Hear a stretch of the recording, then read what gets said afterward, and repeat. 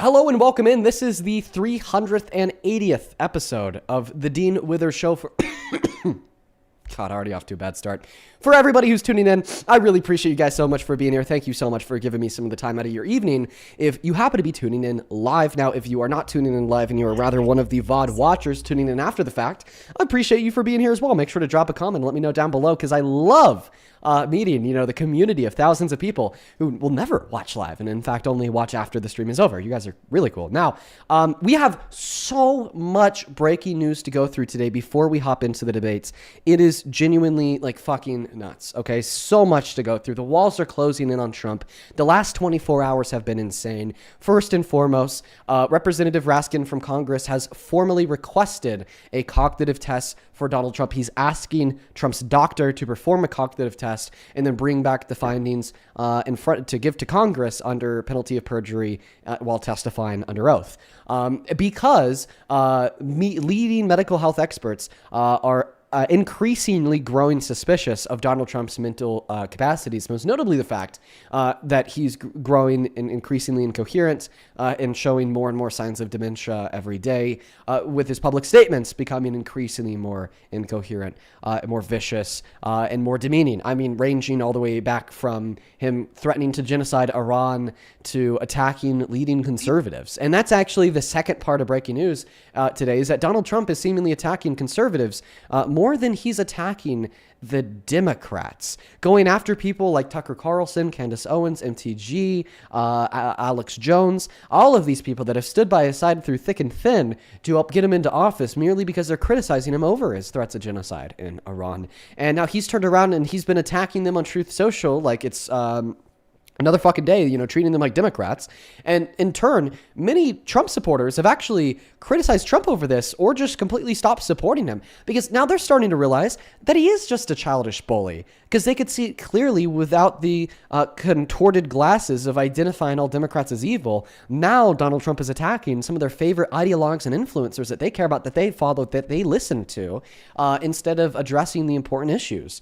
So that's another piece of breaking news. And of course, the third piece of breaking news is the fact that yesterday, Melania Trump did an address to the nation from the White House talking about Epstein, talking about her relationship and connections to Epstein, denying any knowledge of any of his crimes, saying that Epstein never introduced her to Trump, claiming that there are other people involved that haven't been named, and asking Congress to allow and invite the survivors of Epstein to testify under penalty of perjury under oath to them in the chamber. So that was very, very interesting. I don't know if she's trying to get in front of something here or if she's diverting from Trump, but what we've now learned from MS Now is that Donald Trump didn't know about her address to the nation until it happened, which is insane. All right. Now, of course, maybe that could be a lie, and that's something that the White House intentionally leaked, and this is all a part of a larger scheme to get in front of something massive that's about to drop. I guess we won't know until the dust clears, but that's definitely a very massive factor here that's led to the walls closing in around Trump. And frankly, I'm more on the side of believing that Donald Trump genuinely didn't know about his wife's announcement because it was right after Melania's address to the nation that he then turned around and has been losing his mind on Truth Social, lashing out on conservatives and other MAGA influencers. So there's my takeaway. And on top of everything that I just shared with you, we have some devastating economic news. The numbers are in. Last month, the price of gas rose the most the price of gas has ever risen in any single month in this country since 1967. And if you're wondering what happened in 1967, that's when we went to war in Vietnam, and then Saudi Arabia, Oman, Qatar, and a bunch of other countries turned around and specifically cut the U.S. off from all of their oil. And that was, of course, massive because that's OPEC. They control a very large amount of the world's oil supply. So, I mean, I don't know if gas has ever increased more in any given month than it did in 67. But, the fact that now gas has increased more in a month at any point since then is very notable. I mean, gas is now increasing more per month than it did during the pandemic, when all the refineries shut down. We stopped drilling for oil, not just here at home in America, but across the world, and oil supply chains were disrupted. It is now increasing more per month than it did when Russia invaded Ukraine, and then we lost access to 25% of the global supply of oil because us and all of our allies sanctioned the hell out of Russia. This is insane. It's incredibly terrible. And, I just wonder what the future holds, because it doesn't seem like we have a competent man behind the wheel right now. He's not fixing anything. He's just claiming victory, lying to the American people, and threatening genocide. So we'll see where it goes from here. Now, before I started sharing all of this news with you, we actually did have a conservative Trump supporter named Tasha loaded into the stream to debate us, but she's actually since then left the stream, likely because the breaking news that I just shared was so goddamn damning, she didn't want to debate me on it.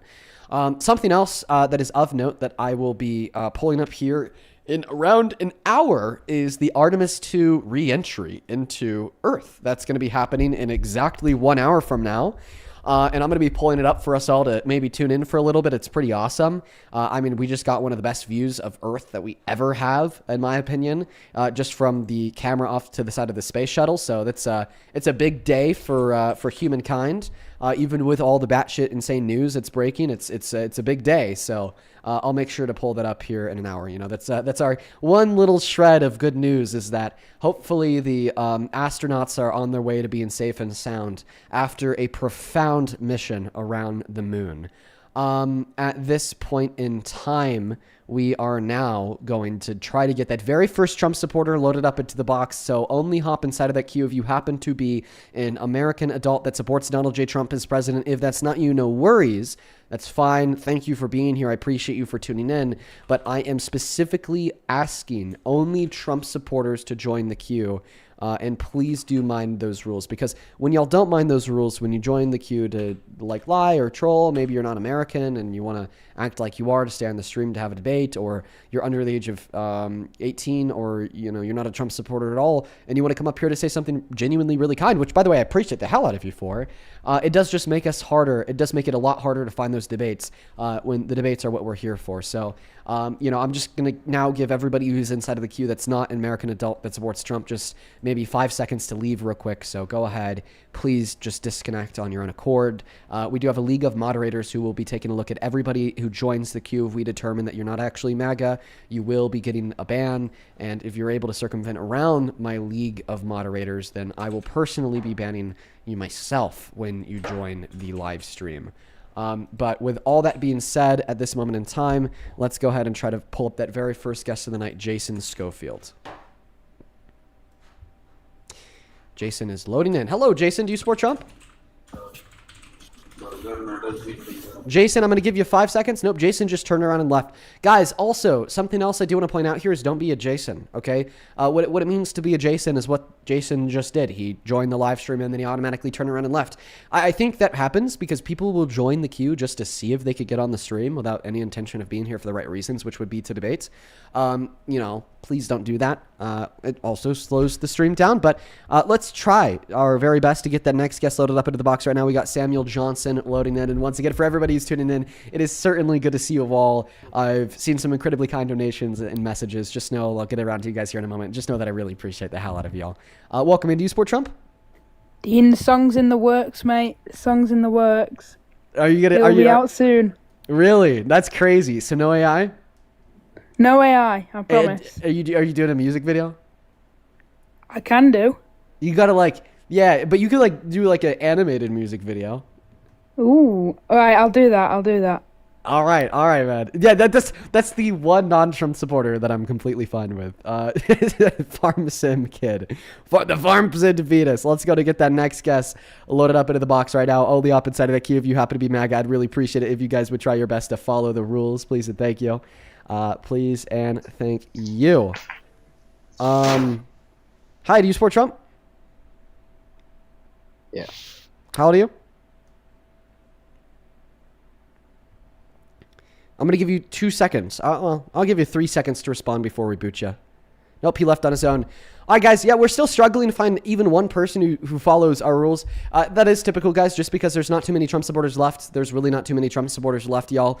That's why it's so hard to find them. We will just actually go ahead and put the rules up in the middle of the phone screen so I don't have to continue to verbally repeat them. Maybe that'll be a bit easier for me. Welcome in. Do you support Trump inside?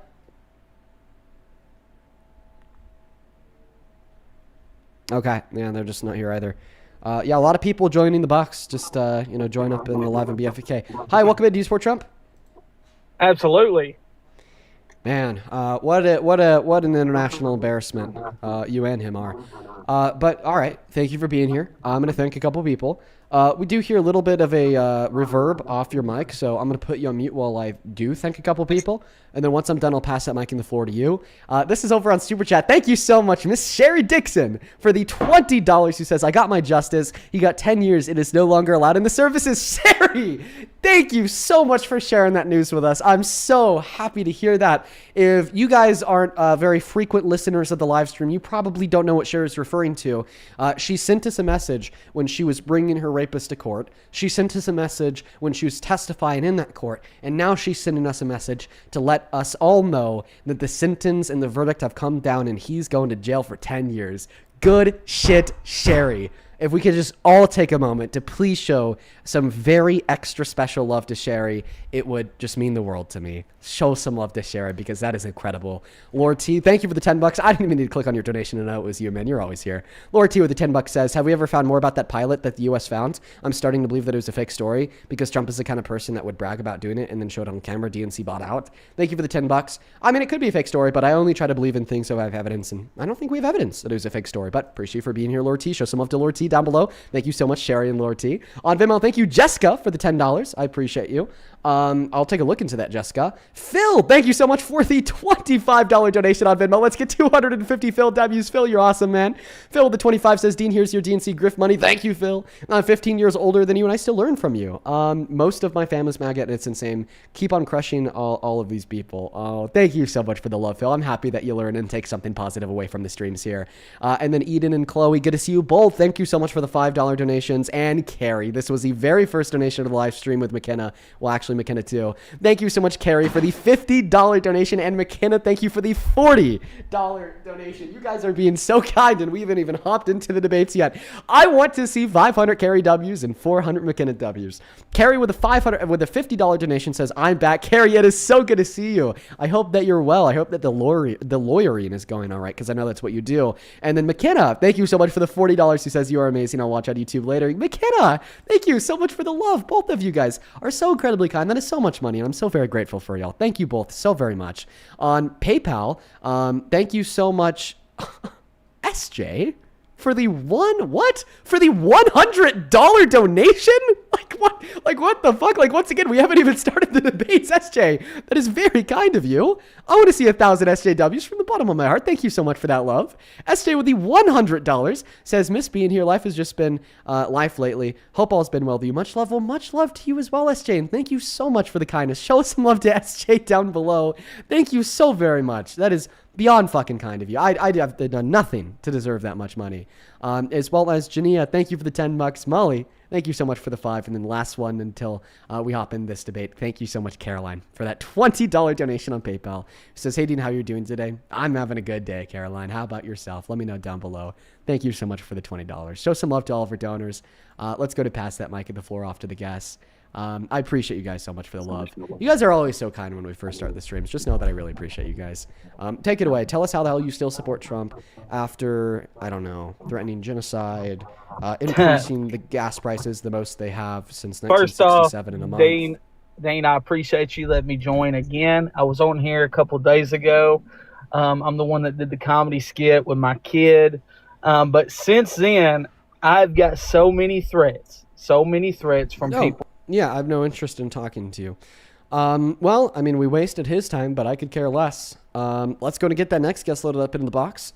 Yeah, he did a quote-unquote comedy skit about, like, beating his 6-month-old kid, which would effectively be killing a 6-month-old kid, because that's what would happen if you were to punch a 6-month-old kid. He was calling it a comedy skit, and I just don't find anything comedic about that, so, you know, I don't have any interest in talking to him. Hey, do you support Trump? I do. Okay, man. Well, I'm going to ask you the same thing I asked the last guest, because he no longer has the availability to answer. How do you still support Trump after he ushered in the highest monthly increase in the price of gas since the Vietnam War? How do you still support Trump after he threatened genocide in Iran? How do you still support Trump after seemingly attacking conservative ideologues more than Democrats just because they disagreed with him on a couple of things he said? Tell me. So, can you please just clarify for me how he's committing genocide in Iran? So I said that he threatened genocide in Iran, and he threatened genocide in Iran by threatening to kill their entire civilization. Oh, and by following that up today by saying the only reason why they're still alive is to negotiate. Oh, that is true. I will agree that he is doing something very terrible out there. But I also do believe that Iran has done a lot worse. Okay.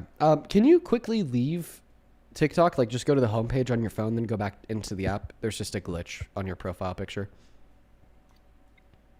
What do you mean a glitch on my profile picture? Well, it's gone now. We're all good. Okay, so you responded by saying that Iran has done worse.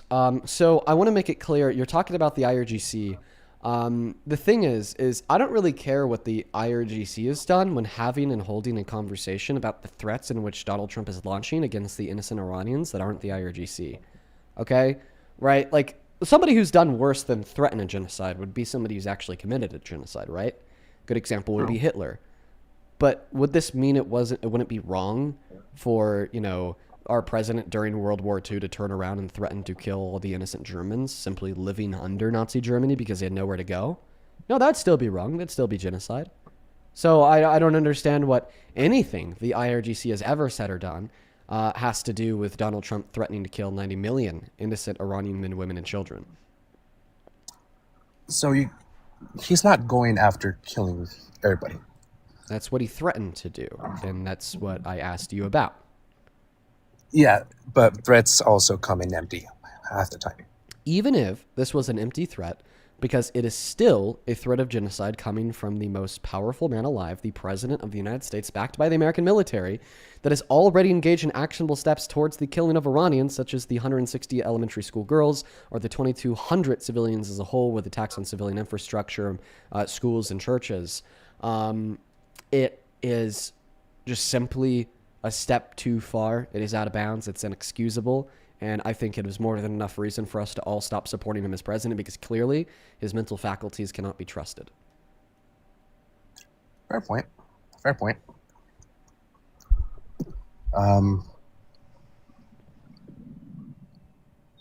Yeah, I have no idea what else to say about that. But I will make a comment about the gas prices. Well, what I would appreciate you to say in response is how you can still support him even though he did that. It's not about what he's doing right now. It's what he has promised. And okay, so also he's going to do something. So apparently he's going to do something in the future that makes you kind of ignore the whole threat of genocide thing. So what is it? What is he apparently going to do in the future that makes you still support him? I'm not ignoring the genocide or the attempt to commit genocide. I still agree that it is a very terrible thing to do. I guess the right word would be overlook. I guess you can use that. But he is planning on creating more infrastructure, not for the United States, but for all these other countries. Like what? What The infrastructure biggest for whom? example, the biggest example right now is going to be Venezuela.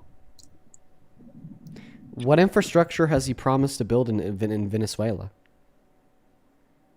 Well, here's the thing. So Venezuela was, as you know, recently been owned by a dictator that took office illegally. Now I have a new dictator. Okay. Can you tell me what infrastructure he's promised to build in Venezuela? He has promised to at least help him out to build out new gas pumps or oil pumps, as you know. No. He promised to send American oil companies in to steal their oil from them to then sell and then put the money into offshore bank accounts solely controlled by Trump. So you're basically telling me here you would be still correct about support that Trump. if he was taking over. You're telling me here Venezuela. that you still support Trump even though he threatened to genocide Iran because he's stealing oil from Venezuela, is what I'm hearing. Sure. Do I need to spell it out for you? Do I even need to say out loud how insane that is? How not only even if stealing oil from Venezuela was a good thing, it wouldn't justify a threat of genocide against 90 million people. But actually stealing oil from another country is a bad thing? Like you're saying that this one really bad imperialistic thing Donald Trump is doing is actually justified by this other really bad and imperialistic thing Donald Trump is doing. I didn't say I agree with the genocide. You said that you still support him even though he made that threat because of this other bad imperialistic thing he's doing by stealing from another country. True.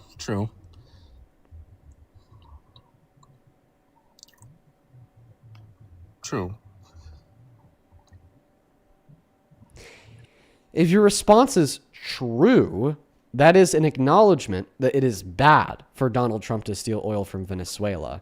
And if we're acknowledging that action is bad, what we're saying is that it shouldn't have happened. And if we're saying that it shouldn't have happened, then why is this your argument in support of Trump as president, given that it wouldn't have happened if he wasn't president? Well, this would have happened no matter what. Yeah, Eventually. bullshit lies. Bullshit fucking lies. Don't bullshit me. Don't act like I'm dumb. Things will happen. No matter what you decide.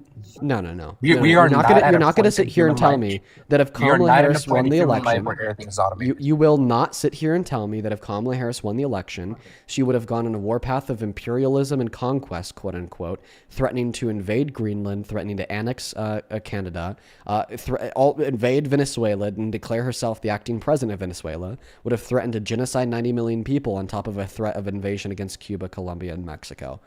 Bullshit.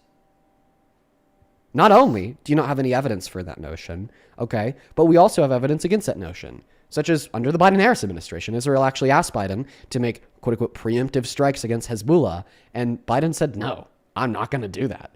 And then the intel that Israel gave Biden to justify supposedly these preemptive strikes ended up proving to be false and unreliable. So it's like we already have good reason to believe that wasn't the that wasn't the goal of Biden. So then why would this goal that is actually much worse than just bombing Hezbollah, because it is the actual invasion, actual war, or threat of invasion of genocide of like 7 countries, why would you assume that to be true of Kamala Harris? I think that this is just a generational cope. Okay, I think that you're coping with the fact that Donald Trump is a terrible president by just baselessly positing that if Kamala Harris won, the same things would be happening. Well, nothing's guaranteed, is it? It's not guaranteed that you're a real person. You could be a fake AI chatbot made by Russia to antagonize me. So does that mean that I can now baselessly believe that you're a fake AI chatbot made by Russia to antagonize me? If that's what you want to believe, go ahead. So now we have Trump supporters telling others that they could just literally believe whatever they want to because the world is a fairy tale. Don't you do that already? Make believe movie. So that's not the way that reasonability works. Reasonable people don't just believe whatever they want to because they want to. Reasonable people believe what they find to be true based upon the evidence they have to dictate that belief actually tracks with reality.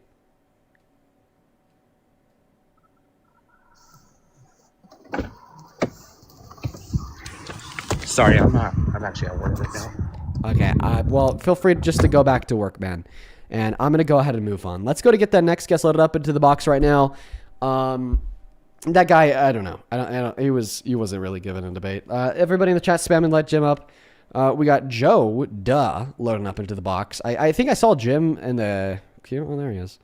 I don't know. This guy doesn't look like a Trump supporter, folks. Just, Jim, if you're not a Trump supporter, you're going to get banned. Beyond the Media, good to see you today, man. Thank you so much for the galaxy. Welcome in, Medina. I'm likely mispronouncing your name. If I am, let me know. But are you a Trump supporter? Sorry, I didn't mean to. No worries. You take care. Let's go to get Jim up since everybody's doing it. Jim, are you a Trump supporter? Hello, Teeny Weeny. You guys always somehow find a way to convince me to get like 4-year-olds on the stream. That's not the first time that's happened either. What's up, man? Do you support Trump, Johnny?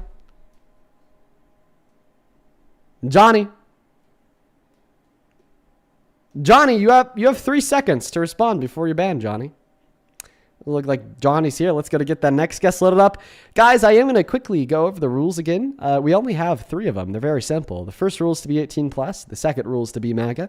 And the third rule is to be American. If you break even one of those rules and you join the live, I'll be banning you. Hello, do you support Trump? Yes, sir. How old are you? 26. All right, man, I'm going to thank a couple people. Then I'll pass that mic and the floor off to you. Once again, Lord T, thank you so much for the $20 donation over on Super Chat. I want to see 200 Lord TWs down below. Thank you so much for supporting me and what we do here, man. Lord T with the $20 says science news. And the same time that the Artemis 2 went back from the moon and back to the Earth, 9 days, light takes approximately less than 3 seconds to travel the same distance. 40 minutes is splashdown. 40 minutes, folks. We will be turning it on. And thank you for the quick science fact.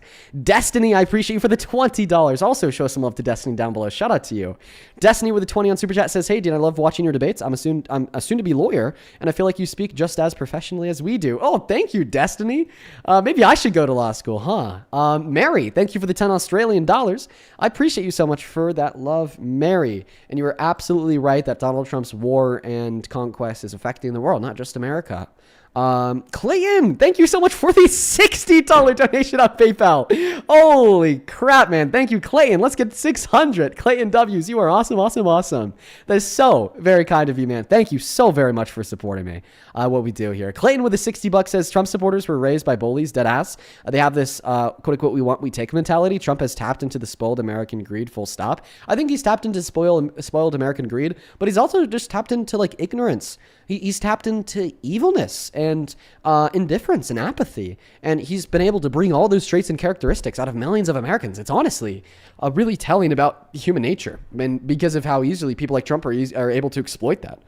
Thank you for the $60, Clayton. And then Alex, thank you so much for the $10 as well. You says, did you see Trump's post ranting about democratic immigration policies after posting a graphic murder video? I did. Yeah, it was terrible. Richard, thank you so much for the $25 donation. Richard with the 25 says, I'll actually ask the same question. Did you see that video that Trump posted about about a woman being unalived? Yeah, I did see that. I really hope that he got, consent from the family, but knowing Trump, he definitely didn't. I appreciate you for the $25, Richard. Please show some love to Richard and all of our other donors down below in that chat. I appreciate the hell out of you guys. Thank you so much. On Venmo, thank you so much, Carissa. Thank you so much for the $50 donation. You guys are going so crazy. Oh my. I feel so poor. Let's get 500 Carissa W's in that chat. Carissa, that is beyond kind of you. Holy crap. Carissa with a 50 says, you seem especially amped up today. I support it. Keep getting them. Love all you do. I've just been energized by the tyranny of the Trump administration that we've been seeing in the last couple of weeks. Like, I'm more ready than ever to, shoot these motherfuckers down, man. Thank you for the $50. Melissa, thank you so much for the $10. I appreciate you. Lovey, thank you for the $1. Laser, shut up. Then Markella, thank you for the $15. She says, quote unquote, quiet down. My show's on me every day to my kids. Well, I hope that you enjoyed today's stream, Markella. Thank you so much for the $15. And then Mary, I appreciate you for the 5. With that, we're all caught up. Let's go to pass that mic and the floor off to the guest. If you're watching and you want to support me and what we do here, you can find my Venmo, PayPal link in the bio on TikTok, pin message over on YouTube, and right there as well, Dean Withers without the E. But go ahead and take it away, man. Tell us why the hell you still support the worst president of your life. Absolutely. I mean, you have awesome fans. I feel very poor after that, but you're awesome for like addressing all the gifts. Like, that's awesome. But well, it's certainly very kind of them, and I do try to thank them individually. That's something I've done since I had 30 viewers, and something I tend to do even when we have 20,000, just because I am grateful. But take it away. Definitely. Well, nope, you're awesome for that, man. Well, I think I still support Trump. I think people exaggerate how bad his team and administration are. I do acknowledge some of his mistakes, but I just can't help but think a lot of the things I'm seeing, a lot of the criticism I see is just exaggerated. Like, I don't think it's that, I don't know. I don't think it's as bad as people portray. Can I ask you, what do you think is the most widespread mainstream critique of Trump that you think is exaggerated? I think the main thing, just being from Minnesota, is ICE, like the way he started or tried to like handle illegal immigrants or claimed to.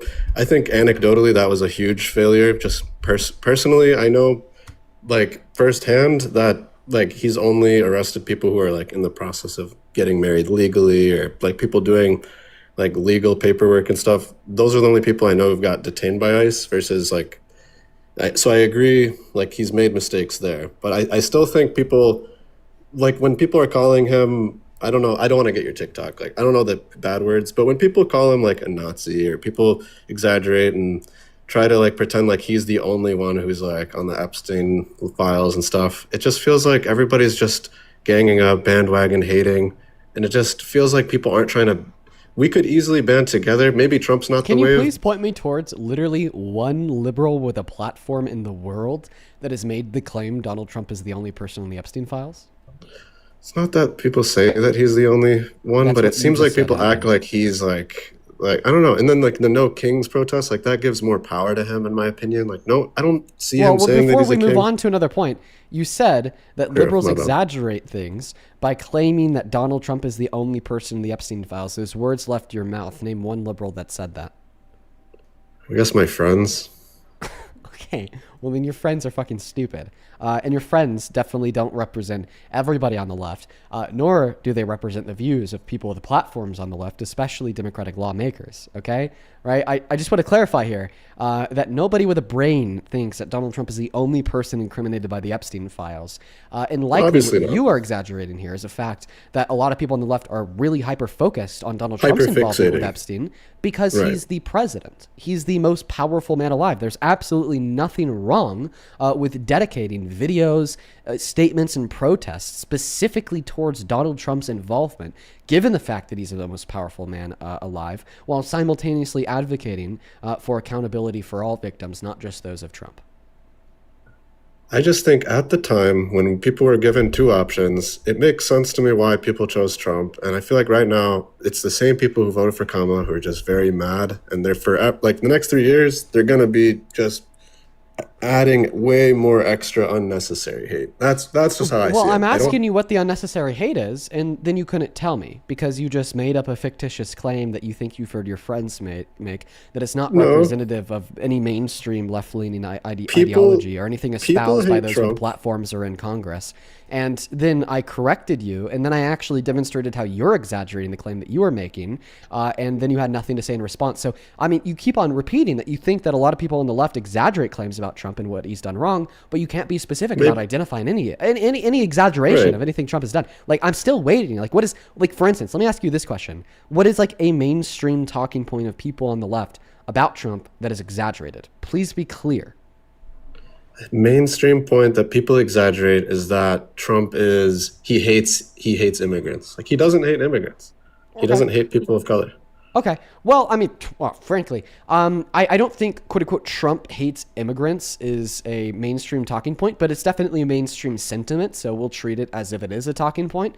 And that claim is definitely easy to justify because if he didn't hate immigrants, well, then why would he, be calling undocumented immigrants escapees from mental institutions and insane asylums as a broad generalization to demonize them to then get Americans like you to ignore it when he plays authoritarian and deports them with no due process illegally to a place in El Salvador where they are beat. When he circumvents the Constitution and passes executive orders to unconstitutionally take birthright citizenship away from birthright citizens merely because their parents are undocumented immigrants, so then we could deport the kids too. When he says that they're the poison in the blood of our country, or when he gives authorization to DHS to racially profile black and brown people, like clearly, all right, these actions are indicative of a man who hates immigrants, or at the bare minimum is indifferent to them, but will perpetuate xenophobia and hatred surrounding them to further galvanize his already prejudiced white voter base, which is essentially identical to hating them himself because it leads to the same outcome.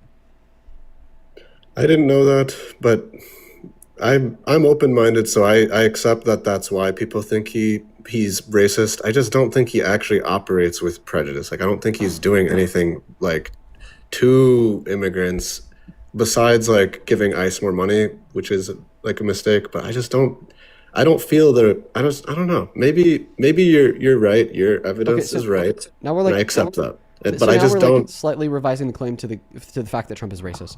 Well, that one's really easy to prove. I mean, his introduction that catapulted him into American politics was racism. I apologize. There was like a huge thing that I was getting tagged to, so I kind of lost my train of thought.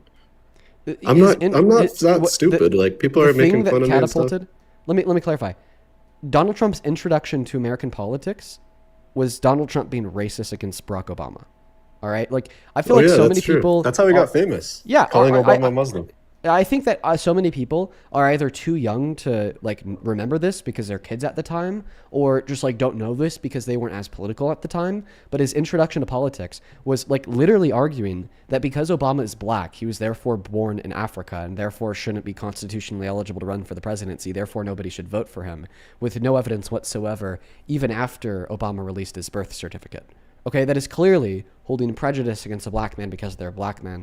And that's not the only example of him doing something absurdly racist. Another terrible example would be in 1997 when the New York State Justice Department literally sued him for refusing to rent to black people because of their race, which was, again, a violation of the Civil Rights Act, or his depiction of the Obamas as monkeys less than a month and a half ago on Truth Social, or his call for the execution of the Central Park Five even after they were exonerated, or many other examples. Well, that was a mistake because they were at that time. That's who everyone thought was guilty.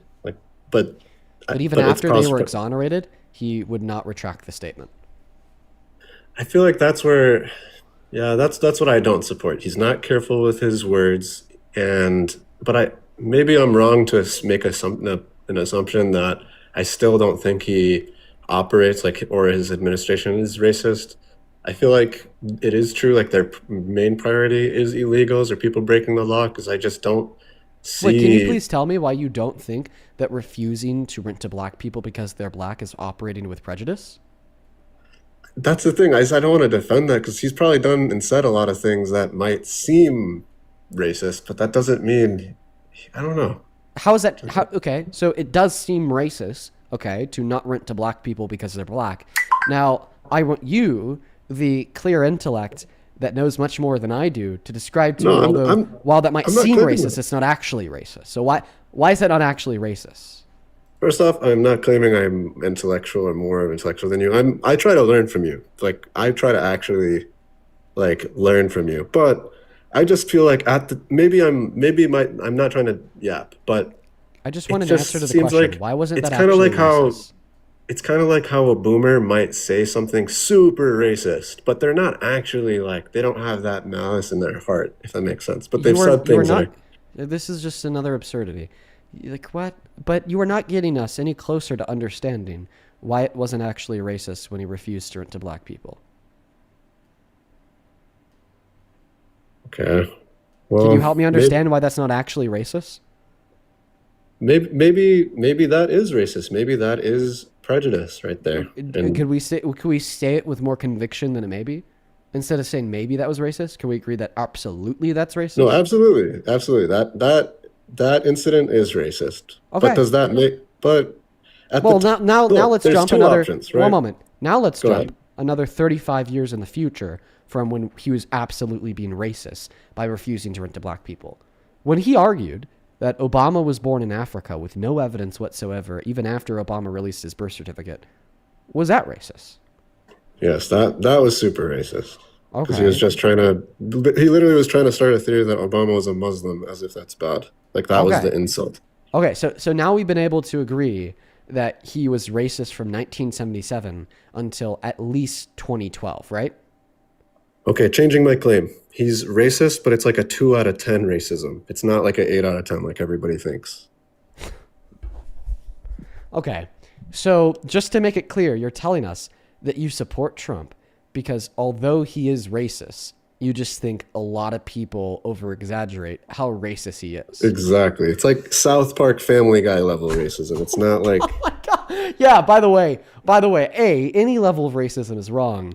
B, I don't think that it's a low level of racism when these prejudices are finding their way into not just American politics, but into American legislation impacting black and brown people across this country. Okay, the fact that DHS has now authorized ICE agents to use a person's race as an identifying factor in concluding that they're likely an undocumented immigrant is racist as fuck. Super fucking racist. Okay. And that fact needs to be considered because that's the impact of his prejudice. But I mean, even outside of that, like, I don't even understand why we're having this conversation, because once again, this is your argument for why you support Trump. Like, you're like, Donald Trump is racist, but not as racist as you think Dean. Then I'm like, I'm happy we agree that he's racist, but he absolutely is more racist than you think he is, Joseph. How about, because he's racist at all, regardless of our disagreement on how racist, we can agree he shouldn't be president? I can agree that what you presented me and just engaging with you here and just seeing a ton of chatters, like, they're not like flaming me like in a bad way, but I can agree that that makes me support him less. And it's not like out of just like being scared or So getting why do ganged you up. support him at all? I just felt like at the time I was super pissed that it was Kamala versus Trump. Well, I keep in wanted mind, I'm also Governor asking you Walz about or why you someone support else, him like right now. Bernie. Why do I still support him? Because I'd rather support him than like just, it's really bad for my mind when I just start consuming too much like liberal content, because then I just start getting very negative and it feels not productive. It just feels like people are making things worse with ICE. Feels like everybody whistling at ICE ends up Wait, so like, I just making want it to clarify worse. that your argument is, I support Trump because ignorance is bliss. No, not ignorance is bliss, but being positive is better. For being positive and trying to support their administration might be better than like operating like always like in an exaggeration mode like with the media. Well, I Like, mean, we've already went through this quote-unquote exaggeration mode and kind of disputed its validity.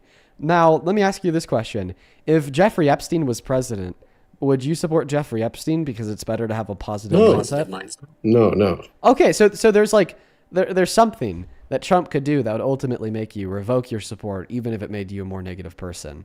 So let me ask you, if he raped somebody, would that make you revoke his support?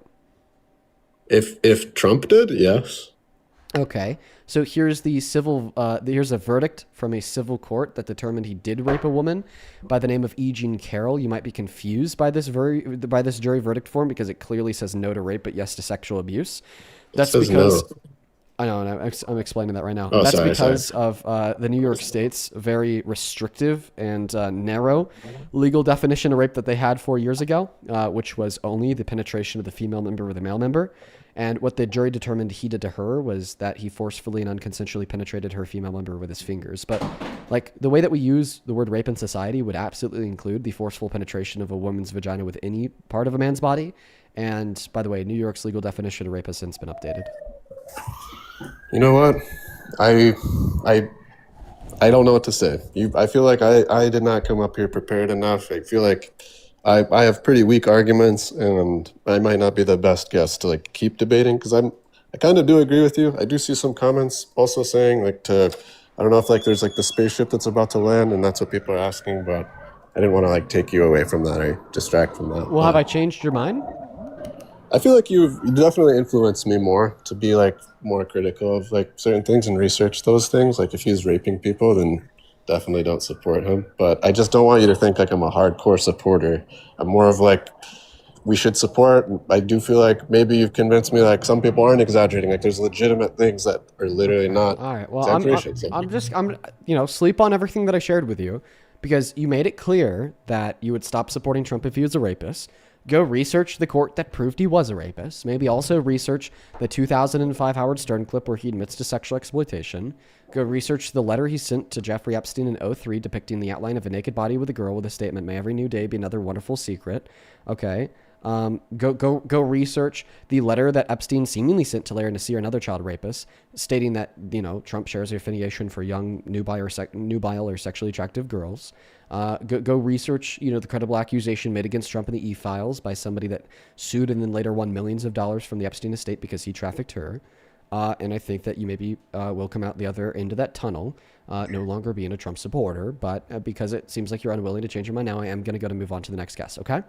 Definitely. No, I followed you. I've been learning too before I went on here. So thank you for being kind to me. Thank you guys for not just being mean to me, and appreciate you guys for teaching me. Have a good one. Let's go to get the next guest Okay. loaded up into the box.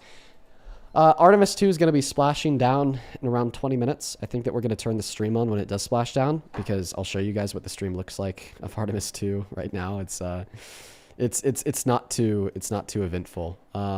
It's just looking out their window. So we'll turn that on like as it splashes down. If somebody could please give me a heads up in the chat when they're like 60 seconds out from splashdown, maybe even like 2 minutes out from splashdown. I'd really appreciate that. And then we'll be able to turn it on. Let's go to get the next Trump supporter loaded up in the box. And Tina, thank you so much for the Desert Wolf, man. You are awesome. Thank you, Tina. Show some love to Tina down below in that comment section. I appreciate you. Somebody in that comment section says, yes, Dean, thank you. It was hard to choose between this and the splashdown, honestly. Yeah, you're going to get both here. We're going to get the, we're going to be getting the Artemis splashdown, folks. I absolutely understand that many people, may want to watch that. So I completely get it. We'll be pulling it up 110%. And by the way, Tina, congratulations on reaching, gifter level 40. Holy, welcome into eSport Trump. Yes, I do. It's your boy Taxpaying American. Ew, I forgot that you exist. How are you going to say that, man? I thought we had like a good friendship going on. Oh, no, the furthest thing from that. Listen, I'm going to maybe give you 5 minutes here, depending on how much you annoy me. Can we agree that Donald Trump threatened to genocide 90 million people when he threatened to kill the entirety of the Iranian civilization? Well, I'm live right now on my Taxpaying American account. So if you ever want to come talk to me, feel free to do it. As of right now, your fans keep coming to me and I keep changing their minds. So I appreciate you for that. Yeah, okay, totally a lie. Complete cope. But would you mind answering my question? Sure, what was your question? Oh, okay, you didn't listen. So it's going to be the first blender of the stream, TPA. I'll go to repeat it for you, though. The question was, can we agree that Donald Trump threatened to genocide Iran when he threatened to kill their entire civilization? Did he do it? Did he do it? Yeah, he definitely did threaten to genocide them, yes. No, but did he genocide them? No. Who killed more Iranian people? Donald Trump or the Iranian regime? The IRGC. Oh, well, good answer. Is the first truthful thing I've heard you say in a long time. Well, I mean, I answered Dean, even though so it was clearly a deflection. Because, by the way, you still haven't answered my question. What was the question again? Can we agree that Donald Trump threatened to genocide Iran, okay, when he threatened to kill their entire civilization? I will absolutely answer your question. You just answered to me. Why did you reject my request and never let me up? Why did I have to come up on a fake account for you to talk to me? You like requested in the last 55 minutes and it got rejected? No, I'm saying I've tried to request up quite a few times and you've rejected it. I haven't recorded. It's on my YouTube. I would be truthful if I rejected your requests because, like, honestly, I think that that's something I would do. But it's also something that I would remember, and it's not something that I remember. So therefore, my mods rejected your requests, and shout out to them because that's hilarious. So they now did that I've answered, without your approval? Yeah, but it's okay because that's based. Would you mind answering the question that I asked you? Yeah, sure. I think he did that as a negotiation tactic. Nick, thank you so much for the Leon the Kitten. I really appreciate you, Nick. So you accept that he did threaten to genocide them, right? Absolutely. I think he did a bluff to get what he wanted, part of the art of the deal. Sometimes, in his own words, it pays to be a little crazy, and I think it was a good move. And I think that's a fundamental difference between a good person and a bad person. Because a bad person is willing to send 90 million people into a state of distress and peril, thinking that their lives are about to end, including young children, if it means that we would have more negotiating ability. Okay, but we're talking about a regime that are literally killing these people. Well, we're actually not, because when I say that this sent 90 million people into a state of peril and distress, including like 7-year-old children thinking that their life was going to be cut short, we're not talking about the IRGC. We're talking about the innocent Iranians who, by the way, are being oppressed by the IRGC. So this is just a second layer. Yeah, they are. So it's good that Donald Trump's terrible life. Yeah, and that's why it's good that Donald Trump is taking them out to liberate them from that. Well, I mean, that claim has already been proven false because Donald Trump has already claimed that he has been successful in regime change. But the IRGC is still the active government over Iran. So who do you want to win? Who do you want to win? And the IRGC is still in charge. Okay, so who do you want to win, Dean? Enlighten me. Who do I want? Do you want Trump to win or Iran to win? I think I want decency to win, and I'm not sure where that line falls. I think that it's very fuzzy. Okay? Because, well, I mean, first of all, I have to ask you a clarifying question. You're saying that... well, hold on. Bring me up on my Taxpaying American account. Hold on. Bring me up on my Taxpaying American account. If you leave, I'm just not going to bring you back.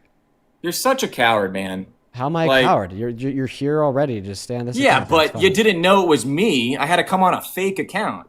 Okay, and you're here. I'm willing to talk to you. And you mute people that say to debate me. All you do is run for me. So don't act like you like wanted this and like you're not afraid to talk to me. Yeah, I'm So not when I afraid want to to come talk up to you on my at main all. account, what's that? I'm not afraid to talk to you at all. Then, well, why is it that you guys muted anybody that says anything about me in your chat, and we have proof of that as well? Probably because Why my is it you mods fake mute dropped spammers me in our regardless third of what they debate? say. What's that? Probably because of the fact that my mods mute spammers regardless of what they say. Now, are you going to answer my question? Or are you going to continue to engage in meta conversation about something other Well, than people the active weren't debate? spamming it, but sure, I'll answer your question. And I honestly don't remember your question. I apologize. What was it? Okay, well, we're actually going to put you on mute because we're going to be 400,000 feet, watching this real quick. 34,800 feet per second. This is so cool. Okay, so they are minutes away from re-entry. Time to splashdown, 13 minutes, 10 seconds. Okay, so time to splashdown is 13 minutes and 10 seconds, folks. Let's see. Can somebody remind me in... Oh, that was the blackout. And as Okay. predicted, we've entered our communications blackout. All right, so now they're at a This will be blackout. a 6-minute blackout period. Ooh, No 6 voice, minutes. no data from the crew. Okay. So in 6 minutes, we're going to turn that back on and see what it's looking like. We're going to be tracking Artemis 2 pretty closely, everybody. For everyone on YouTube, here in 6 minutes, we'll be able to bring that back up. So it's 5:55 my time. We're going to see what's going on. Jump scare, get that off my screen. At 6:01 my time. So let me know at 6:01 my time. But anyways, we'll send this guy an invite to turn back on his mic. We just had to quickly mute him so we could tune into Artemis, which we'll be keeping you guys up to date with because that is huge. Now, sir, I do have a question for you. You asked me to repeat it. Sounds good. So you said that you want to liberate the Iranian people. I don't think that Donald Trump is liberating the Iranian people because he claims that we've already been able to conduct an effective regime change, yet the oppressive IRGC is still in charge. And there is now furthered conversation between Trump and the oppressive IRGC that he claims is more reasonable to achieve goals such as lifting sanctions on them to make their economy better off.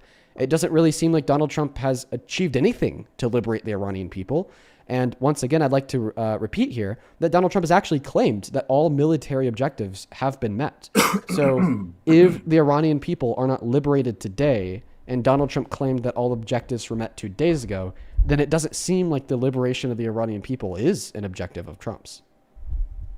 Oh, you'll have to ask him. Why do you think he did what he did with Iran?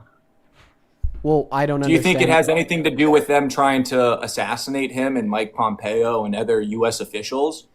I think that there's many reasons that we could posit for why he went to war with Iran, but that conversation is different than you answering to the fact that you claim Donald Trump is trying to liberate the Iranian people, and I've now disproved that notion because Donald Trump has claimed all objectives have already been met and regime change has already taken place, yet the Iranian people are still not my bad. liberated and they're still living under the IRGC. Oh, my bad. Let me clarify my stance. I'm not 100% sure on what the goal is here. I just know that he's doing what he's doing with Iran because he didn't want to let them attack us, and they tried to assassinate him and other U.S. officials. I'm Okay, taking your so it word has on nothing anything to you do want with to the say, liberation but of the the problem people of is Iran. I have What trouble objectives were met? believing. Hold on, I have trouble believing anything you're saying right now. I'll have to look into it because you've lied about so much. You've lied about the pageant stuff. You lied about E. Jean Carroll. You lied about not kicking me. You've lied about Venezuela. You've lied about Greenland back when that was a talking point for you. So I'm still learning about the Iran stuff, but right now I would say my stance isn't that he's trying to do a regime change. I would say it's that they tried to take him out. He's retaliating for that, and that their uranium increased 60% from 2021 to 2025 past a level that wouldn't be used for anything other than a nuclear bomb, to my understanding. But I'm open to being wrong, unlike you. Yeah, the first question that I have to ask you here is, you said that your stance is that he's not trying to conduct a regime change. So what do you think Donald Trump means when he says that we've been effective in conducting regime change? maybe that like the first 40 people in line to be leaders of that regime are no longer on this planet or in existence. Maybe something along those lines. It's not true. The Ayatollah's son is the new Ayatollah, the second in line. I know, but didn't they take out like 45 other people that were in the chain of command? So I think that they took out quite a few people in the structured leadership. 40 something. In the same way that like taking out like a handful of American representatives when it regime changed the American government, taking out a handful of IRGC representatives won't regime change Iran, especially considering the fact that Iran has kind of been living under that threat since they originally created their regime in the 70s. They've kind of built out very diverse infrastructure for how to quickly replace their leaders if need be for the survival of the IRGC. And by the way, I want to clarify here that we could definitely agree that the IRGC is very evil, very terrible. They suck 110%. Now, the next question that I want to ask you is about something else that Trump has said. Donald Trump has said that all military objectives have been met.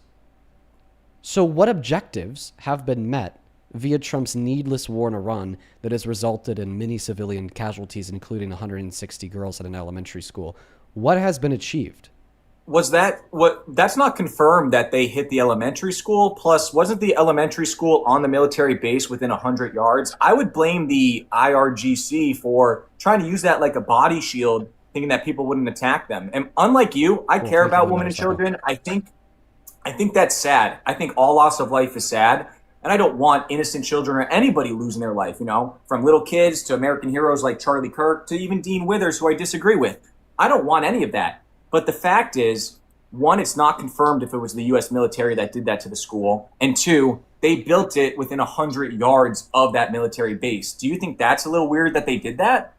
Okay, so you said, one, it's not confirmed. So that was the conclusion of a preliminary report from the U.S. military, including the claim that the Tomahawk that actually hit the school was built in Boulder, Colorado. The second claim is according to the military, the reason why that school was hit wasn't because it was 100 yards away from a military site, but rather because of old intel that indicated that the military site stood where the school did. Okay, but true or now false? that I've answered to both of those 2 points, I would appreciate an answer to the question that I asked, because the question that I asked you was very clear. It was... We're getting intermittent views. I think that we're going to turn back on Artemis after you answer this question. Or Go actually... to Artemis first. I don't even remember the question. Okay, I'm going to turn your camera off. I'm going to mute your mic. If you either turn your camera on or unmute your mic... Taxpaying American going live when he kicks me. We change your... Houston, Integrity, we have you loud and clear. Your trajectory is Let's see. nominal, and Actually, I'm just going to kick recovery him. teams have Feel free to rejoin that queue, man. I'll happily have you up after. Guidance looks good. He was getting cooked, by the way. no Well, this is action more for the important than enabled cooking him more. internal camera controller fail. Big cheers from the viewing room here in Mission Control. I'm as getting it up on communication YouTube right now. reestablished with Commander Reed Wiseman. For America and a waiting world, integrity is 5.5 minutes away from coming home. 5.5 minutes, everybody. That is phenomenal.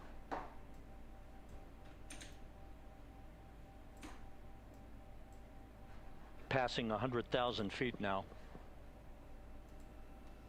So this is Artemis 2. Range to splash down 19 nautical miles. Splashdown in 19 nautical miles.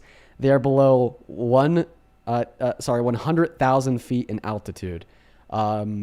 So they're starting to kind of get into the range of where we expect commercial airliners to fly, which is much lower than 100,000 feet, but I mean, still yet much closer to where commercial airplanes will fly than where they have been, being upwards of. Integrity impact to the camera controller fail is no cab 1 views of the chutes. Being upwards of 200,000 miles away from the Earth. Integrity. We're processing good data through the GPS system. A good view of integrity. Time to splash down 4.5 minutes. Oh, this is integrity in the sky. That's it, literally just shooting through the fucking sky. Integrity from the WB-57. We're at 50,000 feet. 50,000, so cool. We get to see it splash down. Hell yeah, what a good idea. Look at that, man. Okay, we're about to see the first wave of parachutes deployed just to kick the top of it off. And then those are meant to not even slow down the craft, for forward bay cover jettison. but just to pop the top off to expose all the hardware for the 4 1,000-pound parachutes that will slow the vehicle's speed from upwards of 1,000 miles an hour to 17 miles an hour. So there was the first wave. Parachutes, and we're on drogues. And Houston, we're visual 2 drogues out the window. And then these are going to disappear momentarily. 2 good drogue shoots. Next up. We copy. We see them. And then the Next up, massive the deployment of pilot parachutes that will pull the main chutes parachutes are going to deploy here in a moment. Splashdown 3 minutes and 10 seconds. Wow, 3 minutes until splashdown?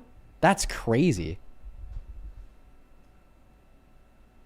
It feels like they look so close to the ocean. Perfect descent rate according to flight dynamics. Good rates on 2 drogues. Look at how fast they're going, dude. We see the same on board. They're fucking traveling.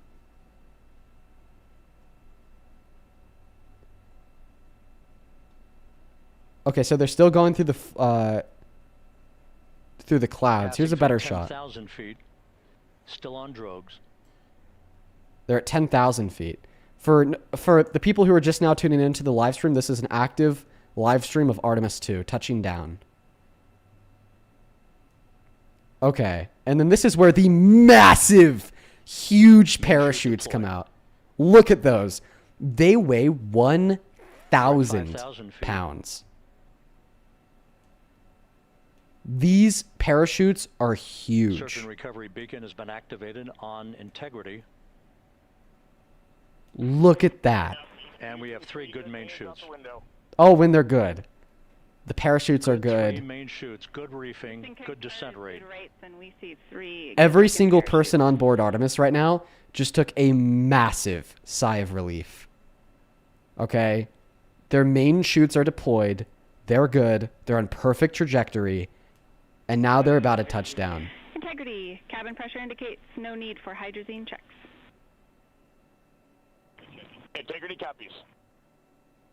Integrity copies. They're happy. This is a perfect descent for integrity. Its crew sounding hale and hearty on board. Time to splash down 1 minute, 15 seconds. I don't know why they have this weird, like, heat signature camera on. Okay. They got it back to this. Okay, so 1 minute and 15 seconds until splashdown. One quick fun fact is that with the re-entry... Integrity about to complete a journey spanning 694,481 miles from its launch I'll stop from the talking. Kennedy Space Center back on April 1st, and a trip around the moon. I have a fun fact to share with you guys when it's appropriate.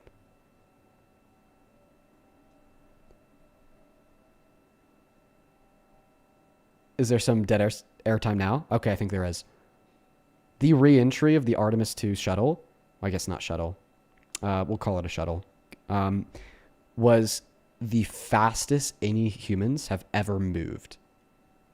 They re-entered at, it was either 26,000 miles an hour or 36,000 miles an hour. Feet. The fastest any human alive has ever moved in human history was the re-entry of the Artemis 2 pod. That's probably a better word.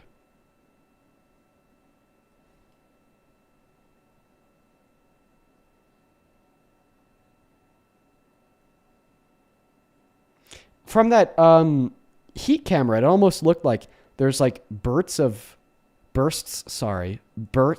of what look like path correcting. Integrity splashdown, sending post-landing There it command goes. now. Look at that. Splashdown confirmed. Splashdown Waiting on confirmed. VLDR. That is so Splashdown cool. Confirmed at 7:07 p.m. Central Time, 5:07 p.m. Pacific Time.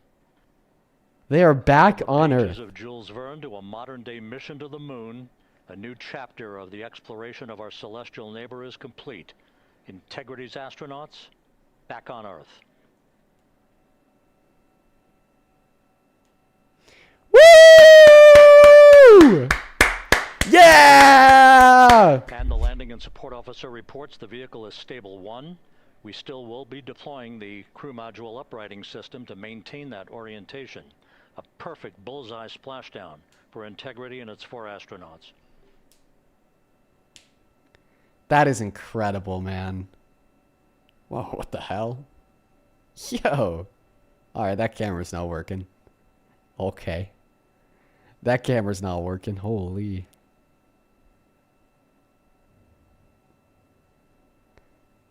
History has been made, man. And the coolest part about it is there's so many pictures and videos and stories that have yet to been told.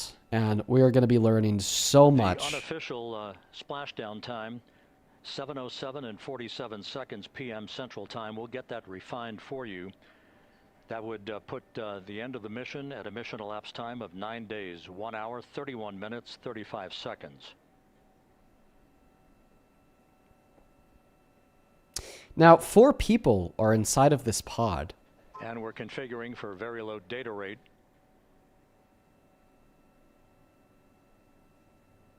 My question is, once again, splashdown occurring in the Pacific, southwest of San Diego at 7:07 and 47 seconds p.m.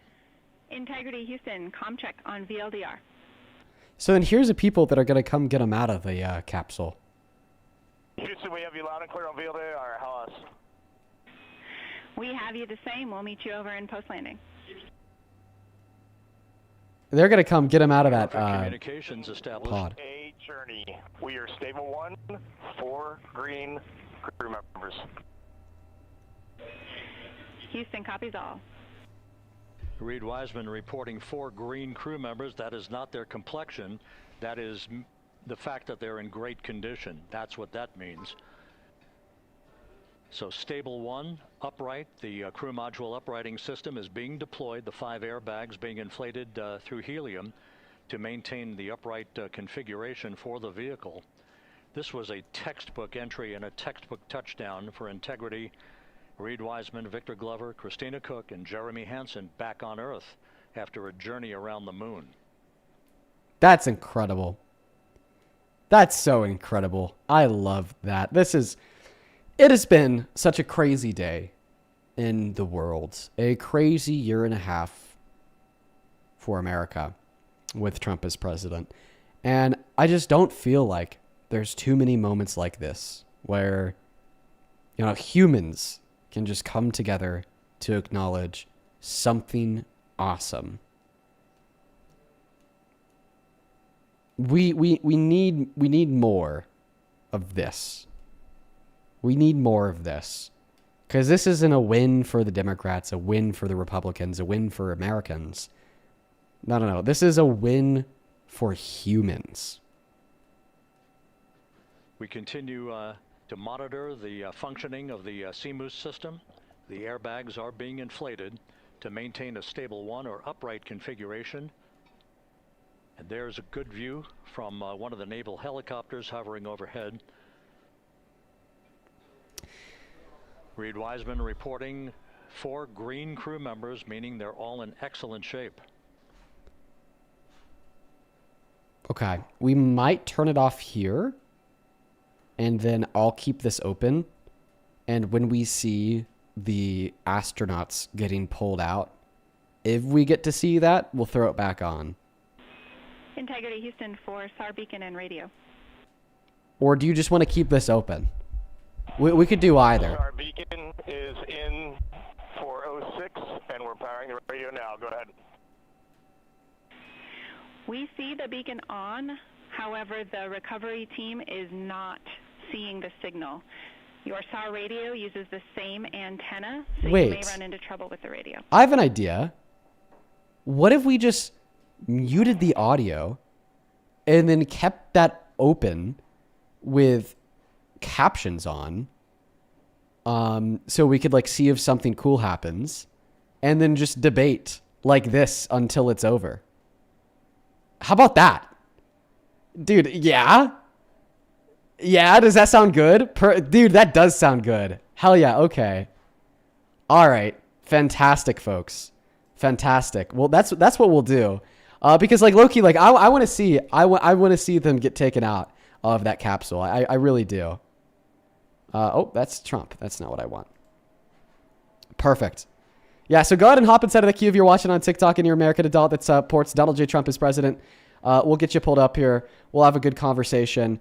We're going to be leaving this video of Artemis open, hopefully until we're able to see the astronauts taken out of the pod. And then we'll, probably mute or pause our debate if we have an active debate then to watch it. But in the meantime, I'm going to leave this open on the screen, and we're just going to continue debate. So go ahead and hop inside of the queue if you happen to be an American adult that supports Donald J. Trump as president. I'd like to have that last guy that we had up, Taxpaying American or whatever the hell his name was. Let's go ahead and get that next guest loaded up into the box. For everybody on YouTube, I won't be able to read your chats. I'm going to try to on my phone, actually. Because that's just usually where I have, where you see the stream is usually where I have the YouTube stream open so I could read the chats. But let's go to get the next guest loaded up into the box. It actually looks like TPA, Taxpaying American, ran. I would have ran too if I was him because Loki, he was getting cooked on a topic that he knew nothing about. Only up inside of the queue if you happen to be MAGA. Welcome into eSport Trump. Michael is cooked. Oh, wait, apparently Parker sees TPI in the queue. Parker, feel free to let him up if you happen to see him. He's who I'm trying to get. Oh, there he is. Phenomenal. All right, we got TPA loading back in. All right. W. Parker. All right, Mr. Dumbass, we're going to go and pick up the conversation where we left off.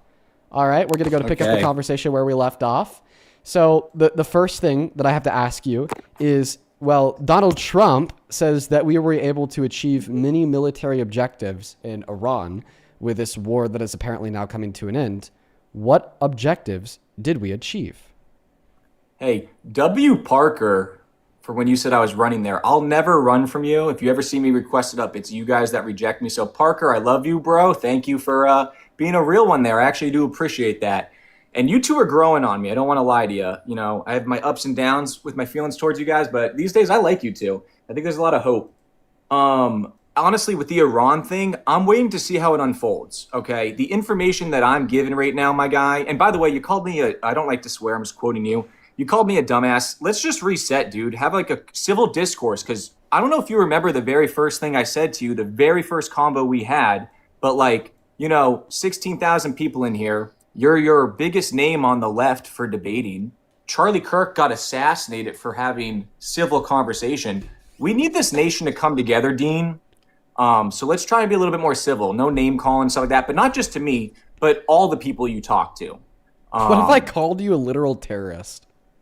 What if you called me a literal terrorist? I wouldn't think that's the worst thing you've said to me or anybody else that you disagree with.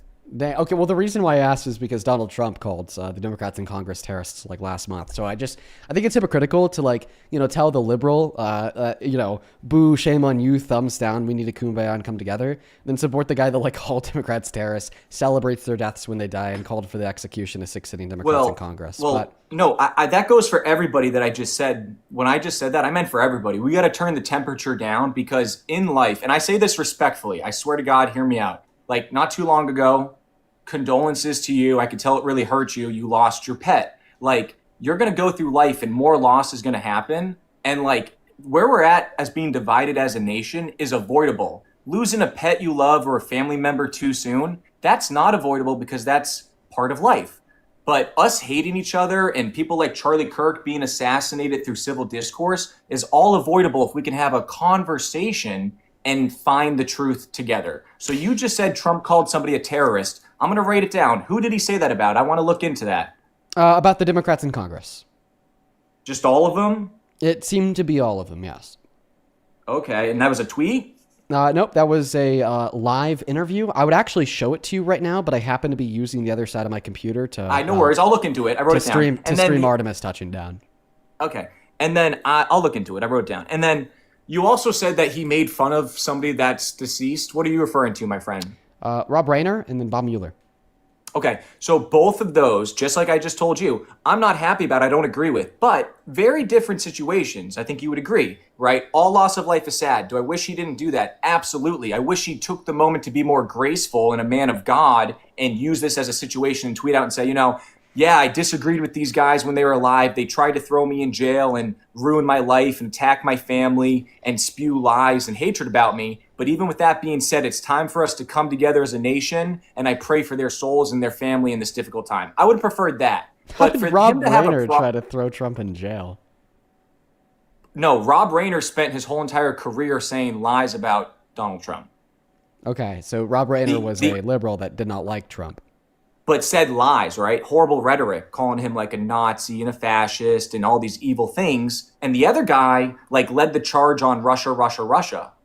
Okay. Well, so for Rayner, I'm unaware of the specific comments that he's made about Donald Trump, but regardless of the comments that he's made, I definitely don't think that justifies the president making fun of their death.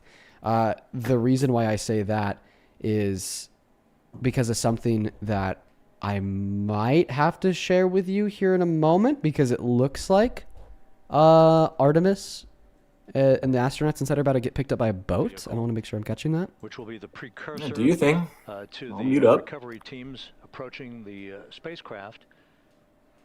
There are no issues with integrity. We've had a bit of broken capability in establishing a SARSAT or satellite phone communications capability between the crew on board Integrity and the recovery team. I'm surprised. That will get sorted out here shortly. I'm surprised that they don't have a camera on the Plenty boat. of cooling on board Integrity, so there's no rush to begin the power down. To call you on the sat phone and not getting an answer there either. Concur. We haven't had anything come through. Okay. So it looks like the boat is just chilling outside. Once we see some movement there, we'll go ahead and turn back on that stream, on the audio. But anyway, so back to you. Yeah, I'm unfamiliar Dean, with the I have specific a comments that respectful Reiner question has for made. you. Well, one moment. I'm Okay, unfamiliar with the what did you specific say? comments that Reiner has made. I still don't think that justifies the president celebrating their death, especially if you want the president to bring the people together. But I'd argue that one of the very most divisive things that Donald Trump has done was when he called for the execution of sitting Democrats in Congress. That was by far one of the very most divisive things that Donald Trump has done. Are And you I just referring think- to the seditious six? Yeah, you mean the 6 you weren't seditious? Pushing the But PTT. the act of sedition is punishable by death, but he didn't even do that. He retweeted a tweet saying that George Washington would do that, which is true. George Washington would. So he And retweeted then a when tweet one saying of to the hang women, them wait, just because real quick, George Washington would do that. Go ahead. Excuse me. My bad. Excuse me. And then I'll finish with 5 seconds here. And then one of those women on camera was asked by a reporter, can you tell me one thing that's an unlawful order that Donald Trump has given at this moment? And she said, at this moment, I can't think of any. So that's kind of where the discrepancy lies. I actually think that her saying that strengthens my case, and I'll tell you why here in a moment. But anyways, so the first thing I'll start off by saying is that you did not correctly represent his tweets. So his first tweet was to say that they're guilty of treason. Then his second tweet was to say that their treason is punishable by death. And then the third tweet was to retweet somebody that said, hang them, George Washington would. Now, I'm led to believe that this absolutely is a call for their execution, because I feel like if I were to do those same three things framed in a similar sense to you, then you would have to agree that I'd be calling for your execution. So, and I'll demonstrate that to you now with the use of a hypothetical. First, I have to ask you, are you a rapist? Well, obviously, no. But your thing about Trump, Can I him continue retweeting with the hypothetical? it's your world. Thank you. I appreciate that, man. All right. So you're not a rapist. Perfect. So if I were to go on my Instagram and I were to make a post saying that you are a rapist, and then I was to make a second post saying that all rapists deserve to die, and then I was to repost somebody else's post on my story that says you deserve to die because you're a rapist, in consideration of those three things, okay, would I be calling for your death? I see the point you're trying to make, but I don't think it stands up because of the example you gave compared to the reality of the situation is too far different. What's the difference? Because as far as I'm concerned, he did the same thing, just instead of using rape, he used sedition. He said Well, we're talking they're about- seditious, Then he said their sedition warrants death. And then he reposted somebody else's post saying, hang them. Because we're talking about the commander-in-chief of the greatest and most powerful nation that ever existed, and them coming out and saying, you don't need to follow unlawful orders. Yeah, that's true.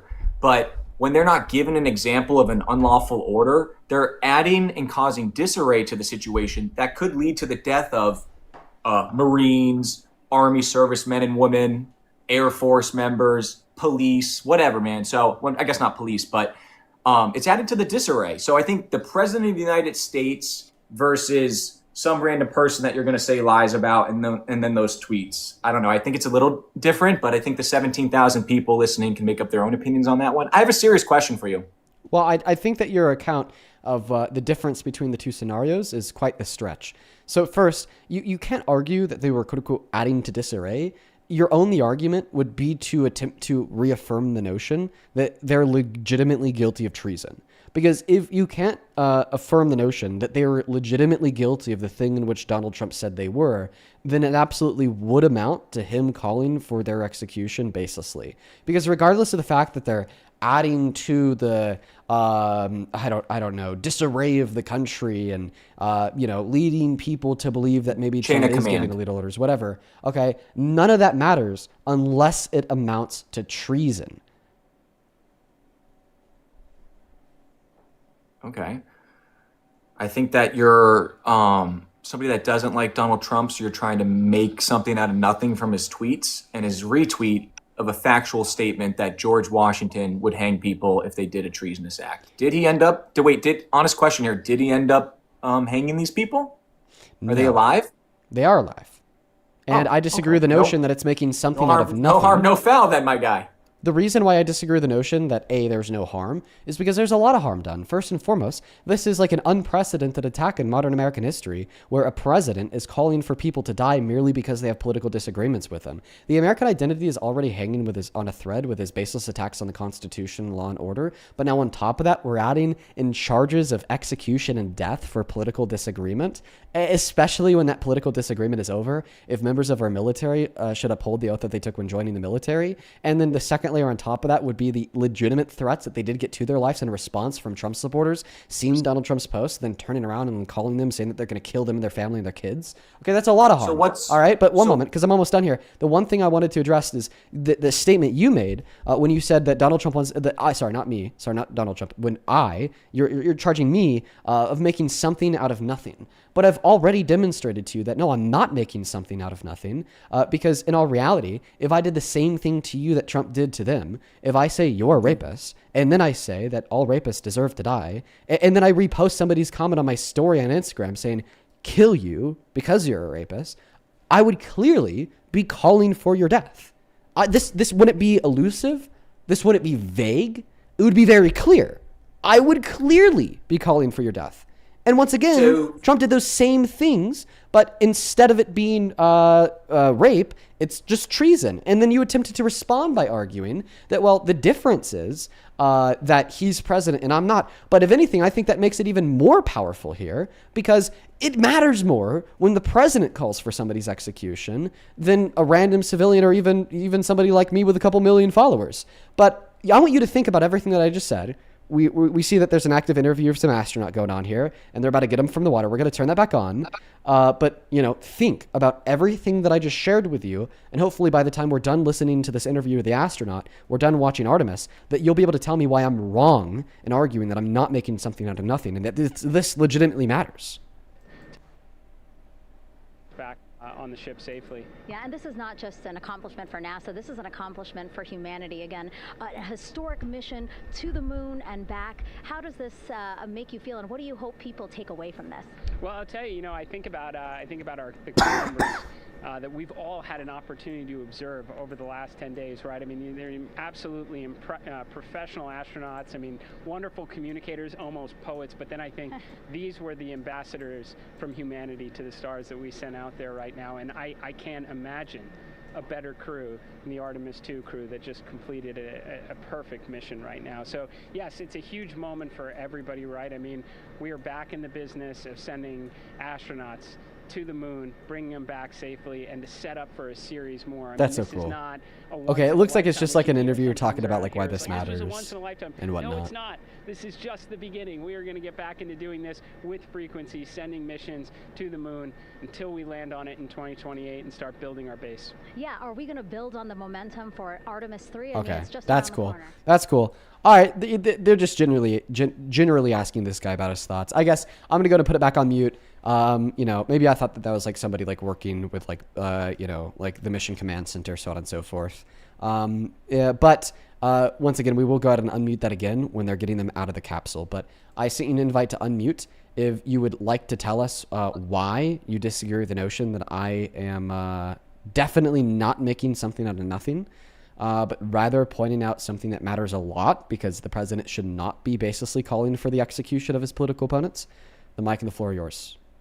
Well, because he didn't actually execute them, and because they didn't give an example of an unlawful order. And I want to veer to, you keep saying the example of if you called me a rapist, but you kind of do the same thing, my friend, when you call Charlie Kirk a racist unbiasedly, right? And with nothing to back that up.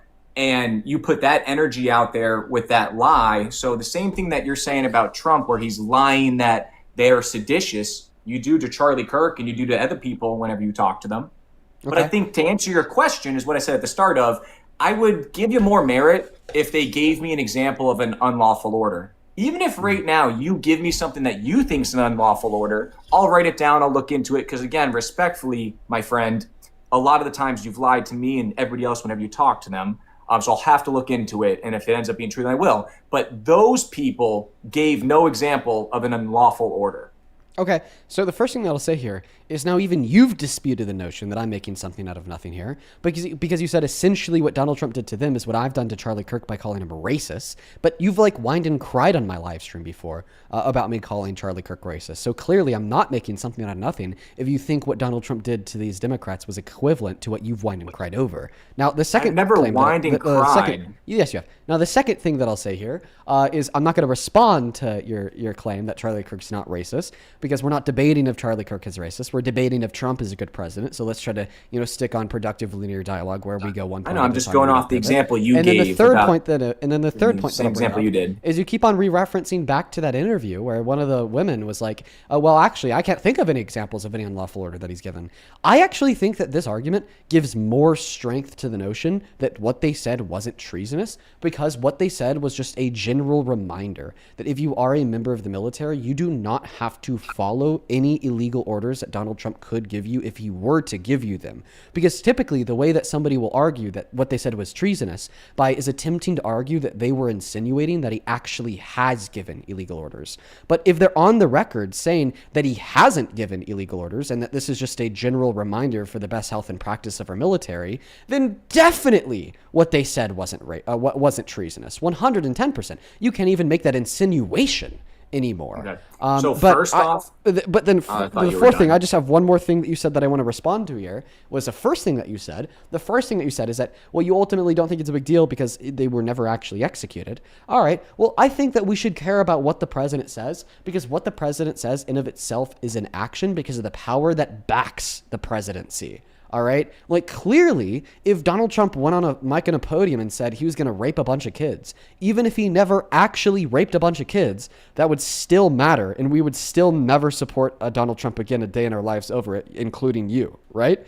So I don't understand why we can't agree here that if the president of America, a country that is supposed to stand for freedom of values, freedoms of political belief, and difference in political belief with the freedom to hold said difference, is arguing, like even when they argue that, well, we should be executing people and calling for their execution because they politically disagree with them, is something that we just shouldn't care about, as if it's not a grave threat to the American identity, as if it's not an unprecedented attack on those freedoms in modern American history, and as if it is not just clearly an action in what should exist so far below the Oval Office.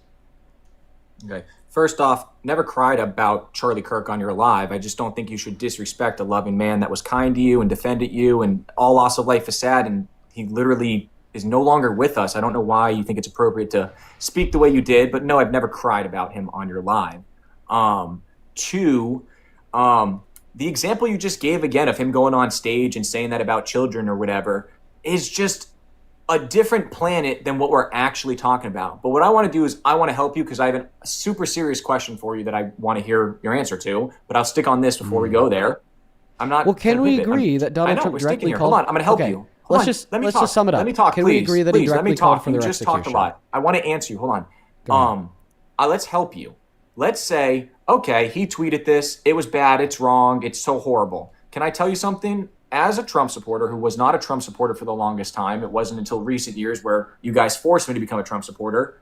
Even if we give you this, it doesn't make me regret my vote and wish I voted for Kamala. You understand that it was so much worse to go Kamala than Trump, even if we give you this, that it's like not important to even talk about to me.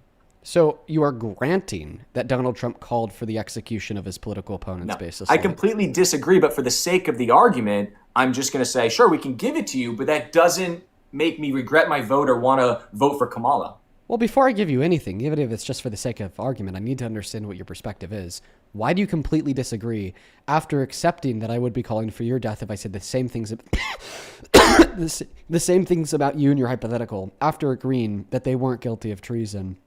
Why do you completely disagree with the notion that he called for the execution of his political opponents? Well, I think to better change my mind, how about you pull up the tweets when this stream is done? And then I can see the tweets and see what you're referring to. Because then, again, I'm taking your word for it, and I've seen you lie about the pageant quotes. I don't need to do that. I don't need to wait until the stream is over. Okay, perfect. Pull them up. I want to see the tweets for sure. Perfect. This would require me switching the layout, which I cannot do. Again, respectfully, too many lies. I'm gonna kick you, then hop back inside of the queue because I can't have an active multi-guest. I'll be there. I'll be there. I can't have an active multi-guest up. I believe you. Switch the, I'll be there. Layouts. All right, I'll leave. Don't even kick me. All right, then hop back inside of that queue. I'm gonna quickly show you the tweets on this layout, and then I'll bring you back up.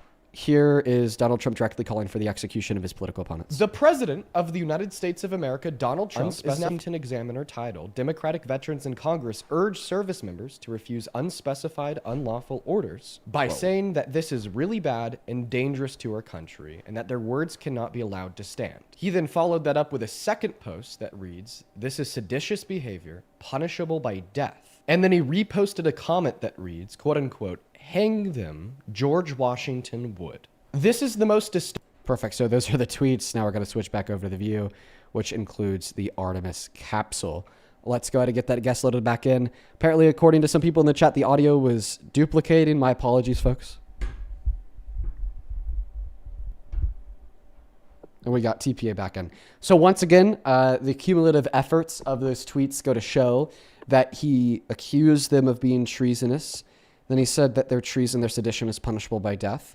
And then he followed it up with a repost saying, "Hang them, George Washington would."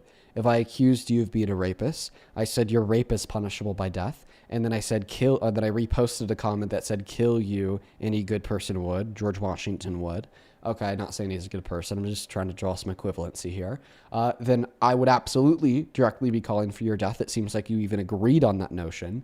Then you just tried to argue that there's some difference between the hypothetical and the real world with what Donald Trump said. And then you said that that difference was rooted within the fact that he's president. Then I responded to that by bringing up the fact that, well, if anything, the fact that he's president makes this matter more. Because at the end of the day, it's not just some random white boy on TikTok that's calling for some other random white boy's execution. It is the most powerful man alive calling for the execution of our representatives in Congress. No, I don't agree with you in any way, shape, or form on any of that. The reason that you're getting that is because I was trying to move on to be able to ask you about the teen pageants and Howard Stern and why you constantly lie about that, or E. Jean Carroll when we've discussed it. I saw you lie about the other day. That's why I said what I said. No, I completely disagree with you on this topic. Because they didn't give an example of an unlawful order, and it seems to me that his political adversaries were trying to weaken the military or just, as I said, add disarray amongst the ranks. If you could give me a real unlawful order, then I would have more merit. And I'm going to be honest with you, too. I was live streaming today for like 12 hours. I was actually about to go to bed or get off, and then I saw you were live, and I was live, and I was like, I'm going to request up on Dean, let's see. And, of course, I freaking got up. And so when you just showed those tweets there, I can't even remember what they said. It was too quick, and I'm a little tired, to be honest with you. But nonetheless, though, it's just for me, honestly, my man, it's boiling down to that no one's giving me an example of an unlawful order. If there was an actual example given, I could jive with you a little bit more. So I've already said this. I'll actually repeat this. The fact that apparently, according to you, one of the congresswomen said it in an interview that she can't think of an example of Donald Trump giving an unlawful order, or she said he hasn't given an unlawful order, actually strengthens my position, not yours. The reason why that strengthens my position, not yours, is because this completely just stops the argument that the reason why they're legitimately guilty of treason is because they were insinuating that he actually has given unlawful orders when he hasn't, dead in its tracks. Because now they've explicitly clarified that he hasn't actually given any unlawful orders, and that they were just generally, reminding the military of their oath to uphold the Constitution and to disobey any unlawful orders given to them by Trump if he were to give them one. But I mean, that fact aside, once again, if you can't make the argument, one moment, if you can't make the argument that they are guilty of treason, then you have to accept that he basically called for their execution. And the fact that one of them said that he hasn't given them an unlawful order and that this was a healthy reminder of the military's oath only makes it harder for you to give an argument that they are legitimately guilty of treason. Excuse me, I got you. It's the whole that it's weakening the military by putting this out there, and that since it's going to weaken the military and possibly hurt the country, that it's treasonous because they are elected officials, that their sole duty is to be to the American people. But as we saw in the State of the Union, most Democrats believe that their main priority is illegal aliens. Okay. So if reminding members of our military to uphold their oath would weaken the military, and therefore that's treasonous, well, then you'd have to argue that the oath that they take in the first place would be treasonous. Second of all, it's not treasonous to quote-unquote weaken the military. Like, for instance, if Congress agreed that we should cut the military budget from $1 trillion per year to $500 billion per year, yes, that would statistically weaken the military, but we wouldn't say that therefore Congress is being treasonous and we could kill them all. And then third of all, you said that this would this was not as in what is in best interest for America. Okay, well, not doing apparently what is in best interest for America, which I don't accept for what they said, but even if I did, that also wouldn't be treasonous. Like, for instance, I think that Donald Trump's big, beautiful bill was not in the best interests of America, and I have about 1,000,001 reasons to disagree with it. But you're not hearing me say that it's treasonous. The same way you probably think that a lot of the policy passed under the Biden-Harris administration, like the infrastructure bill or the Inflation Reduction Act, wasn't in the best interests of America. But I've never heard you call the Congress or the Biden-Harris administration treasonous because they passed policy that wasn't in the best interest for America. So in summation here, both of your arguments fall flat on their face to amount to an argument of treason. No, excuse me. Because the thing that we're originally talking about right now, it's accompanied with the fact that they didn't give an example of an unlawful order. That's the problem. With Kamala and Joseph, I would say they were treasonous when they had an open border policy, wanted to mandate things that could harm people, infringe upon the Second Amendment, did not want to release the Epstein files. To this day, they stand by not releasing it, and wanted men in the women's bathrooms and men in women's sports. Okay, so you went through your flip book of all the allegations that you hold to be true against the Biden-Harris administration, because you know that you're getting absolutely dog-walked on this conversation about Donald Trump basically. Do I look like a dog to you? Political opponents. Well, do I look like a dog to you? You're certainly getting dog-walked. It's used as an idiom. Like, for instance, if my girlfriend were to call me a tall glass of water, do I look like a cylindrical tube of glass to you? No, it's supposed to represent somebody in which is attractive and well-kept. So when I say I'm dog-walking you, I'm not saying you literally look like a dog. You know the innuendos to that expression? Actually are you know the like innuendo to that? Good boy for Trump. But one moment, I'm almost done. And then the last thing I'd like to touch on here is specifically in relation, once again, to the last claim that you made, where you said the problem here is that they didn't give specific examples of illegal orders from Trump's. Yeah, that's a problem for you, okay? Because the fact that when asked for specific examples of illegal orders, they didn't give any, okay, disproves any insinuation that they were arguing he was giving illegal orders, because now they've made the record clear they do not think he is. When you kick me, I'm going live to debate your fans and change their mind, just so you know. I'll be live right after. But you didn't need to mute me there. I'll let you talk anytime you want.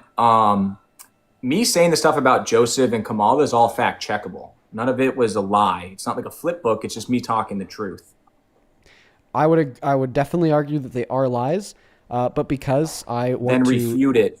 Sure. After you concede that Donald Trump explicitly and directly called for the execution of his political opponents baselessly, because I believe in productive linear dialogue where we go one point at a time, and it seems like you're asking me to refute all of your misinformation surrounding the Biden-Harris administration to pivot away from the fact that I've gotcha in a position where you are denying Donald Trump called for the execution of his political opponents, but you have absolutely no good reason to do so. And in fact, the arguments that you've provided to point towards the conclusion that he did not call for the execution have ultimately just provided more reason to believe that he did. Okay, I disagree with you, and the 17,000 people listening can make up their own mind on that one, my friend. I'm not trying to pivot. I just told you everything that I think about it. I'll go look at the tweets again when I'm done going live after you kick me and I change your fans' minds. But that's all I got for you on that one. I don't think you provided a strong argument to me. If I didn't provide a strong counter argument against yours, then I think that you would likely be attempting to debunk the counter argument that I did give to prove that it wasn't strong. But due to the fact that that's not even something you've attempted, okay, I got you. Definitely points towards the conclusion that my counter arguments were very strong. I hear you. I got you. I think I did because you switched to ad hominems and name calling and phrases you don't even fully comprehend or understand when you were like, I'm dog walking you and things like that. So I think that's a sign that I proved you wrong, and I won on that one. You know what a better sign would be that you proved me wrong would actually be trying to prove the arguments wrong, which is something I gave you my argument as to why I disagree with you. And then I gave my counter arguments against your argument insofar as why you disagree. And then I gave a counter argument to your counter argument. What was the counter argument that you gave to my counter argument that the fact they said that there was no illegal orders, if anything, further dispels the notion that they're guilty of treason? Because them not giving an example of an actual unlawful order is what's going to weaken the military. And because they're doing that, because they're political adversaries of Donald J. Trump, the greatest president that we've ever had, that's them being treasonous because it weakens America. Okay. Just my opinion. So I've went over this as well. I gave you a counter argument that even if this was weakening America, then it wouldn't be treasonous because many things that Donald Trump has done are things that I believe to have weakened America, yet I wouldn't call them treasonous like the big beautiful bill. Many of the things that the Biden-Harris administration did, I bet are things that you think weaken America, like the Inflation Reduction Act, but I bet you wouldn't call the Inflation Reduction Act treasonous. Then on top of that, no, it actually doesn't weaken America to remind our military to not take illegal orders from the commander-in-chief, even when the commander-in-chief is not giving illegal orders. This is why it is a part of the UCMJ for every member of our military to take an oath to not abide by any illegal orders given to them by the commander-in-chief, given that they were to give one, and why every single member of our military can tell you with confidence that that was a reminder that they received nearly every goddamn day. Okay. I mean, did you forget what I said? No, I just responded to it. Okay. I think that it didn't refute what I said. I think that when you have a sitting president of the United States of America and they're saying what they said, that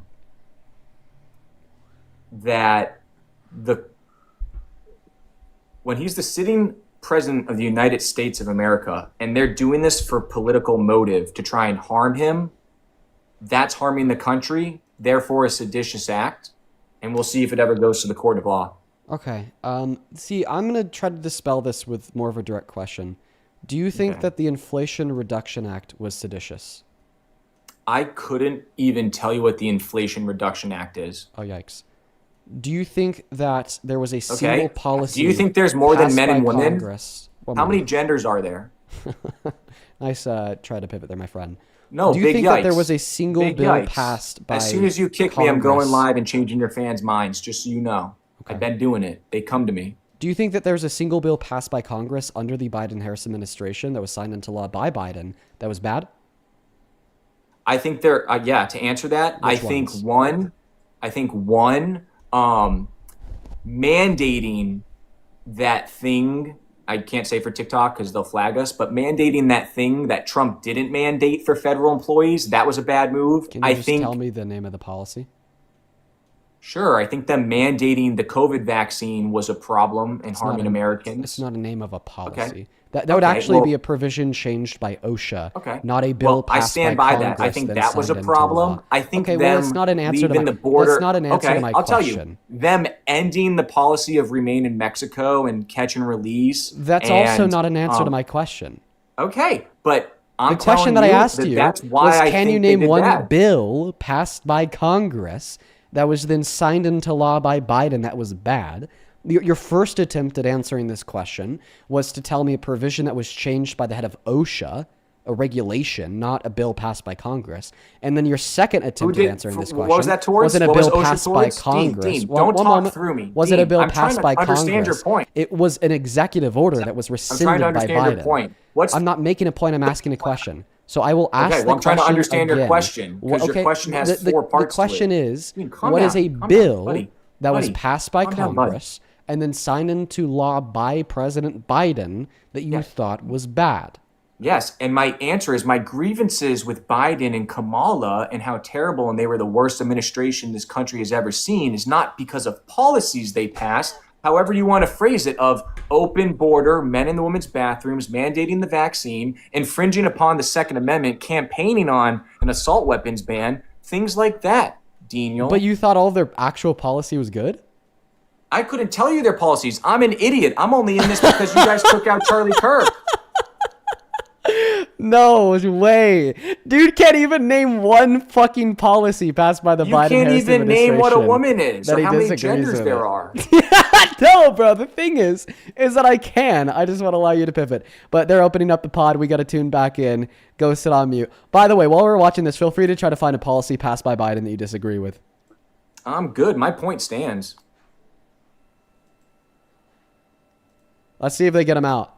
I think that we're about to watch them be... Some 41 minutes following splashdown, the vehicle has been powered down. There's no hazardous gas emanating from the vehicle. That's why the first team of recovery personnel has been able to pull alongside Integrity.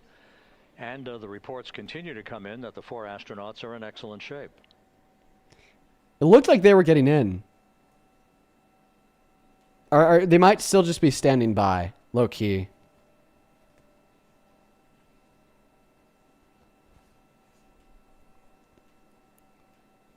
Dude, bro, what? They just drove their little boat up to it.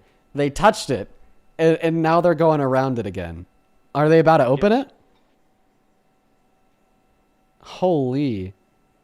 By the way, this is honestly great that we have this to like give the guest a moment to think of a policy he disagrees with, because I want to cook him slowly. I'm not going to tell you a policy. My point stands.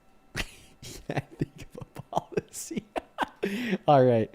Listen, I'm going to change the question to what is one singular executive order signed into effect by Biden that you disagree with? Feel free to take a moment to research your answer to that question. Sure, I'll go get you one. One executive order, I got you. Perfect. Are they going to open that pod?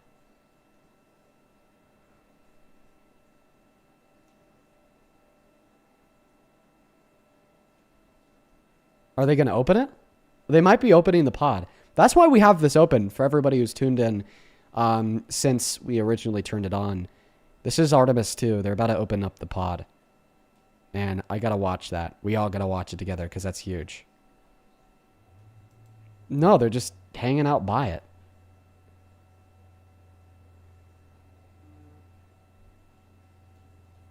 Also, just by the way, if you're capable of looking up EOs, you're also capable of looking up policies, but I digress.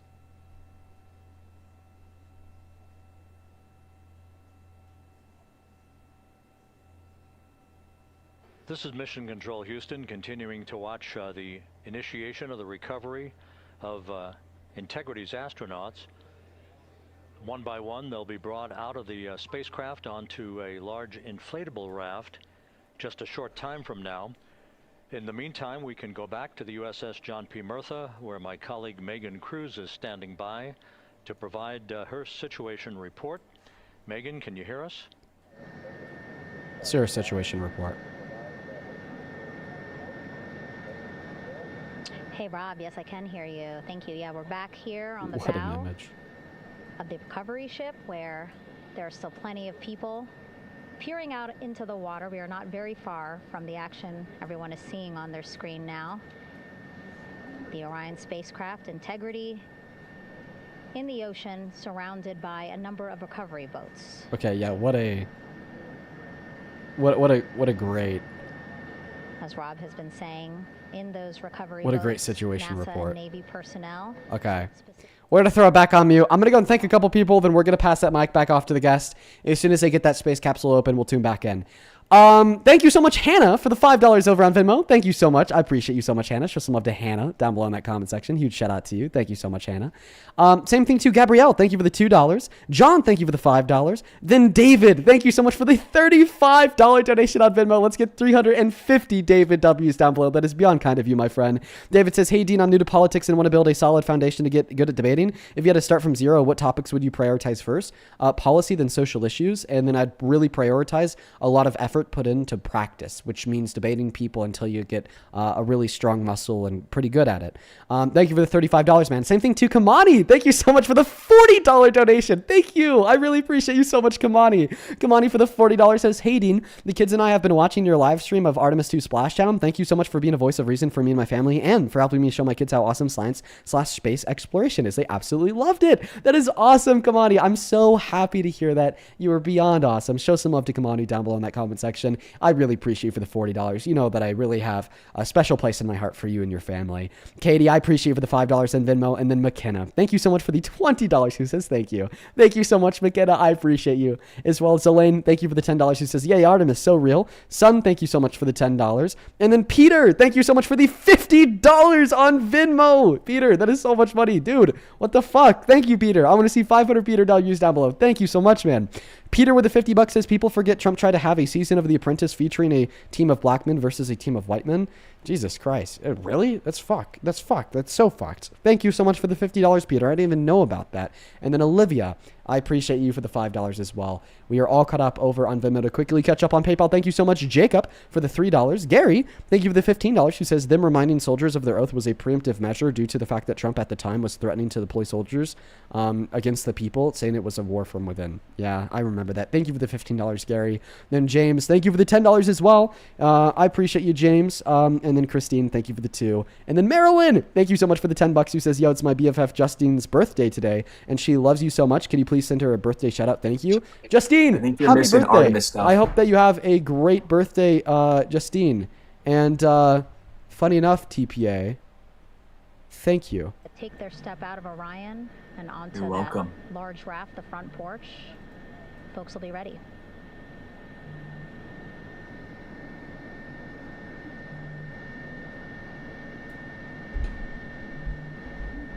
It looks like they're going to be getting out of Artemis right now.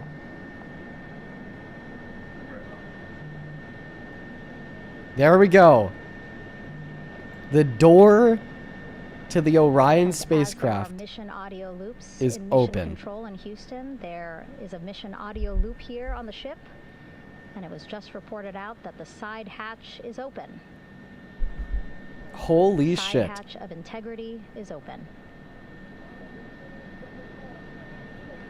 The hatch. We're getting these beautiful shots from our aerial assets. The ship itself, where I'm on, just 3,000 yards away. Again, plenty of people on the boat here, glued to the side, Wow. closest to where they can see all this action. And again, with just 3,000 yards separating us, great views from the bow here. They should really have a camera on like one of these You can boats. see now that side hatch is open. One of the Navy personnel is about to get inside there. No way. So the Navy's going inside. In they go. In total, 4 will go into Orion. So it'll be a little bit of a tight squeeze, but the goal is to have a recovery personnel with each astronaut assessing them.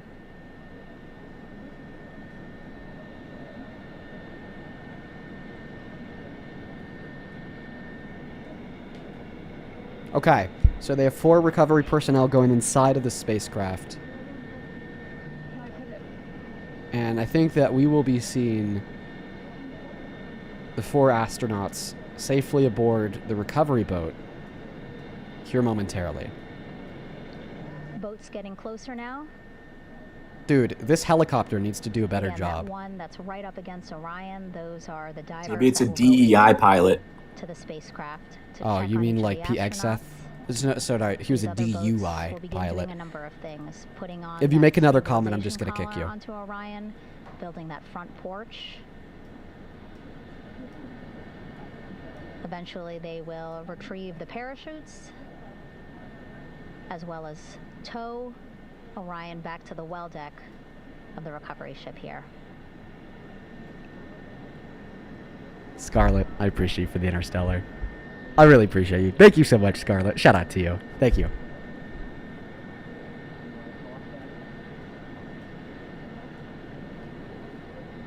So once again, for everybody who is tuning in. And so as we wait for the Navy and NASA personnel to get their assessment of the crew inside of Orion, why don't we toss it back to Rob for an update? Yeah, thank you, Megan. Here in Mission Control, Flight Director Rick Henfling and the entry team of flight controllers still on duty. The vehicle has been powered down for some time now. There are no hazardous gases emanating from Integrity. That, of course, allowed the recovery personnel to approach the vehicle and then open the hatch to begin the initial medical assessment of the crew, as you just indicated.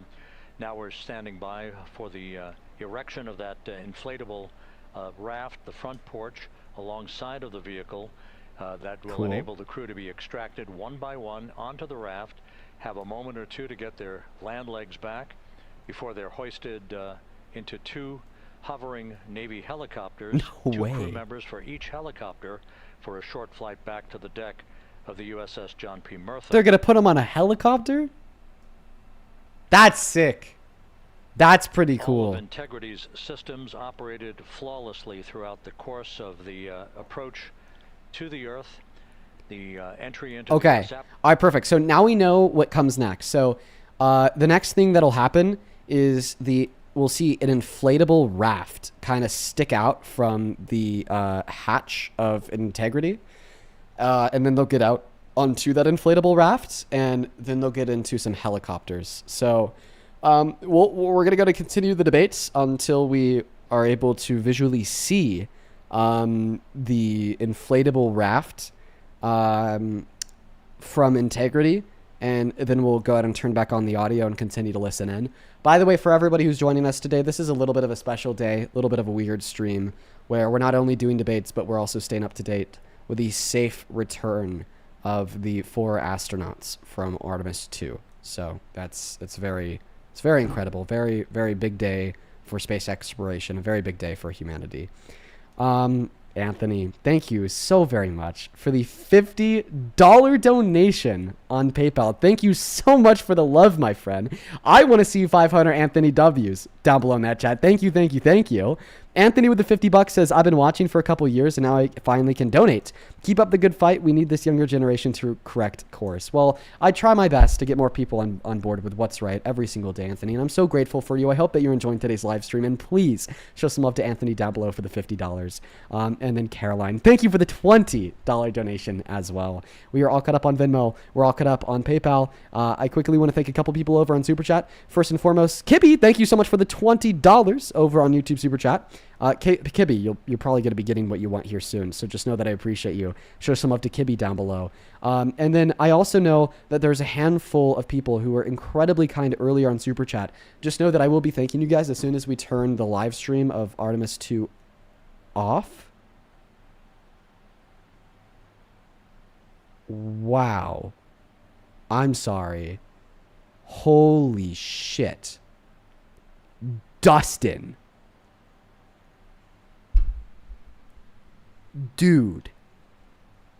Dustin, thank you so much for the $500 super chat. Oh my god. I want to see endless W Dustins down below in that comment section for the... Oh my god. Thank you. Thank you so much, Dustin. That is beyond fucking kind of you. I don't even know what to say in response to that. That is so insane. Dustin with the $500 says, thank you for your work. Dustin, I know that you've been watching these live streams a hell of a lot recently, and you have been incredibly kind to me in the past. I don't even think words can amount to anything comparable in thanking you for such an incredibly kind donation. Just know there's not a bone in my body that deserves it. And I'm so aware of the immense privilege that I possess in doing what I do. Dude, that's like literally like more than a third of my rent, man. I'm so grateful for you, man. I genuinely don't fucking deserve it. Dude, holy cow. I want to see 5,000 Dustin W's down below in that comment section. Show some love to Dustin, because that is fucking insane. If you didn't mean to send $500, by the way, please let me know. Like, that is so insane that could be like a typo from like $50. So just like, let me know, man. But just know that I really appreciate you. Show some love to Dustin down below, everybody. Dude, show some fucking love to Dustin, dude. Holy cow. W Dustin's in that chat. If you're watching and you would support me in the stream and what we do here, you can find the Venmo and the PayPal and the link tree in the bio on TikTok, pin message over on YouTube, as well as right there, Dean Withers without the I'm so very grateful for all the love and support. Dustin, you're a madman, the absolute GOAT. Show some love to Dustin down below. Jesus Christ. It looks like, wow, man. It looks like they should be leaving the Artemis 2 spacecraft here shortly. We still have that turned on. Now, TPA, were you able to come up with a policy or an executive order of Biden's that you don't think that you liked? Yeah, I got 4 for you. And it's Perfect. funny because all of the stuff I said that you said were not executive orders actually fall under these 4 things. So it's another lie of yours caught So they in weren't real policies. time. So policies would be You bills said passed through executive Congress. orders. You asked executive orders. No, because I updated the question because you couldn't think of any policies of Biden's that you didn't like. You said executive orders. Either way, That my was the grievances with the update. Biden administration. That was the Hold update on. to the question. Again, when you kick me, I'm going live and changing your fans' minds that are brave enough because you fear me. Okay, just so that's clear. And you and Parker can come anytime. I fear you so much, clearly. Yeah. You do. I had a sneak up here, buddy. Yeah, what are you talking about? I clearly You reject fear my you. request. It's on the YouTubes, man. I know, because I clearly Okay, fear so you. to answer your question, Executive Order 14042, 14010, 13990, and 13985. One has to do with the vaccine, one has to do with Remain in Mexico, one has to do with the Keystone Pipeline, and one has to do with DEI, just like the pilot we were watching. Oh, okay. Just like the pilot that we were watching. How do you know that pilot was DEI? He was probably a part of Southwest Airlines, American Airlines, or Spirit Airlines pilot training programs, would be my guess. Remember the ones that the American First Legal Team took the complaints to the OFCCP and the Department of Labor? Okay. First and foremost, you're a fucking dumbass. So those are those are commercial aviation companies that you run didn't kick me, you airplanes. Stop That name was calling. Why your fans like me? One moment. So, I mean, what an idiotic comment you just made. You said that they probably went through the flight training provided by commercial airliners like Spirit, United, Southwest, or American. So Spirit, United, Southwest, and American are private commercial airliners that provide transportation to Americans through airports. They will run airplanes or jets, not helicopters. B, the helicopters in which we see ran. This was in this video is from NASA and the government. So you were fucking wrong. Well, it was a joke about the helicopter. It was a joke when you were calling the pilot. Yeah. DEI. Got it. Yeah. Okay, perfect. So, you must now be that fun I've got at you to walk that parties, one Dean. back. Dean, you're a hoot at parties, I bet. Why would because I bet you wouldn't know because you've never got invited to a party. Never been the weird to kid a in party. high school, right? Never been to a party. You spent your days, bending the knee to Trump and I don't know, Bush in your mother's basement researching. Why do you lie about possible the pageant justifications for? Why do you lie about the pageant quote? Fascism at 2 a.m. I'm going to continue. Why do you lie about the pageant quote? I'm going to continue with what I was saying. Why do you lie? I don't. Now, Is it because you have nothing but lies? No, it's not a lie. But I was going to ask you a question about the pageant quote, and you say it's about the team pageants, but it's not about the team pageants. And the team pageant contestants disagree with you. The girls themselves disprove you. Okay, I disagree with that, but you are pivoting. So I asked you to name an executive order or policies of Biden's you disagreed with. You said 14012. what is executive order number 14112 do? That one was mandating the COVID vaccine to federal employees. No, that one's about immigration, so you're already wrong. Okay, well, when I looked it up, you said what'd you say, which number? 14042? No. That's what I said. I said one, you misheard me. I said 14042. But either way, young man, my point is the executive order that had to do with the vaccine, which is 14042, in your tizzy about me calling you out on your lies. Oh, yeah, you've mandated been really the vaccine for federal disrespectful to me employees. while I'm up here. What'd you say? This mandated the vaccine for federal employees, right? Yeah, and that's a problem. You shouldn't force people to get something. Oh, well, that more harm so them. directed federal contractors to implement COVID-19 safety protocols. Okay, do you think that that executive order was seditious? I think one could come up with an argument for that. Well, I'm asking you if you think it's seditious. I'm not even going to ask Me? You want to know what I think? Yeah, do you personally think it was seditious, or do you personally think it was not seditious? I think it's definitely enough for me not to want to vote for him ever. Okay, but that's not an answer to my question. Hold on, I'm answering.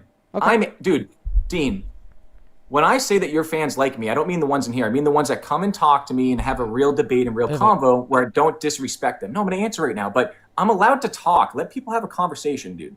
Okay, I just want to know if you think that that executive order was... Yeah, and my answer to that is, I think it's definitely holds enough merit that I would never vote for him in a million years, accompanied with the fact that like he was cognitively declining. Respectfully, I don't say that meanly. You still haven't answered that question. But is it seditious? I think. See, it's so on that. The act of sedition is what? Trying to harm America? Is that basically the definition of it? No. I'm trying to clarify with you. No. Sedition would be, trying to harm America if you're a public official. I guess somebody could argue. Yeah, I could see if somebody wants to say that. That's not what sedition or being a traitor is. But okay. But if you could answer the question, please, with a yes or no. Do you think that this is literally seditious or literally not seditious? I think it's evil. I don't know if it's seditious. Okay, perfect. So you just refuted your point from earlier. So earlier, I was asking you if you could agree that Donald Trump baselessly called for the execution of those 6 Democrats in Congress. And then ultimately you said, Dean, I disagree. And the reason why I disagree is because I think that they harmed America by reminding members of our military to uphold their oath. And you think I that think harming America equals 14010 was sedition. seditious. Now, I think 14010 was seditious. Allow me to finish speaking here. Do I need to mute you? I think 14010 was seditious. Okay, that's great. Do I need to mute you? I think you want to mute me. Mute me if you love me. I think I just want to be actually, yeah, you know what? I think 14042 was seditious. All right, I'm just going to go ahead and finish my sentence with muting you. Perfect. So, yeah, you just kind of like walked back to everything you said earlier. You completely proved your argument to be flawed, and you just conceded the totality of the debate. The reason why I say that is very simple, and the reason why I say that is very clear. Earlier, you were arguing that Donald Trump did not baselessly call for the execution of his political opponents because you posited that the political opponents that he called for the execution of were harming America. I think it was seditious. And harming America. Okay, you are still interrupting me. All right, and then you said harming America equals sedition. And now I asked you to give me an example of an executive order that you think has harmed America under Biden, and then you did, and then you argued it wasn't seditious. So therefore, when did you ask me that? 15 minutes ago. I forgot your question. So you were honest and you said it wasn't seditious because you forgot the argument that I was going to make. An executive order that I disagreed with, so I got you an executive order as I waited for 15 minutes for you, kiddo. So now that you've changed your mind and now you're arguing that that executive order indeed was seditious, do you think that Biden should be executed for sedition?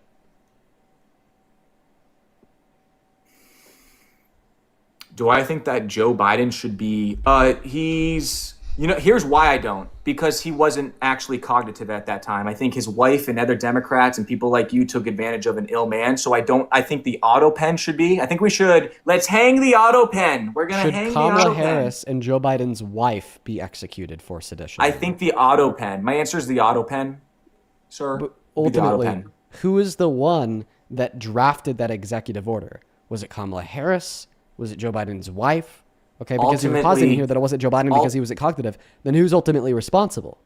Excuse me. Ultimately, the auto pen. So I say, hang the auto pen's my answer. Why do you lie about the pageant quotes? So one moment. The auto pen would just be the tool used to like put a signature on like a whole bunch of EOs. It's used by every president, including Trump. Hang it. But like, who drafted the executive order? Hang the auto pen. You're not answering my question. Who drafted the executive order? You don't like my answer to the question. Why? No, yeah, unlike right. you, I didn't like the answer to your question. Christ. I told you why. Yeah, Because the auto pen is an you. instrument Unlike used you, to sign executive orders, not My to draft is, executive orders. My answer is no, because I forgive them. My answer is I forgive them. Wait. So you're saying that forgive them. Wait. I say so don't hang the auto pen. Let it live. I forgive them. Praise Jesus Christ, the one true King. So I feel like now you're just very clearly engaging in what could only be described as trolling, because you know that you're cooked. Ultimately, you are sentient enough and rational enough to acknowledge that an auto pen does not draft executive orders. It might help to sign the executive orders into effect when there's a lot of them. All right?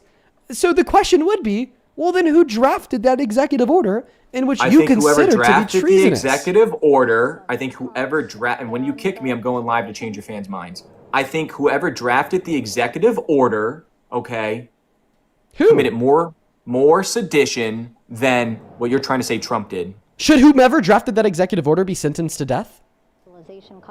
My personal view for life, I forgive him. I forgive him. No. But we're talking about legally. I mean, you claim to be a member of the party of law and order. You think that undocumented immigrants should be deported for a victimless federal misdemeanor because no one's above the law. And in considering the fact that you think no one's above the law and you think whoever drafted that executive order is guilty of sedition, which is a crime that is punishable by death, do you think whomever drafted that executive order should be sentenced to death because they are guilty of the crime that is sedition, and you don't think anybody's above the law?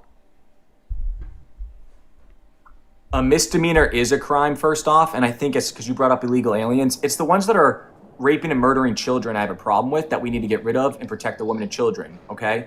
When Kamala decided to let rapid DNA testing end... Well, when Kamala, because this is more important. No! You can't just pivot by claiming that what you want to talk about is more important. Clearly, the reason why you're pivoting is because you know that you've got fucking cooked. You tried to baselessly posit that you thought Biden was guilty of sedition, but you forgot that you were arguing the reason why it's okay for Donald Trump to call for people's deaths is because they're guilty of sedition. This means that you think Biden or whomever drafted Biden's executive orders, because you think that he was incoherent and not responsible for it, should literally be killed. But you know that you can't say that because then you would be the violent, adverse political destructiveness that you were referencing earlier when you said that we as a country need to kumbaya and fucking come together. So once again, and I'm going to need a direct answer to this question. I'm just going to go ahead and skedaddle, get you out of here, move on to the next show. Yep, and I'll change your fans' minds. Sounds good to me. Do you think whomever drafted that executive order should be sentenced to death for treason in the same way you argue here? Who was it? Whomever it was, regardless of who it was, because I'd say Biden. No, it does matter. But then you posited it wasn't Biden. But it matters. It does matter who it was. It matters. It does matter. So some people Why do you should lie be about above the the law team and others pageant shouldn't? quotes, Dean? Why are you pivoting? Disagree with you. Well, that's the whole reason I came up. I wanted to ask you why you lie, but I'm answering your question. Okay, so you're pivoting? Well, it seems like you're running. Well, it seems like you're running because you still haven't answered the question. Should whomever drafted those seditious executive orders Do a quick Google. be illegal? Well, the answer would be Biden and his advisors. Okay, then if it was Biden, no, because he was cognitively declining and was a vegetable, and I say that respectfully and sadly. So no, I don't think he was coherent with what's going on. He was a poor man being taken advantage of. Okay, so no, Should the that's people why I who was took asking, advantage of who him did be it? sentenced to death? Who was that? Regardless of who it was, given that we know because again, somebody it matters, had if it's to have someone been else taken that's advantage of cognitively declining, then the same point would stand. Wait, so you just think like the entirety of the Biden-Harris administration was in cognitive decline, therefore they can't these be days held when accountable for any of their like crimes against the country? No, it depends on who the person was. Well, we'd agree here that whomever was taking advantage of the poor, sick, cognitively declining Biden, okay, probably wasn't experiencing cognitive decline themselves, or else they wouldn't be able to take advantage of them. So you agree he was declining? Well, I mean, that's what you you're can see positing. that he was cognitively declining? Well, actually, yes, but I don't think cognitive declining to the sense of being immune from punishment for any crimes that he committed in office.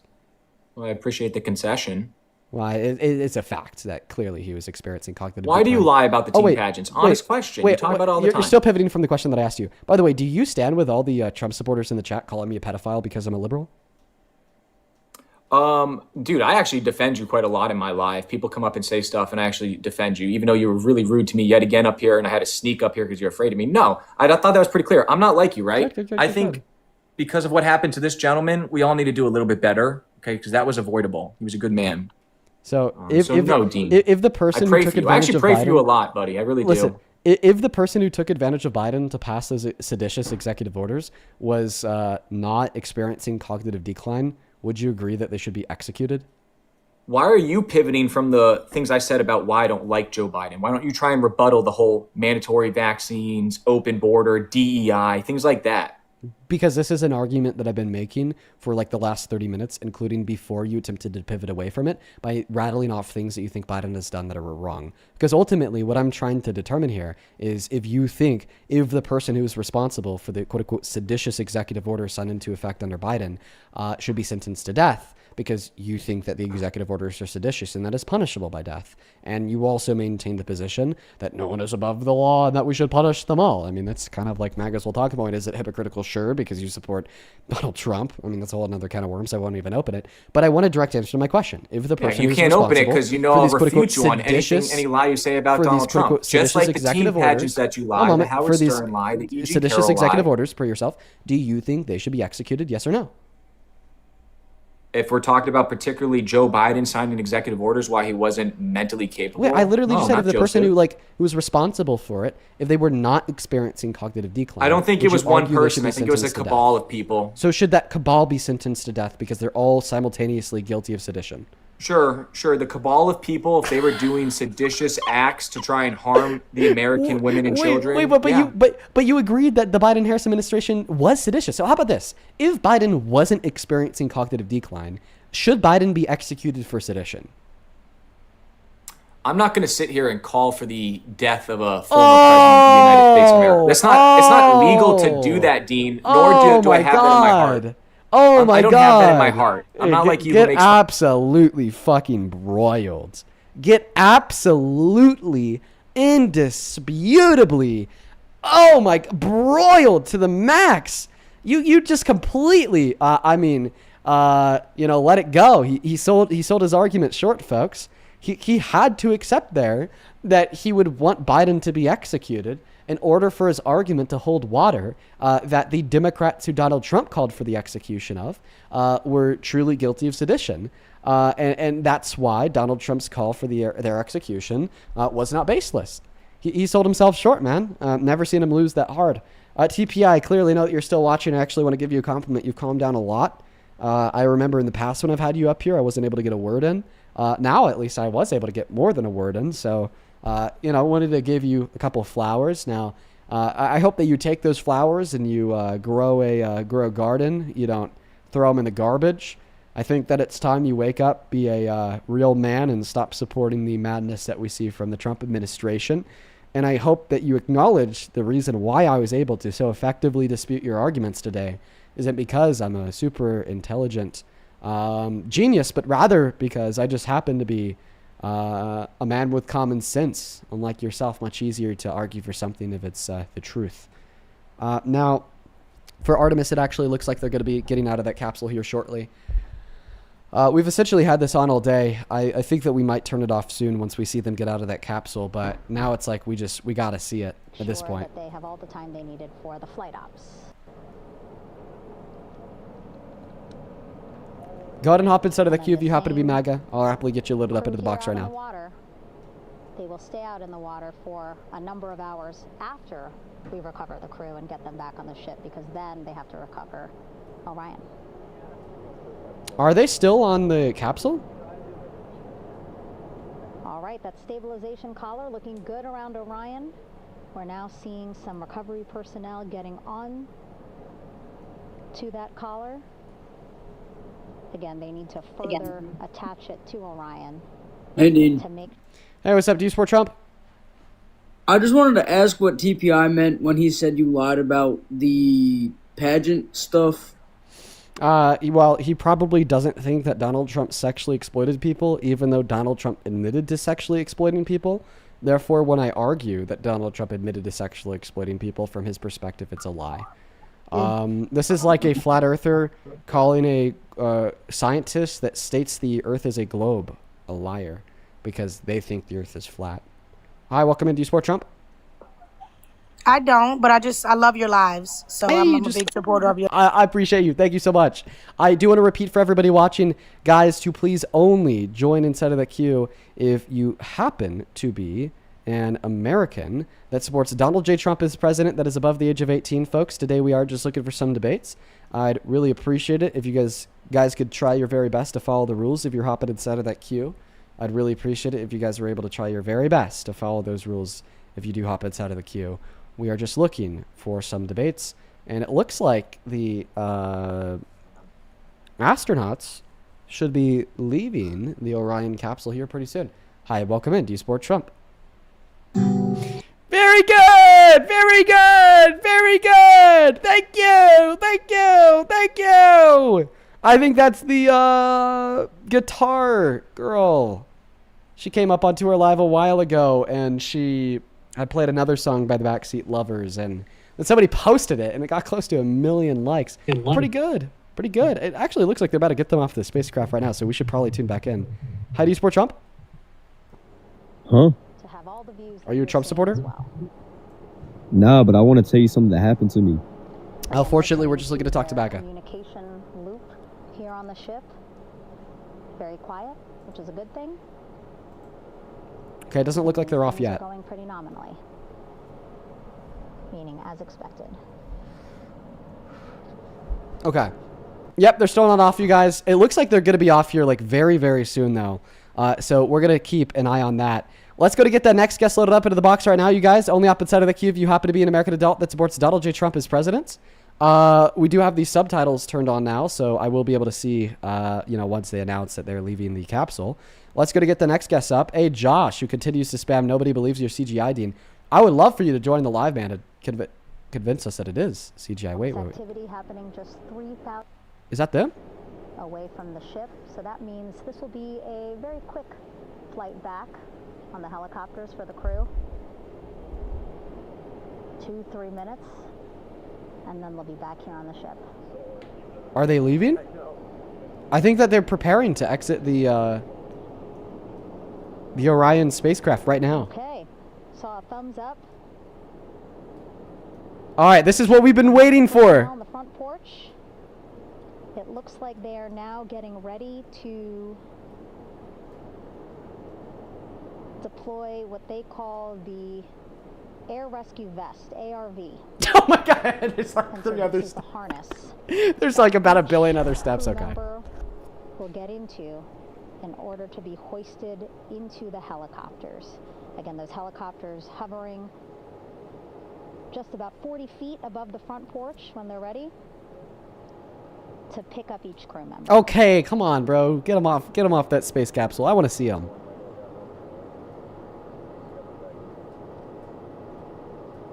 Where are they at? Come on. Momo, do you want to watch the astronauts? Do you want to watch the astronauts, Momo? Momo's going to be watching the astronauts with us.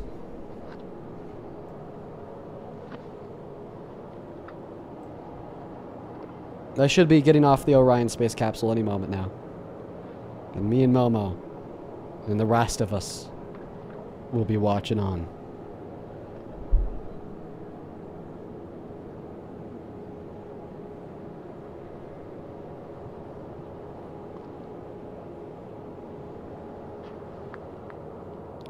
They should be getting off any moment now. I'm kidding. You want some pets, don't ya? That's how I know my girlfriend is at work. When Momo wants all the pets in the world, it means that my girlfriend has been at work for at least 2 hours and I've been streaming for at least 2 hours. So she hasn't been getting attention for at least 2 hours. This is Mission Control Houston. Behind me, a fairly raucous scene as hundreds of flight controllers have poured into the flight control room here. This is reminiscent of the scene after the final shuttle mission of STS-135, although that was the end of a program. This is only the beginning of a program with the textbook splashdown of integrity and its 4 astronauts. We're standing by for the crew to be extracted from the spacecraft. Entry Flight Director Rick Henfling invited all of these flight controllers who have contributed to this mission to enter the flight control room to have an opportunity to receive well wishes and to share the mutual glow that exists in the wake of a textbook mission for integrity. On the front screen here in Mission Control, a sign that says welcome home integrity, taking humanity back to the moon, going further and returning safely to Earth.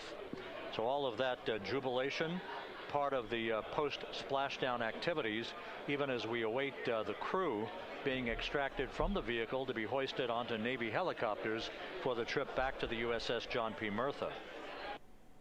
Okay, we might get another debate going until they're ready for extraction, because we don't know like how long they're going to be on standby here.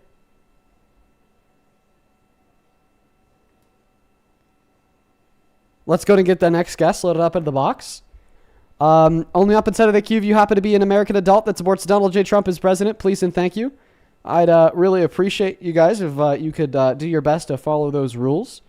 And hopefully here momentarily, while doing these debates, we'll also get to see the extraction of the brave men and women above the Orion spacecraft. Hi, welcome in. Do you support Trump? Hi, yeah, I do. Sorry, I got really walked into the background footage. Hope they're okay. Do you think that we actually went around the moon? Yes, I'm not that crazy. Okay, you're not that crazy. Yeah. All right. Well, your name is Bald Eagle Step Daddy, and then Yes, your that's bio right. says esteemed intellectual hockey and babes. I like hockey and babes. You seem a little crazy. I mean, I think we're all a little crazy. I mean, low key. Do you usually go by Bald Eagle Stepdad? Yes, in real life too. But you have your friends refer to you as Bald Eagle Stepdad? Well, eagle, but typically bald eagle, but I like eagle, but bald eagle is good enough. Do you have them refer to you by Eagle because of your patriotism? Well, country? so my auntie called me that. Well, my great auntie called me that when I was a baby. This eagle, so I kind of kept the name. Oh, okay, all right. Yeah, why do you support the worst president of your life? Well, I kind of feel like Trump is pretty alpha, right? Is this a troll? Let me not. No, I'm being serious. Let me not read the comments distracting me. So. Did you say alpha? You support Trump because you think he's alpha? Yes. What do you mean by alpha? So there's alpha tiers, right? I mean, number one will be the Sigma Patriot Prime, right? This guy's a troll, bruh. No, I'm not trolling. I'm being serious, bro. Why are you trolling at your old age? What are you, like 35, 40? I'm 25. Okay. Okay. All right. Never mind. Go ahead. So, yeah. So, number one is the Sigma. So, that's number one, right? Number two is Alpha Chat Supreme. Right? Yeah, get the fuck out of here. Here in the flight control room, the first crew member is out of integrity. Oh! We missed the first one because we're talking to some dude telling us that he thinks Donald Trump is a Sigma Patriot Supreme Alpha. Let's go ahead and catch the last three. Oh, God. We are expecting the other crew members momentarily. Oh, is that them right there?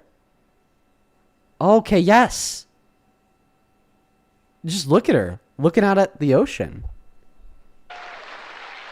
They're just like chilling. Man, they look tired.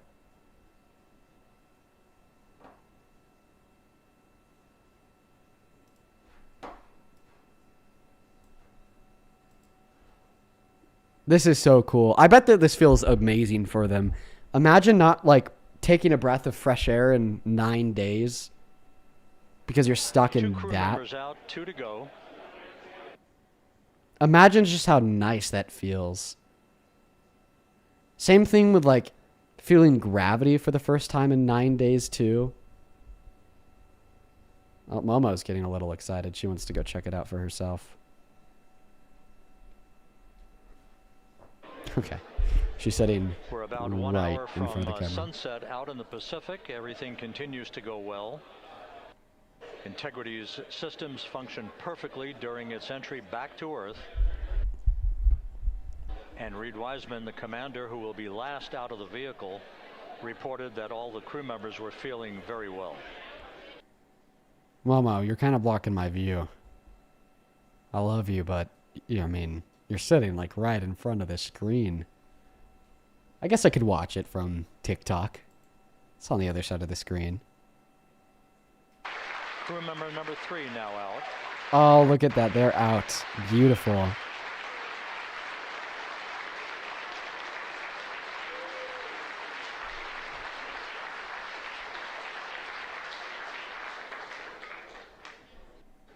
And now standing by for the commander, Reed Wiseman, who will be last. All right, we're going to watch Reed Wiseman get extracted from the vessel. Bobbing in the Pacific under. And then we're going to just hop back into the debates. Integrity spanned 694,000 miles during its journey from launch to splashdown. No, I got a view. Wow. Want to stay up here with me? Do you want to go on the ground? I'll let her choose. Can't have you on the desk, though. Oh, looks like she wants to go.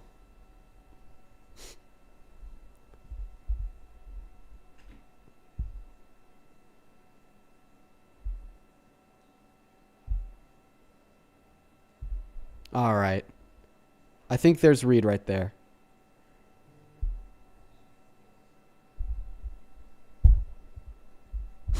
Dude.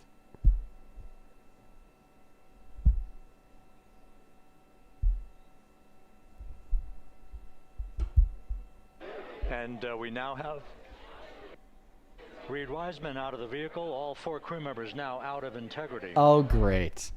Well, all 4 Integrity crew members have now left the capsule. They are all safe, well, alive, in good condition, and back in the fresh air of planet Earth. What an achievement for mankind. They have now traveled the furthest any humans ever have away from Earth. And the fastest any humans ever had, with a re-entry speed of 36,000 miles an hour. On the front porch. Beautiful. And the procedure to begin hoisting them up to these. That is great. At this moment in time, we are now going to turn the live stream off. That is beyond beautiful and such a cool accomplishment. And we are going to go back to our typical layout and hop back into the debates. So if you are MAGA, feel free to hop inside of that queue. I will happily get you up here. We'll have a debate. What a great day. We did it. We did it, ladies and gentlemen. What a cool thing. Let's go to get that next guest loaded up into the box right now, folks. Only up inside of the queue if you happen to be MAGA. Only up inside of the queue if you happen to be MAGA. There are quite a few people that I do have to thank for their love. I will do that here in a moment. Also, YouTube, I could finally see you again. That whole time I wasn't able to see you because that live stream was taking up the portion of my computer screen that I usually use to show myself the YouTube chat. So I could finally see you again. But welcome in, Santana. Hello. You know what? That's super cool. I've been watching this entire time with you. Like, Hell if it yeah. wasn't for you putting that up, I would not, like, I wasn't even paying attention. And then you started talking about it, and then I saw, like, alerts about it. And so the entire time I'm sitting here, and then I'm showing my wife, like, hey, take a look. Yeah, man, that was cool, huh? Dope. I know. A very like different stream than usual because we got a live stream of Integrity going in the background. But, happy that we could broadcast that. It looks like a lot of people joined specifically to see that broadcast since we got a bunch of people jumping now. Well, I'm happy that I could share that with you. But welcome in, Santana. Happy to have you here. Southbound, what's up? Do you support Trump? Yes, I do. Thank you for having me up. Yeah, how old are you? 37. Okay, perfect, man. I got to thank a couple people real quick because I just opened up YouTube, and I saw a $200 donation from Jenna. Jenna, thank you. Thank you so much for the love and support. That is beyond fucking kind. Jenna, you have been watching for so long now, and I'm just so fucking grateful for your continued kindness. Thank you so very much for the love and support. Please, for everybody watching, show some love to Jenna down below in that comment section for the $200. Holy moly, fucking hell. I don't, and I will never deserve that much love. And I'm just beyond grateful for you, Jenna. Thank you so much for your continued kindness. Thank you. Then Kitsune, thank you for the $20 as well on Super Chat. Also show some love to Kitsune.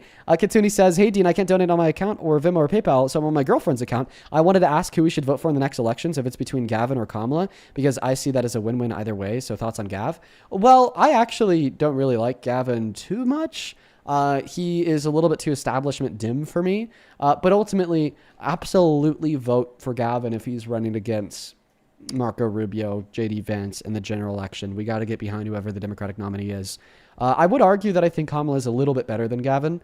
And I mean, who knows? Maybe Gavin could release an agenda that is a lot more progressive than it would be if he were to announce the campaign today or ran in 2024. The reason why I say that is because Gavin Newsom is getting a lot of pushback from people like me and other progressive voices that don't think that he's further as far to the left as he should be.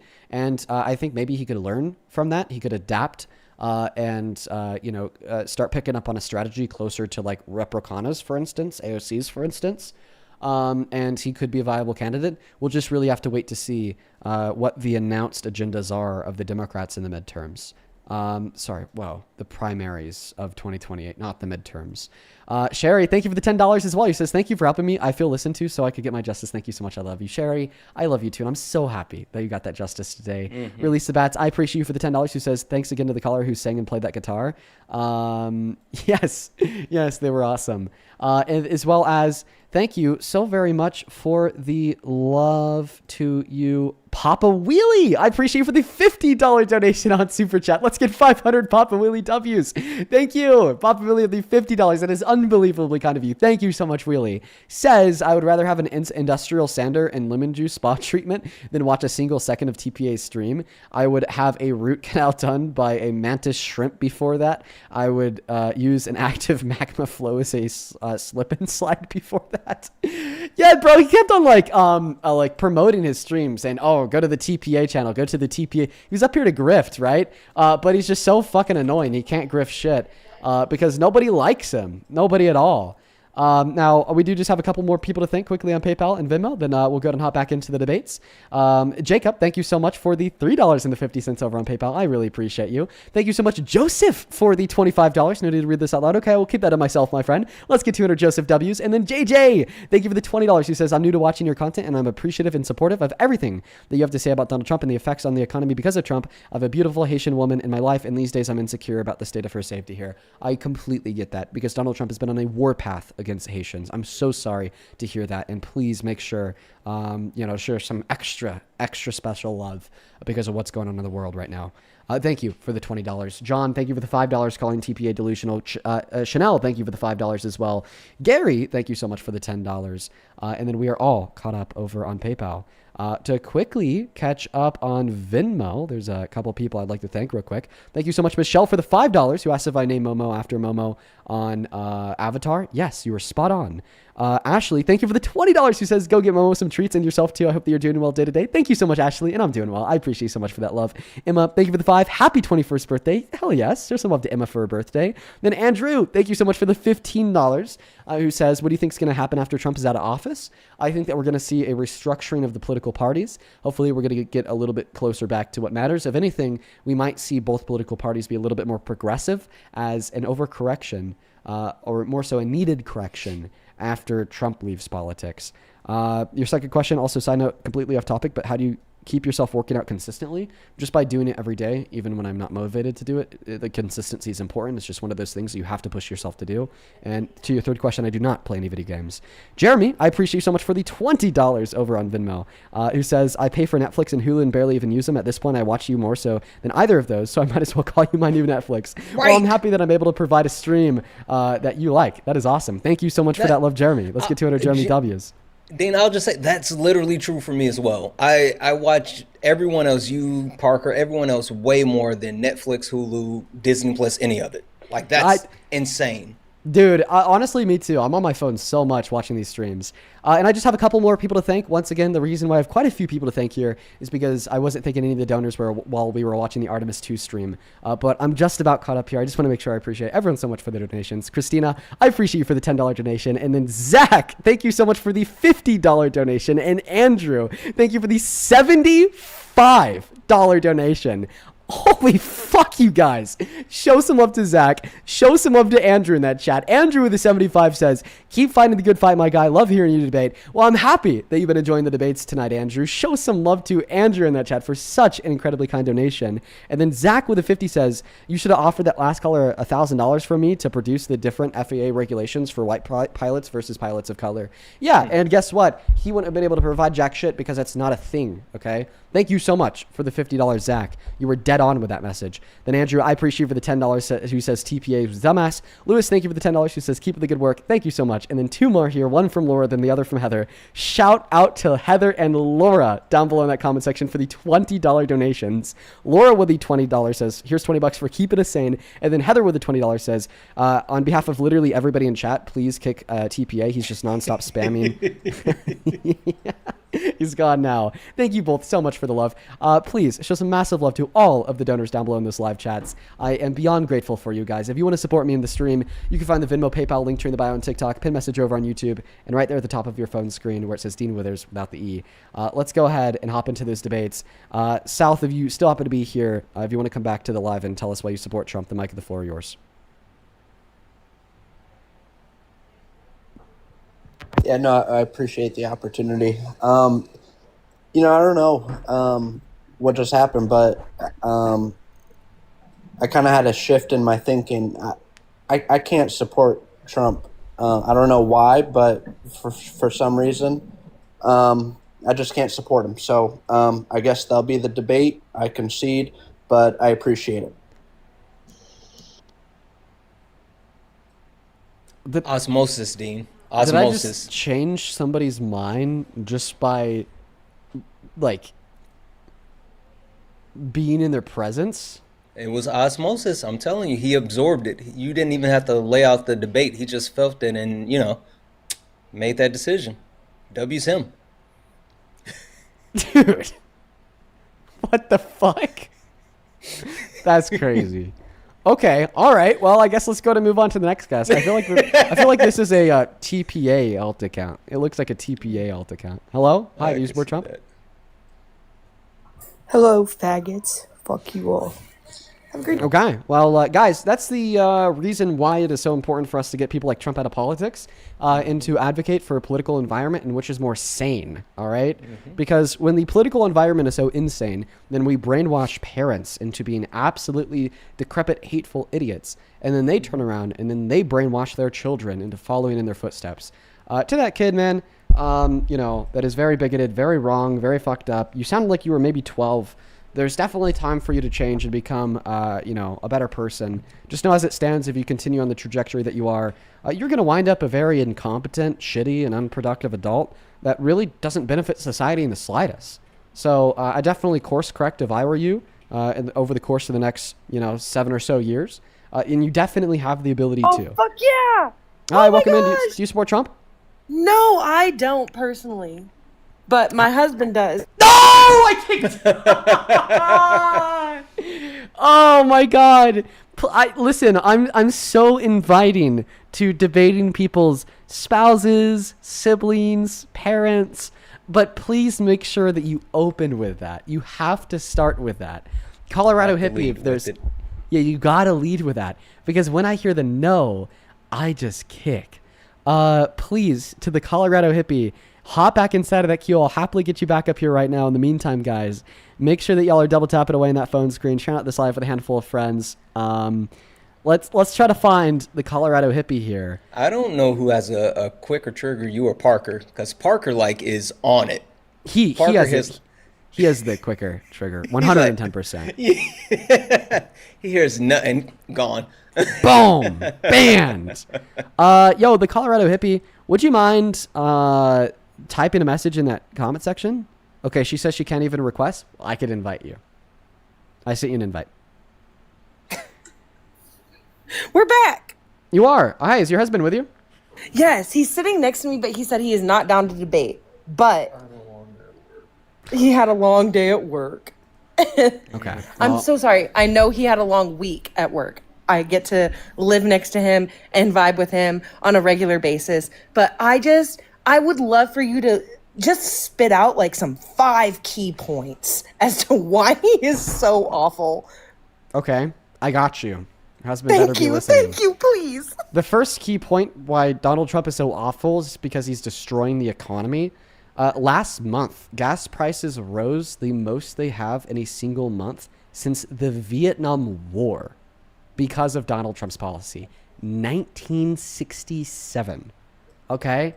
The second reason why he's so So badly, his argument, I'm gonna just speak for him because he's sitting right fucking next to me, and I've heard him say this before. If he wants to give the argument, he could give it himself. If he won't give it himself, I'm not going to hear it. Okay, fair.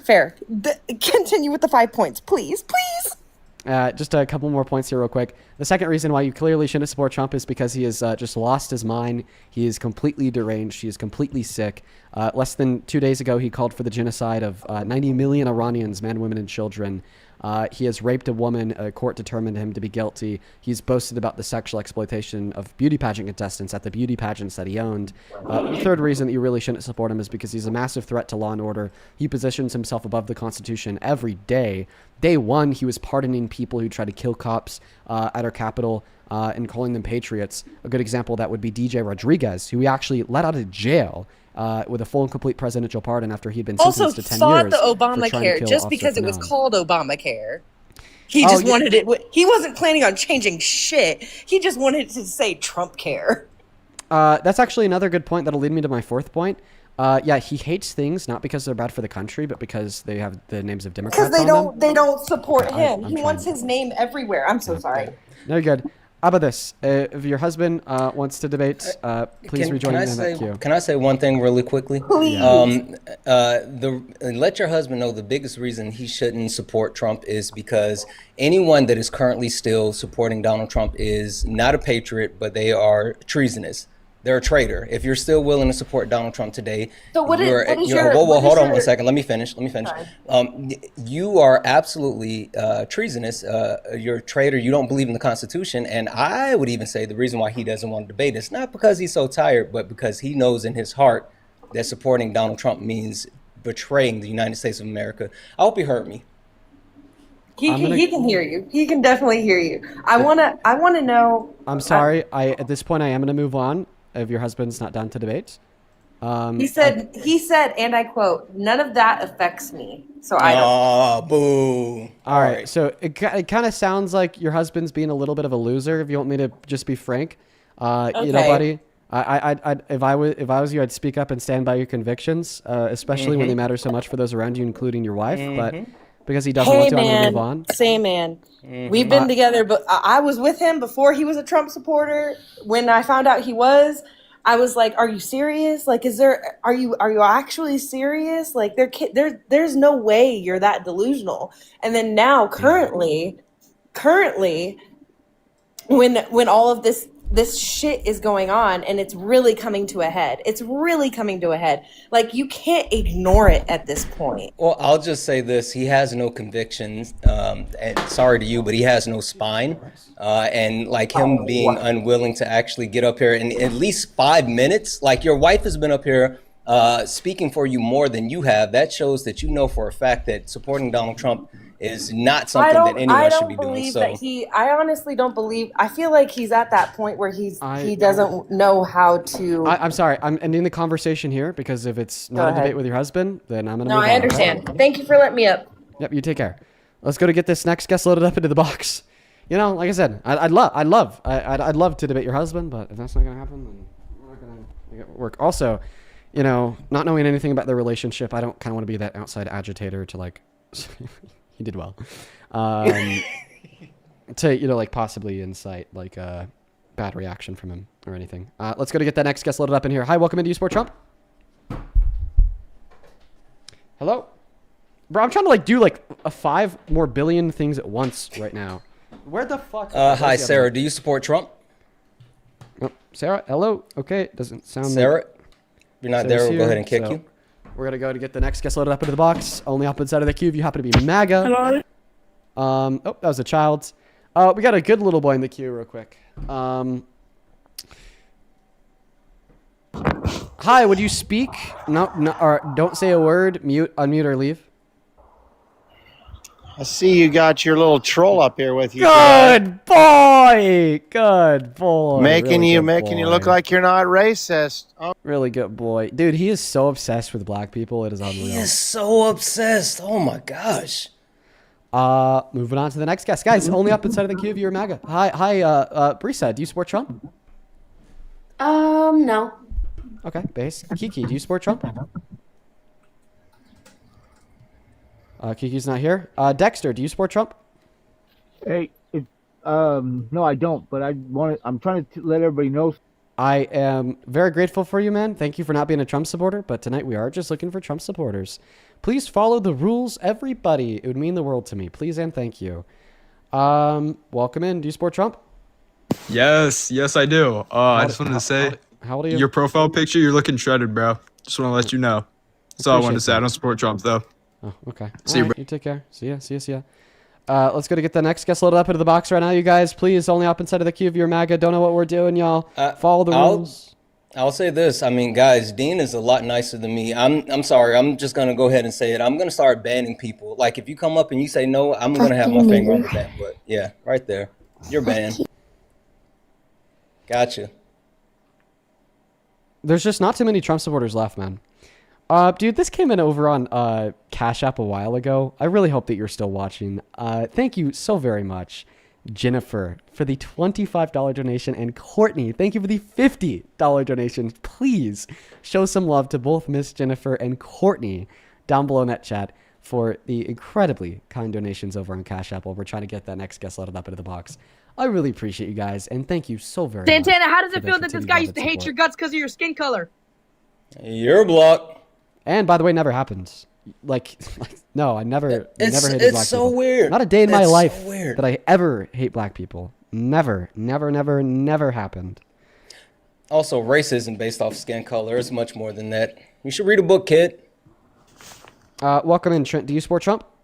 I just want to say I love you guys. Keep doing what you're doing. All right, I appreciate you, but like, please, for everybody that is just like the last 10 guests that we've had up, either trolls, slurring / screaming fetuses, or non-Trump supporters, please do stay out of that queue so we could focus on debates. Hi, welcome in. Do you support Trump? Yes. How old are you? Do. 27.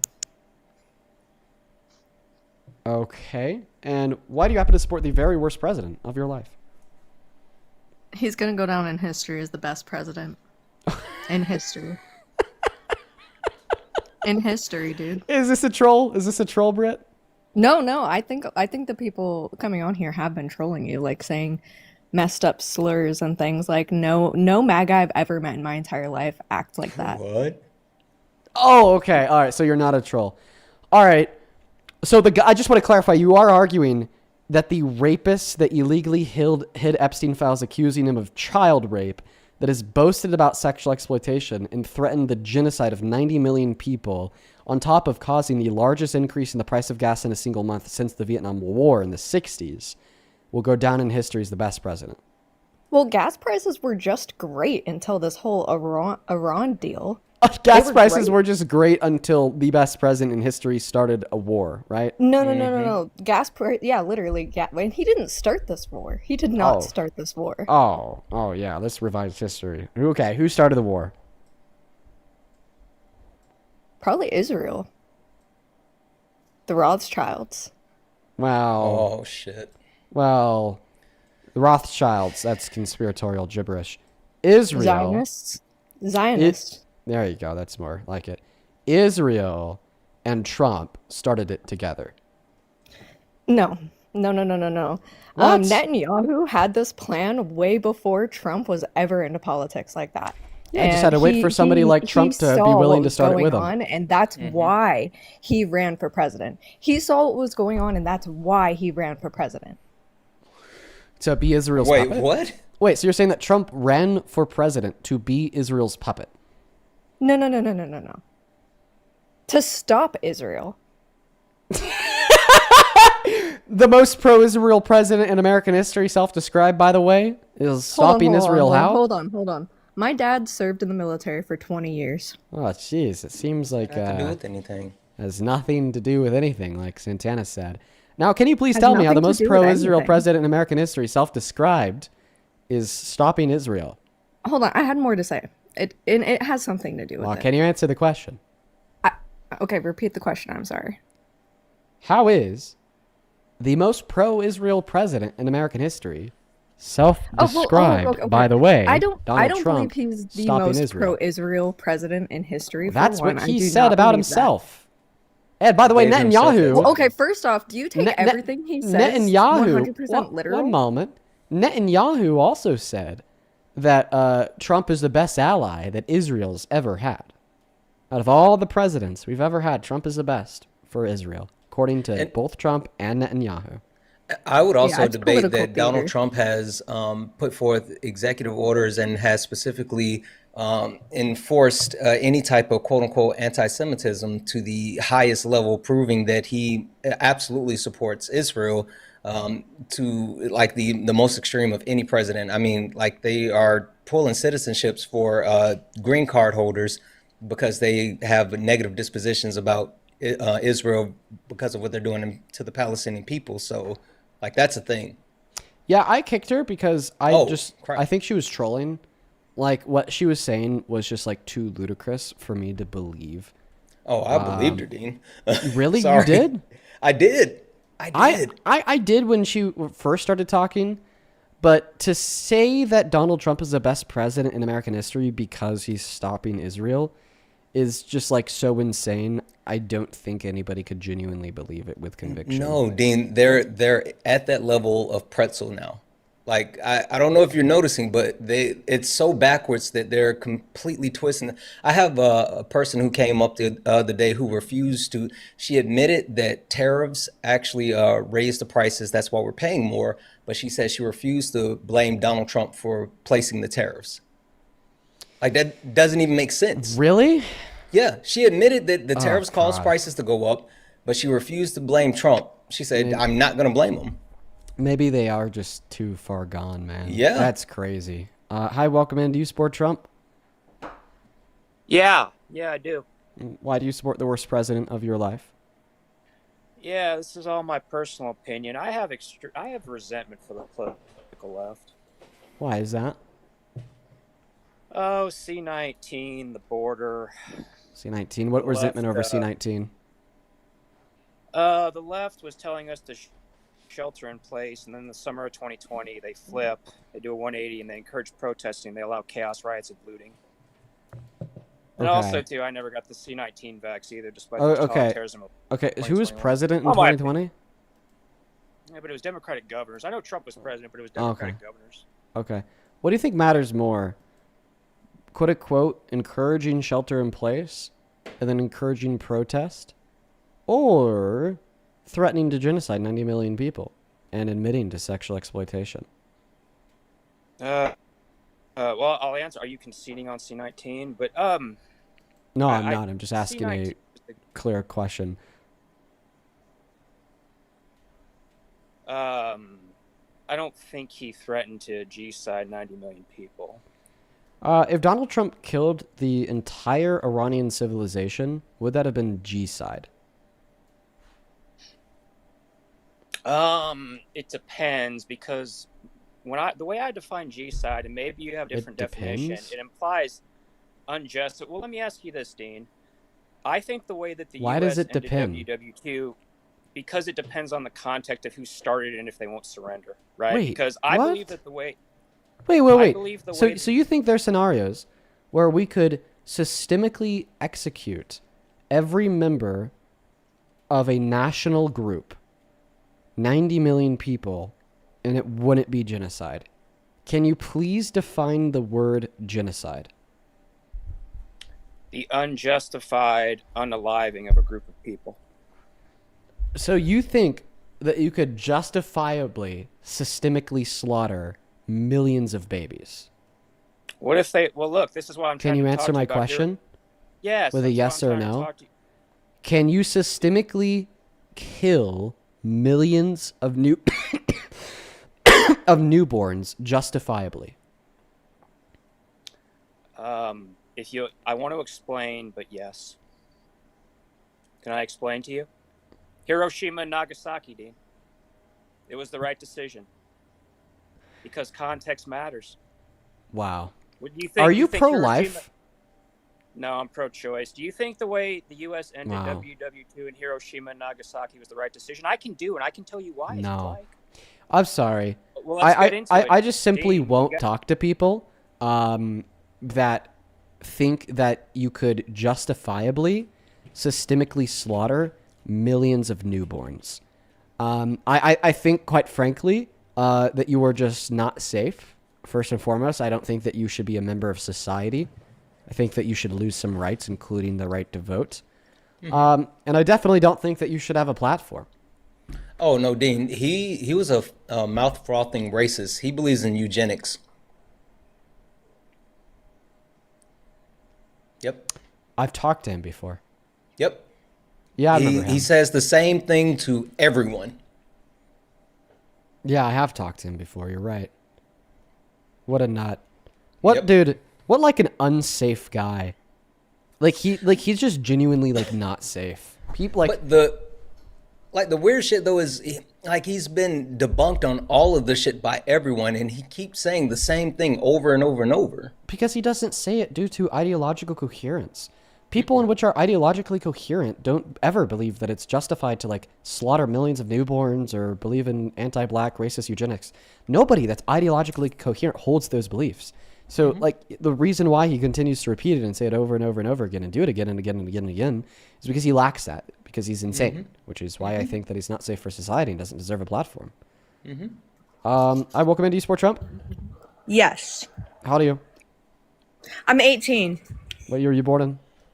2007. What month? April. Oh, you are a Trump supporter. Yep. Yeah. God. All right. Let me thank a couple people, then I'll pass you that mic. First and foremost, Miss Mary. Thank you so very much for the $50 super chat over on YouTube. I want to see 500 Mary W's down below in that chat. Mary, from the bottom of my heart, that is beyond kind, and I'm so very grateful for the love. Show some love to Mary down below. Thank you so very much. Thank you so much, Mary. Show some love to Mary. Mary with the $50 says, you and Santana have done it again. My heartfelt thank you for your defending people with Asperger's. My nephew, Rick's son, is on the spectrum with I love you guys. Forget the typos. I can't see very well. Oh, Mary, thank you so much for the $50. And I remember the context of how that was brought up yesterday, and it was so disgusting. Nobody deserves that treatment. Thank you so much for the $50, Mary. Same thing to T. Thank you so much for the $20 over on Venmo. Sorry, Super Chat, who says that last shithead was on Parker's live being a genocide denier. Okay, so essentially it sounds like you had the same conversation with Parker, and I just cut it short because he was literally arguing that you could justifiably kill babies. Yeah, that's just nuts, man. Thank you for the love and the $20. Matthew and Aslan, I appreciate you both for the $5 and the $10 over on PayPal. Thank you so much, you guys. On Venmo, Ducky, thank you for the $20. Who says, I keep a folder on my phone of screenshots and accounts that say the most insane things, and that guy was in it. It's titled Red Flags.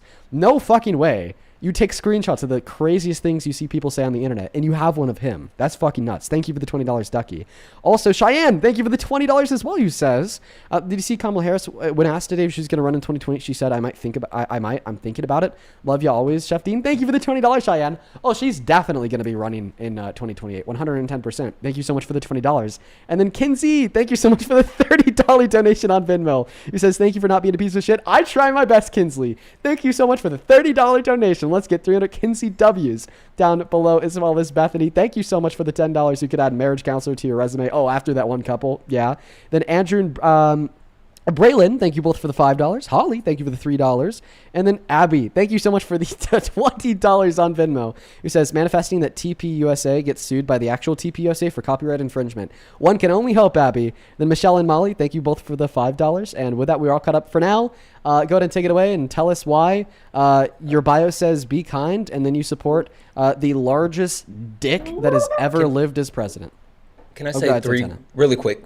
Bree, thank you so much for the $5. I appreciate you. Ross, thank you so much for the $5. I appreciate you. And Chesney, thank you so much for the 20, bub. Yeah, tell us why you support the guy that says the woman that he raped should be thrown in jail. Why you support the guy who said it was funny when he sexually exploited naked women and naked girls. Why you support the guy that, when criticized by his own people that helped him win 2 elections, Tucker Carlson, MTG, Candace Owens, and Alex Jones, then turn around and disown them all and call them all losers. Tell us why you support the guy that's called all immigrants, escapees from mental asylums, and violent criminals who are poisoning the blood of our country. Why you support the guy that has hit on 10-year-old girls, including his own daughter. Once again, are those things being kind? Well, I mean, my dad is kind of all about how this is like fake news, so I kind of can't really like support this. I mean, he sends me a lot of links to things that like prove what he's doing to like make the country better, and I can't not support him when he has been doing a lot. So what specific claim? What specific claim did I make that was fake news? I mean, just about raping women. I just don't think any of that is true. I mean, why? I could go out there right now and say anyone raped me, and I mean, most people, they do say they believe the victim first. I mean, I could get people. I mean, who says these people aren't just getting their friends and family to go out and lie with them? Would you be able to produce a clip of the man that you're saying raped you, like 10 years ago, saying that he likes to do what you're accusing him of doing to you? Or would you be able to provide a dress to the court with that man's DNA on it, claiming that this is the dress that you're wearing when you were raped, and then have him refuse to submit his DNA to be tested against it, given that he was truly innocent? Would you be able to produce therapist notes from 30 years ago where you actually told a therapist that this man raped you, when in all reality, he didn't and you're lying? Would you be able to do all this? I haven't seen any of this proof. I mean, my dad has sent me links to, like, all this stuff. My dad's even a police officer, too. I mean, I just have to trust what my dad said. So you're very familiar with the court case that determined he raped that he raped this woman, but you just dispute it all. So, okay, perfect. What was her full name?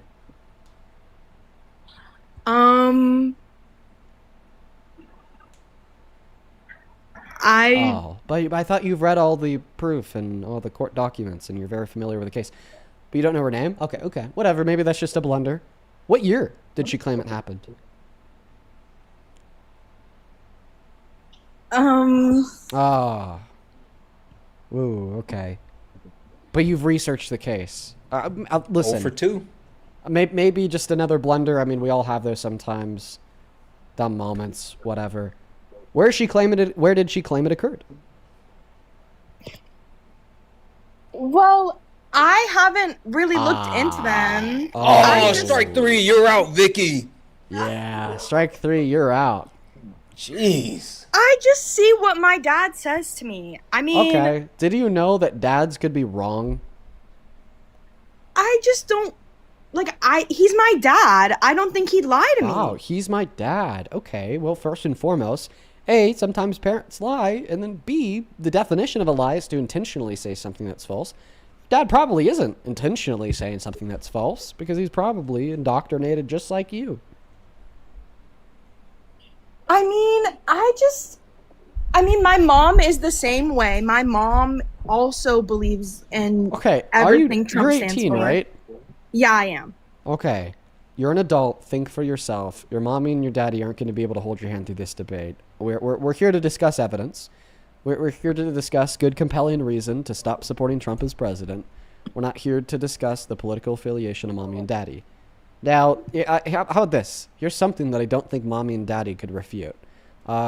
This is a clip of Donald Trump admitting to sexual violence in the sense of sexual exploitation when talking to Howard Stern on his radio show in 2005. There's a 15-second unskippable ad. I don't know, maybe this is your lifeline to drop a quick text to daddy or mommy and ask them how you should respond to this. Okay, let's go to take a listen. What you could also say, as the owner of the pageant, it's your obligation to do that. So you have done that. Now, I'll tell you the funniest is that I'll go backstage before a show. Yes. And everyone's getting dressed and ready and everything else. And, no men are anywhere. And I'm allowed to go in because I'm the owner of the pageant, and therefore I'm inspecting it. I'm inspecting. Right, I want to make sure that you're like everything is doctor. good. You're there. Yeah, the dress. Is everyone okay? They're standing there with no. Is everybody okay? And you see these incredible-looking women, and so I sort of get away with things like that. Okay, so we heard Donald Trump admit to barging into the private women's only dressing rooms, not because they allowed him to go in, but rather because he allowed himself to take advantage of the fact that he was the owner. Then we heard him say that inside of that space there was naked women because he said they had no clothes on. He'd look at them and that they looked wonderful. And then we heard him say that he was breaking a rule by entering in by noting at the end of that clip that he got away with doing it. So, all right. Now that we understand Donald Trump has sexually exploited beauty pageant contestants and then called it funny, is this still somebody you're willing to support as president? I have never heard that clip before. Wait, Vicky, your dad didn't send you that one? I was gonna say that you stole the words right out my mouth. Gotta be quick in the net. I'm in disbelief. I feel I'm embarrassed, honestly. I'm embarrassed. I am turning 19 soon, and I can't believe I let myself not research this myself. Good for you, though. Like, admitting that is a huge thing. I'm reading some of the comments, and I see people. I think I have just been sheltered. Okay. I think my family just thinks that we're not affected. I never voted for Trump. I mean, I think that you're trolling. I appreciate you so much for joining us. If you were being genuine and telling the truth, that's awesome. That's great. And I'm happy that we're able to help you change your mind. But you went from saying that I trust what my daddy says because why would my daddy lie to me, to then a minute later saying, well, actually, I think I've been sheltered. I think that my parents have lied to me. I think that, maybe they're just like only concerned with themselves. So I don't know. I disagree with you again. I'm telling you, like, there is certain, like, children, I hate to say it like this, they're super sheltered. They believe what their parents say because they've trusted in them for so long. I believe her, Dean. Okay. Like, Dean, how's it going? Well, I hope that you're right, because if we just genuinely help somebody change their mind, I think that's great. So, Vicky, if you weren't trolling, shout out to you. I think that's awesome. Sustainable Scott, do you support Trump? Yeah. Dude. Yeah, I do. But your bio says love is the way, love is the truth, love is the life. Do you think that Donald Trump is loving? That's a very hard question. I think that when you're fighting terrorism, it's hard to be loving. I think it's hard to be loving to terrorists. When you're fighting terrorists, do you become a terrorist yourself? I don't think so. When none of them, man, I think Trump is a terrorist. Only terrorists threaten genocide. Only terrorists kill innocent girls in elementary schools. I think it's the military in general. I served 5 years in the military, and I think that when you're in war, it's a very, very hard situation to not feel guilty about what happens to innocent people, and it causes suicide of veterans. It's Why really do you sad. support Trump? I think the military raised all the presidents from birth to make them leaders. And I think that I think that basically the military-industrial complex raises all of the presidents from birth to be presidents. My grandma was a senator. Yeah, so the military-industrial complex knew Trump was going to be a president over 50 years ago. Wait. Hold on, Dean, if you don't mind. But wait, before he does that, sorry.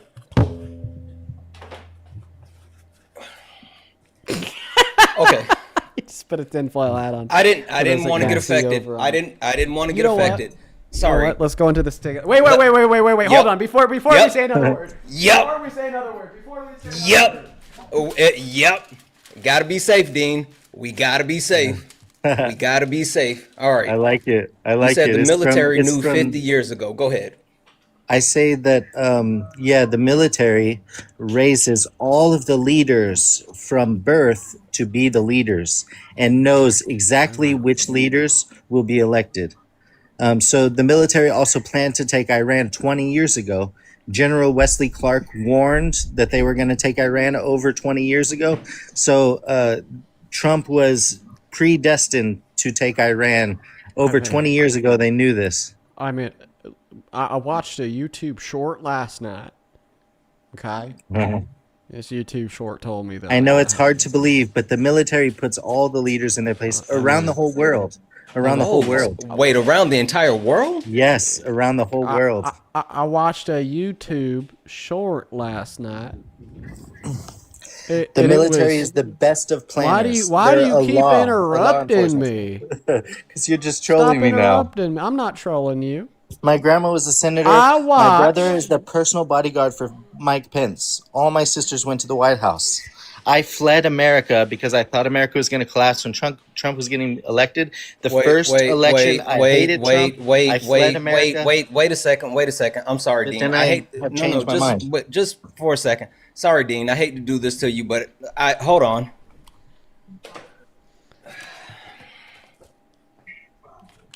We got to have the industrial strength one. I can't. I can't. Nope.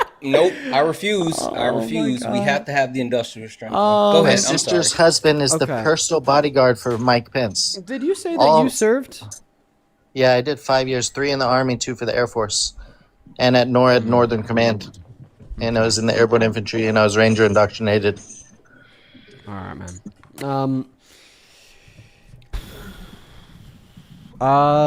So General Wesley Clark, let's talk about this. General Wesley Clark said we were going to take Iran over 20 years ago. Listen. So Trump is just a puppet for the military-industrial complex, and they're making him take Iran to fight China. Iran is all about isolating China. So we should only believe in things with evidence? What evidence do you have that our military selects our leaders at birth? The Bible says that God puts all the leaders in their place, and a law enforcement is the embodiment of God on earth, and Allah is the best of planners. So law enforcement. Where does it say that in the Bible? The Bible does say that God puts all the leaders in their place, and that we should respect them. Wait, no, but the part about law enforcement, where do they say that? So I'm saying that the Lord of the Bible is a law enforcement. Jesus is the Lord of law enforcement and the King of Kings. How do you feel about Pete Hegseth?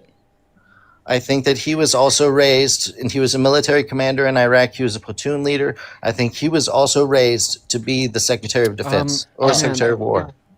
I think he's one of the fundamentalists like Pete Hegseth who believe. I think all of these men. Wait. Hold on one second. Christians. Do you align with the beliefs of Pete Hegseth as far as like the position, the need to basically bring about Armageddon, like a kind of Christian radical? No, I think Armageddon happened in 2020. Armageddon. It happened in 2020. All right. Did you believe that you were? I come in peace. Did you believe that you were the embodiment of God when you were part of our military? No, I didn't learn about a law enforcement being the embodiment of God until Muslims on TikTok taught me this. It's the secret. It's the secret mystery of God that Allah sounds exactly like God in Arabic. Like, you might need to stop him from. Allah is the guide. Allah is the controller. everyone submits to a law. If we break a law, we get punished. So do do you have access to VA resources? Brother, you shouldn't attack my mental health just because I'm telling you about law enforcement. You should try to understand. Do you submit to a law? If you break a law punishes you, right? Sir, do you have access to VA resources? Brother, I have a very good doctor and a very psychologist, and I talked to them about this, and they say it is the most interesting thing that they have ever heard. It's the most interesting thing they've ever heard. Okay. All right. I hope you have a good rest of your day. Everyone submits to a law. If you break... we're going to move on to the next guest. On the opposite side of that cube, you happen to be MAGA. Let's go to get the next guest loaded up into the box. I try not to, ridicule people for mental health breakdowns. So...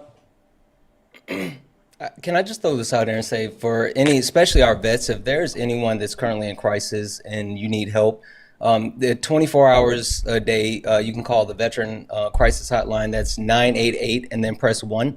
The crisis hotline is 988, but if you're a veteran specifically, if you select option 1, you can get help. Please take care of your mental health. Yeah. And I mean, he said that he has a doctor. He said that he has a psychiatrist. So, I mean, he's aware that... he needs those services. He seems like he's getting them. So, I mean, I think that we're just going to end the conversation there. We're going to get out of his personal business. And he seemed pretty level-headed to me, folks, but that's just me. Soy Boy Dean, back at it again with the DNC donations. Yeah, his $225,000 I think I'm gonna espresso machine. I think I'm gonna ban. No, hold on, Dean. Before you do that, I have a photo. There's nothing that's gonna happen before anything. Quite frankly, I'm gonna continue to speak. I think I'm gonna ban you unless you could give me a reason why you think that Trump is a good president. They're so weird. They're so weird. They're Listen, so weird. Soy Boy Dean. Oh this my is God, me and Dean so together. You guys didn't know this, right? And if you read the cup, it says Soy Boy. And it's, guess what? It's from his favorite cafe, Starbucks, because it's an American-made product. But Dean is not American. He's got a very expensive $300,000 Italian espresso machine in his fucking house right now, folks. He's anti-American. Have you guys ever watched some of those police body cam clips where people are just freaking the fuck out on cops, yes. spitting on them, doing all this shit, and then the cop just stands there unfazed because it's happened to them many times before. That's how I'm feeling right now.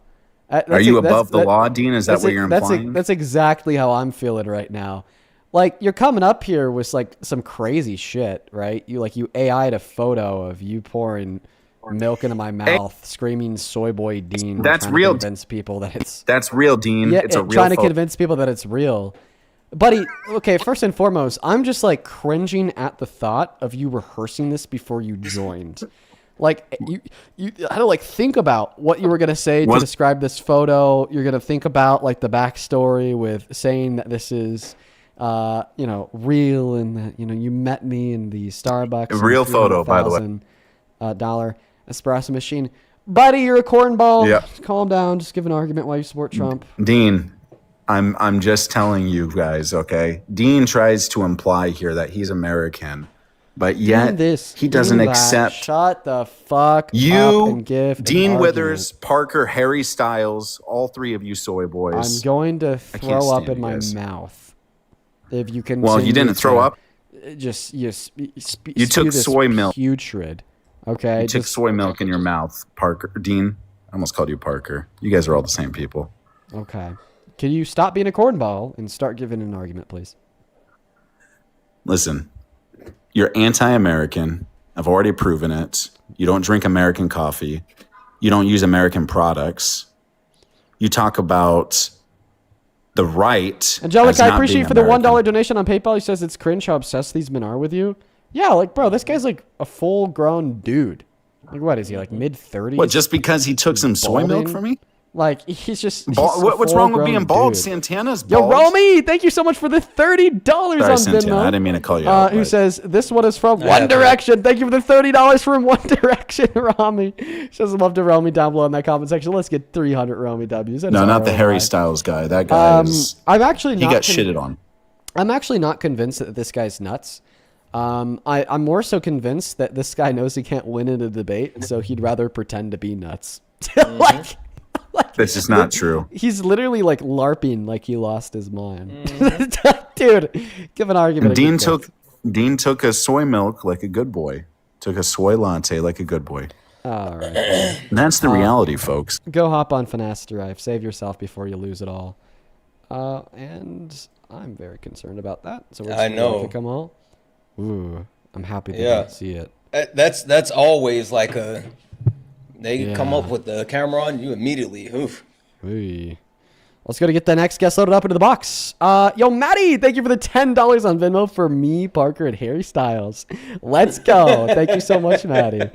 Let's go to get that next guest loaded up into the box. We got Nate connecting. Lord T, thank you for the $10 on Super Chat, who says, how much to ban this caller? I'll do it for free.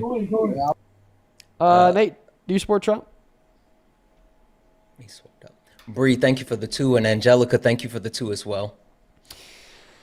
Oh my God, Santana, they're so crazy, man. That I like the way they obsess and make like all this AI stuff with you guys. It's so fucking weird. Like, King Withers Jew is fine, nigga, licking my balls. like they're so weird. They're so weird. Like the amount of time, energy, and effort they put into doing this. Like it's wild. Yeah, man. I know. It fucking is. Fucking is wild, dude.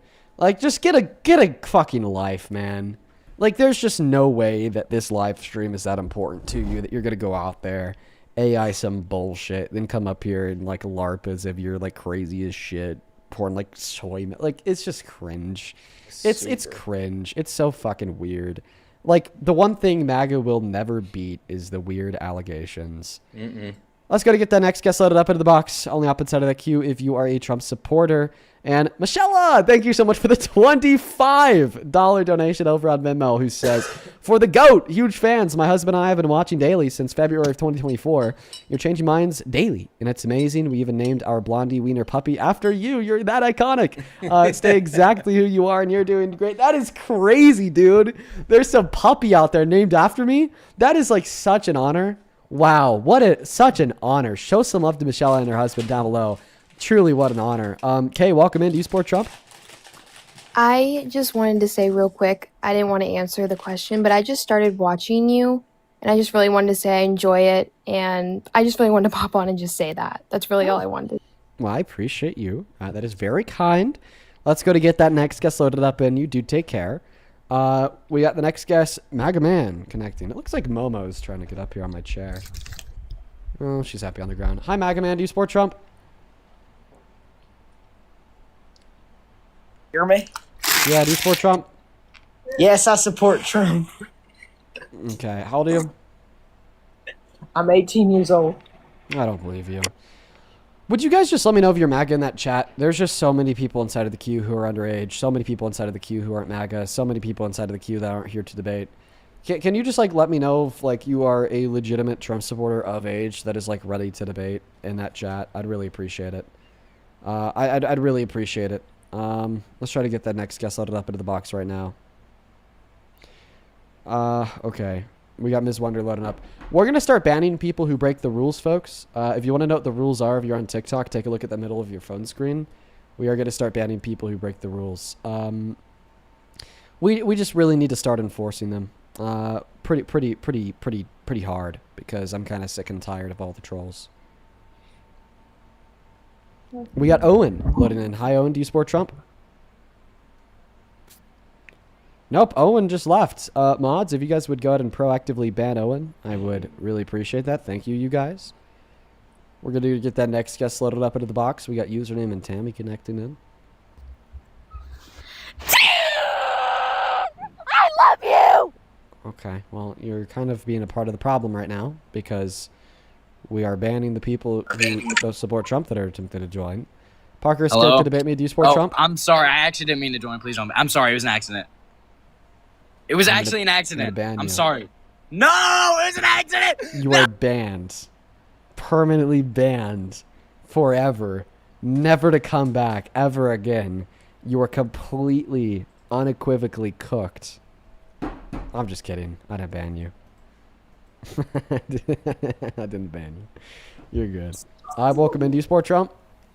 No, but I just wanted to say, I'm gonna ban you.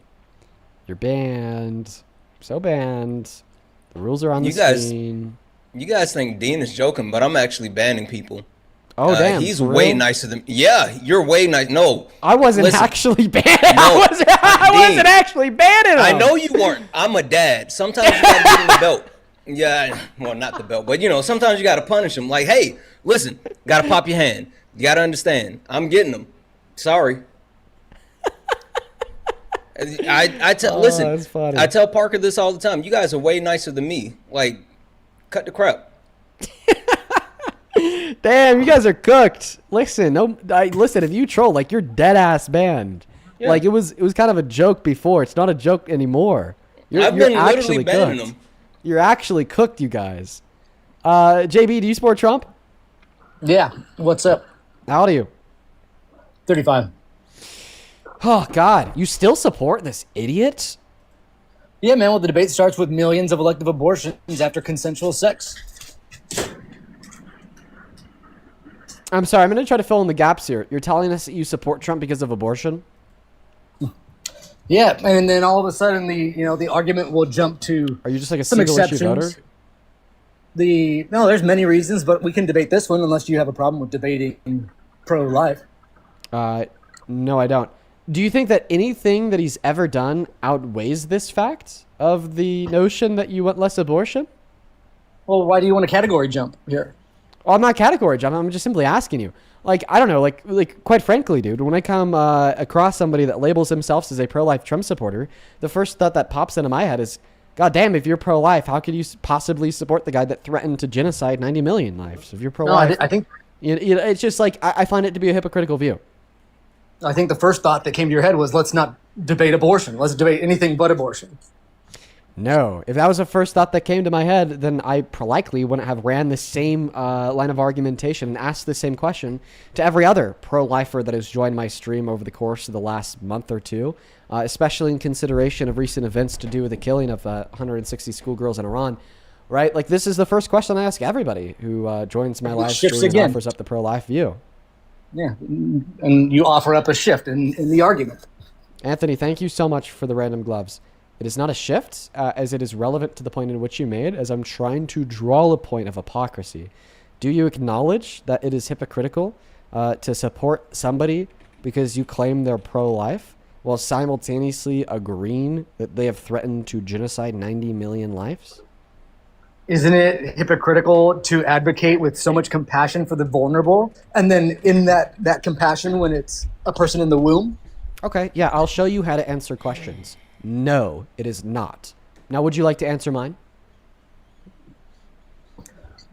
Yeah, I mean, sure, I'll address a topic that I didn't come here to debate for you. I think that humans can be hypocritical. Sure. Okay, so you accept that your view is ultimately hypocritical.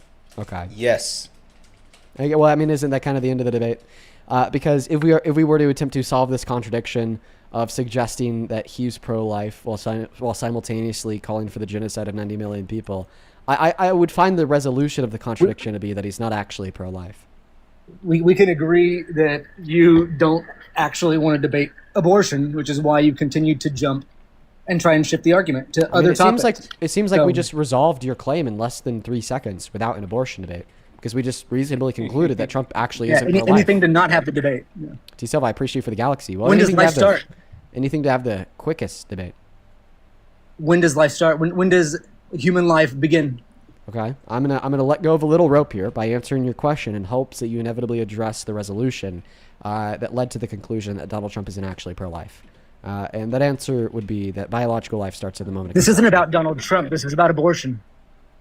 It actually is about Donald Trump. So always about fucking abortion to you guys. Like, unironically, it is about Trump. Like, You were saying you were about to reads answer the question, when does life begin? I said biological life begins at the moment of conception. Okay. So then you're conceding that basically abortion is an unjust homicide. No, the fuck it's not. So, no. You just asserted that because I described to you the scientific fact, which is biological life begins at the moment of conception, that therefore I must necessarily also believe that if you were to end that life, you'd be doing something wrong, which is not the case, because I don't see any good reason to believe that ending that life is wrong. What's a good reason? Well, we could start with just it's against the law, but I think everybody deep No, it's down not. even agrees that when you take another person's life for no good reason except for an elective abortion, because if we want to talk about rape, incest, viability, or threat to the mother's life, then I think everybody agrees that we should have exceptions there. But when 90-something plus % of abortions are elective, I would say that's unjust. Hey, can I ask you a quick question? Can you ask that question right after I just Yep, quickly go ahead. You address got these it. 2 points? I wasn't going to the other point, but yeah, go ahead. And then after I address these 2 Yeah, points, yeah, Santana's go going to ahead. ask you a question, JB. So I asked you, what are the reasons why it's wrong to kill a fetus? The first reason you gave is because it's illegal. And then the second reason you gave was that it's unjust. So I regretfully inform you that unjust is a synonym for wrong. So in other words, your second argument you gave why abortion is wrong was circular. Quote unquote, it's wrong because it's wrong. And then the first argument you gave, human life one has moment, moral I'm worth, almost then killing done. it is I'm wrong. almost done. And then the first argument that you gave, it's wrong because it's against the law. Well, it's actually not against the law in all states. So therefore, in accordance with that view, you'd argue that abortion is not wrong in Colorado, for instance. But clearly you won't. So you see the absurdities in the position. You're Now, taking my words and Santana is mixing going to them ask up. you a question. Then after Santana asks you that question, feel free to respond to the view. Hey, can you name one piece of legislation that restricts the male's body? Say that one more time. Sorry, Santana. Can you name one piece of legislation that restricts men's bodies? That restricts men's bodies. Yep. Not off the top of the head. Go ahead. Okay, so there is none. That's why. But why would you be okay for advocating for like legislation that would restrict women's bodies but not men's bodies? I can't go play in women's sports, can I? Why? What does that have to do with my direct question? It's restricting my body. Please answer the question directly. It's restricting my physical body from doing something. That's literally not how things work. Hey, Bub, lock in. Really? Oh, really? Yeah. What one gender can't play in the other gender's yes, there's actually co-ed. We agree. There's, We have there's clarity and co-ed agreement. sports. There's literally sports where men and women can play together. Can you lock the fuck in and just answer the question? Why are you good with legislation that would restrict women's bodies and not men's bodies? Yeah, because there are some instances where, like I was saying, men shouldn't be playing in women's sports. Women not shouldn't the be answer. murdering their babies. That's not. Never mind. You got it, Dean. This guy's stupid. Okay. All right. So back on track with the first 2 arguments. Would you like me to repeat the refutation of your 2 points? Yeah, well, you said that I made the claim that abortion is against the law. That's not what I said. I said the unjust homicide of another life is against the law. And if that abortion is elective, that is an unjust homicide. Now the question is why? Because if it's a human life has moral worth. Do we agree? No, we do not agree that all human life has moral worth. So which ones to don't? the extent of granting the right to life. Which humans do and which humans don't? Yeah, like a really good example of human life. So we typically would exclude from granting enough moral worth to grant the right to life, to then grant legal protections to the extent of throwing somebody in jail for murder if they kill them, would be brain dead patients who are biologically alive. The one's at the end of their life and one's just beginning. Okay, this does not change the fact that that would be a group of humans who does not possess sufficient moral worth to grant them the right to life, even though they are One a member has of our massive species. moral worth. The Therefore, other one this has- principle that all human lives have sufficient moral value to be given the right to life is false. Like, even though one is at the end of their life and the other is at the beginning, that doesn't change the fact that they're both human lives, right? So therefore, your principle falls flat on its face.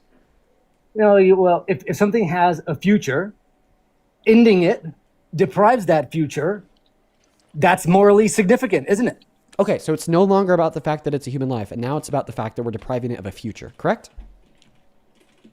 You heard me correctly. Perfect. So do zygotes have futures? Look, you already acknowledged that life. Can you answer my question, please? I don't understand why you're not answering my question. Do zygotes have futures?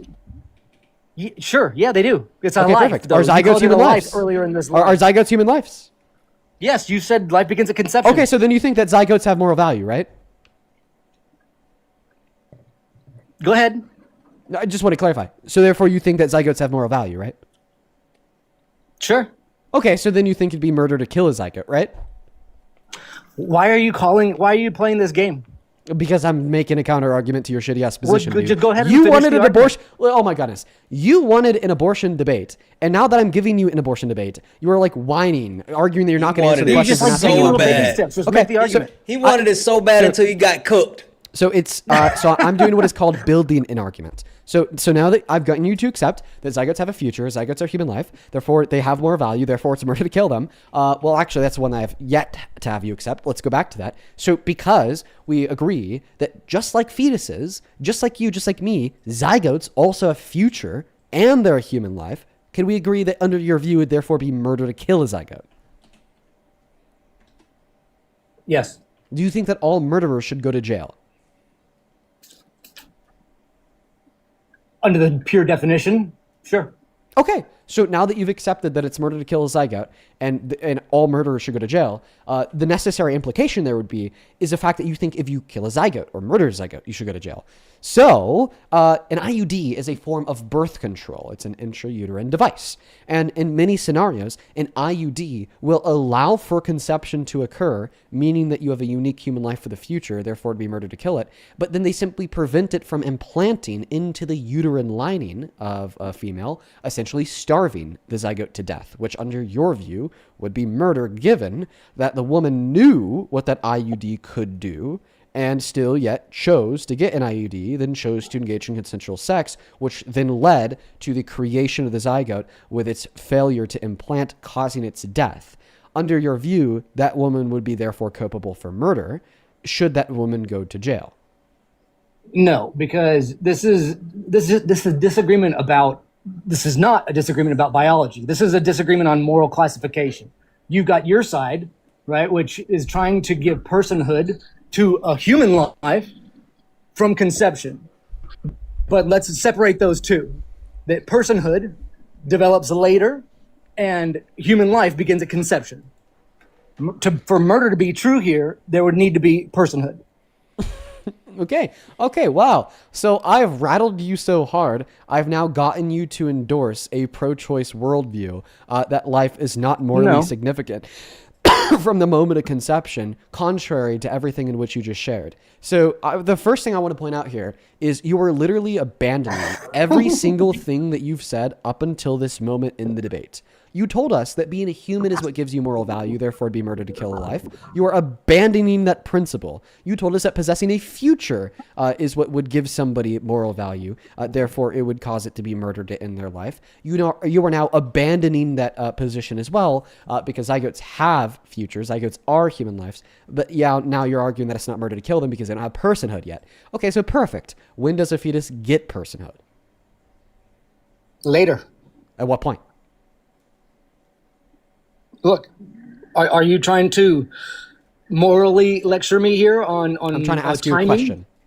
Yeah, I'm asking you, at what point in a pregnancy does a fetus attain quote-unquote personhood? That's not the debate. The debate is whether It or not... absolutely is. We're having a No, debate it is about not. abortion. Clearly, the moment in which you think the fetus's life is morally valuable is very relevant to this debate, because that would mean that all the abortions in which would fall prior to that point would be morally permissible. Like, for instance, if you think that a fetus develops personhood at 20 through 24 weeks, well then all the fucking sudden, you endorse Roe v. Wade because it only protects access to abortion prior near to viability, which would be at around 20 through 24 weeks, meaning that you don't think any abortions protected under Roe v. Wade are wrong. And because you don't think they're wrong, then you have no good reason to infringe upon, the bodily autonomy of the woman getting the abortion. So I now hope you understand why the point in which you think the fetus develops personhood is very relevant, because if it develops personhood beyond that point, then you're actually a Democrat that supports Roe v. Wade. So try to answer the question better this time, now that I've demonstrated its relevance. At what point does a fetus develop personhood? Once it's exited the womb, and it deserves protection all the way up to the moment before then. Wait, but you just told us it doesn't have moral value until it leaves the womb, which is when you said it gains personhood. So if it doesn't have moral worth prior to leaving the womb, then why does it deserve that's moral not protection? what I said at all. That is what you said. You said No, that it is personhood not, is what grants Dean. moral worth, and then that's what comes later. Dean, you got to get the wax out of your ears or something. Well, are you going to correct yourself? Correct your blunder? No, it wasn't a blunder. I have nothing to correct. Wait, yes you do, because earlier you said it can't be murder to kill a life until that life has personhood, meaning it wouldn't be murder to kill a fetus and I know you like to throw until it that comes out of the word womb, murder right? around Did you loosely, accept very that? loosely. Did you accept that, or more so, did you say, not did you accept, did you say that it's not murder to kill a life until it has personhood? What I did was point out the error you were making in the moral classification problem, the disagreement, where the disagreement lies. Let's just like literally roll back the We string. agreed that life began at conception. Wait. I'm gonna put you on mute. I believe that. I'm putting you on mute. We're just gonna roll back the VOD. Let's see what you said. Because if you said that it's not murder to kill the life until it has personhood, and then you just suggested that personhood occurs when they leave a woman's body, then you don't think that abortion is murder even at 9 months. So like, if you said that, then you are radically pro-choice. Let's go ahead and take a look. Define murder. Define murder. Unjust termination of a human life. You said that it's not murder to kill the life until goats have moral value, right? Yes. And Just make the argument. He wanted it so surprise. A future. I think that you're about to say. Under the pure definition, sure. Okay, so now that you're implicable, and many of you into the under you could do, which the death can go about. This is not a disagreement about biology. This is a disagreement on moral classification.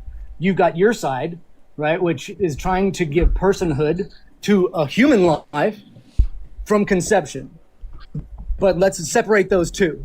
That personhood develops later and human life begins at conception. For murder to be true here, there would need to be personhood.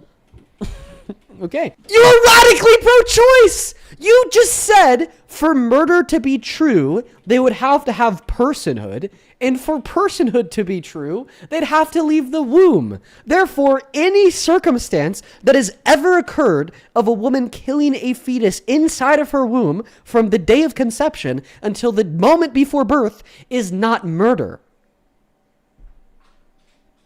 Yeah, no, I mean, I see what you're doing here, and it's quite wise of you. But at the end of the day, you guys love to claim the moral high ground. You say that society must protect the vulnerable, and you say that the strong must defend the weak. You like to wag your finger and remind everybody of that principle. But here's the problem: the most defenseless human life gets the least protection.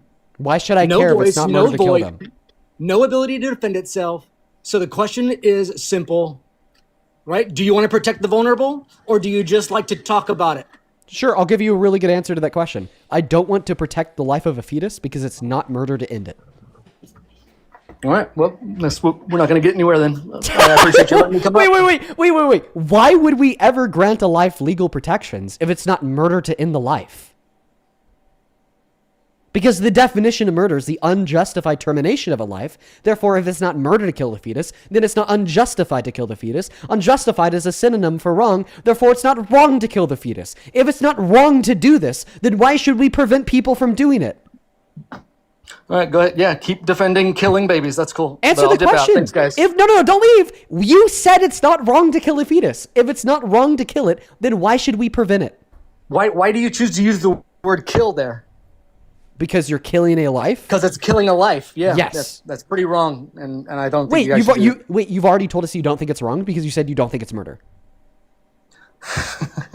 Fun game, but it's not a fun game. It's by definition, murder is what? The wrongful killing of a life, right? Do you accept that definition of murder? He left. Baseball ain't fun no more, Dean.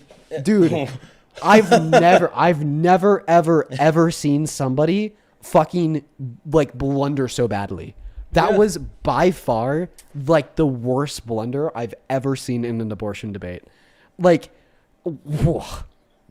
He wanted that debate so bad, like so bad. Dude. Baseball ain't fun no more. Wait, bro. We got to go back to the beginning of the debate. I just need to listen to what he said. Oh, damn. He's way nicer than... Yeah, but you know...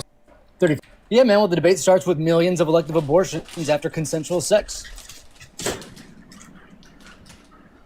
I'm sorry. I'm going to try to fill in the gaps here. You're telling us that you support Trump because of abortion? Yeah, and then all of a sudden the argument will jump to... Are you just like a some single-issue voter? No, there's many reasons, but we can debate this one unless you have a problem with debating pro-life. No, I don't. Do you think that anything that he's ever done outweighs this fact of the notion that you want less abortion? Well, why do you want a category jump here? Well, I'm not category jump. I'm just simply asking you.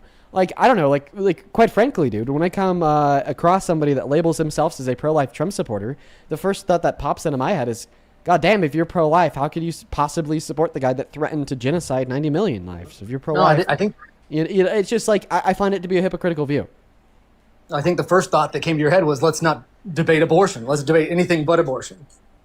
No, if that was the first thought that came to my head, then I likely wouldn't have ran the same line of argumentation and asked the same question to every other pro-lifer that has joined my stream over the course of the last month or two, especially in consideration. Dude, I just had to rewind, and I'm sure I could let that play for longer and hear him repeat that, but I won't waste everybody's time. I was rewinding that because at the beginning of the debate, he was essentially positing that I was like super terrified to debate on abortion because I knew that I'd lose the debate. That's why I said he wanted it so bad. Dude, he wanted it so like crazy. I don't know. He wanted it. I gave it to him. Casey, welcome into eSport Trump. Hi, Dean. Actually, I don't. I just want to say that you are an amazing human being, and I support you and what you've been doing for everyone on this platform. And thank you so much for the incredibly kind words, Casey. You are awesome. Show some love to Casey down below in that comment section while we try to find that next Trump supporter. I would like to remind everybody that Santana is banning everybody who breaks the rules. I really am. I really am. I do support Trump. Mason? No, he does. What's that? Wait. My bad. I don't think Mason means to be here. Goodbye, Mason. Let's go to move on to the next guest. We got Chris V loading up. And okay. Ooh, my sister's in town, and she just invited me and my girlfriend to go to a bar with her. That sounds like fun. I never go outside. I never go to bars. Sounds like fun. It'd be a lot of fun. Yeah. Not somebody spamming Bantana. Love that. I don't touch grass enough. I don't get out enough. Well, I don't know. I kind of have like this sense of paranoia when I go to bars in my town because I live in a very conservative area. And, you know, the type of people that frequent the bars here are going to be like the cowboy rootin' tootin' conservative young dudes. All right. So it's like putting myself in a scenario where there's just like a bunch of really drunk young conservative men who likely have TikTok and know who I am. It's just like it's a little bit of a tricky situation to be in. Let me tell you. Yeah, Steve, do you support Trump? Yes. Okay. Steve, I got to thank a couple people who have sent donations into the show. Thank you, Steve. Rodney, thank you for the $10 on YouTube. He says, Dean of his theory was right. Wouldn't every episode of Intercourse also be murder? Eggs and sperms are already alive. No, actually, Rodney, if his theory was to be right, then there wouldn't be a single instance of abortion being wrong up until the very moment prior to birth. He was radically pro-choice, dude. Tori, thank you so much for the $50 donation on PayPal. Shout out to Tori down below.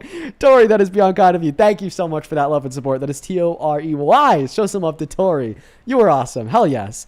Tori with the $50 says, for all the people that keep bringing up Trump being a Christian, Trump has spent more time in Stormy Daniels than he has ever been in a church or a Bible. God damn, Tori. That's a dope. God damn, Tori.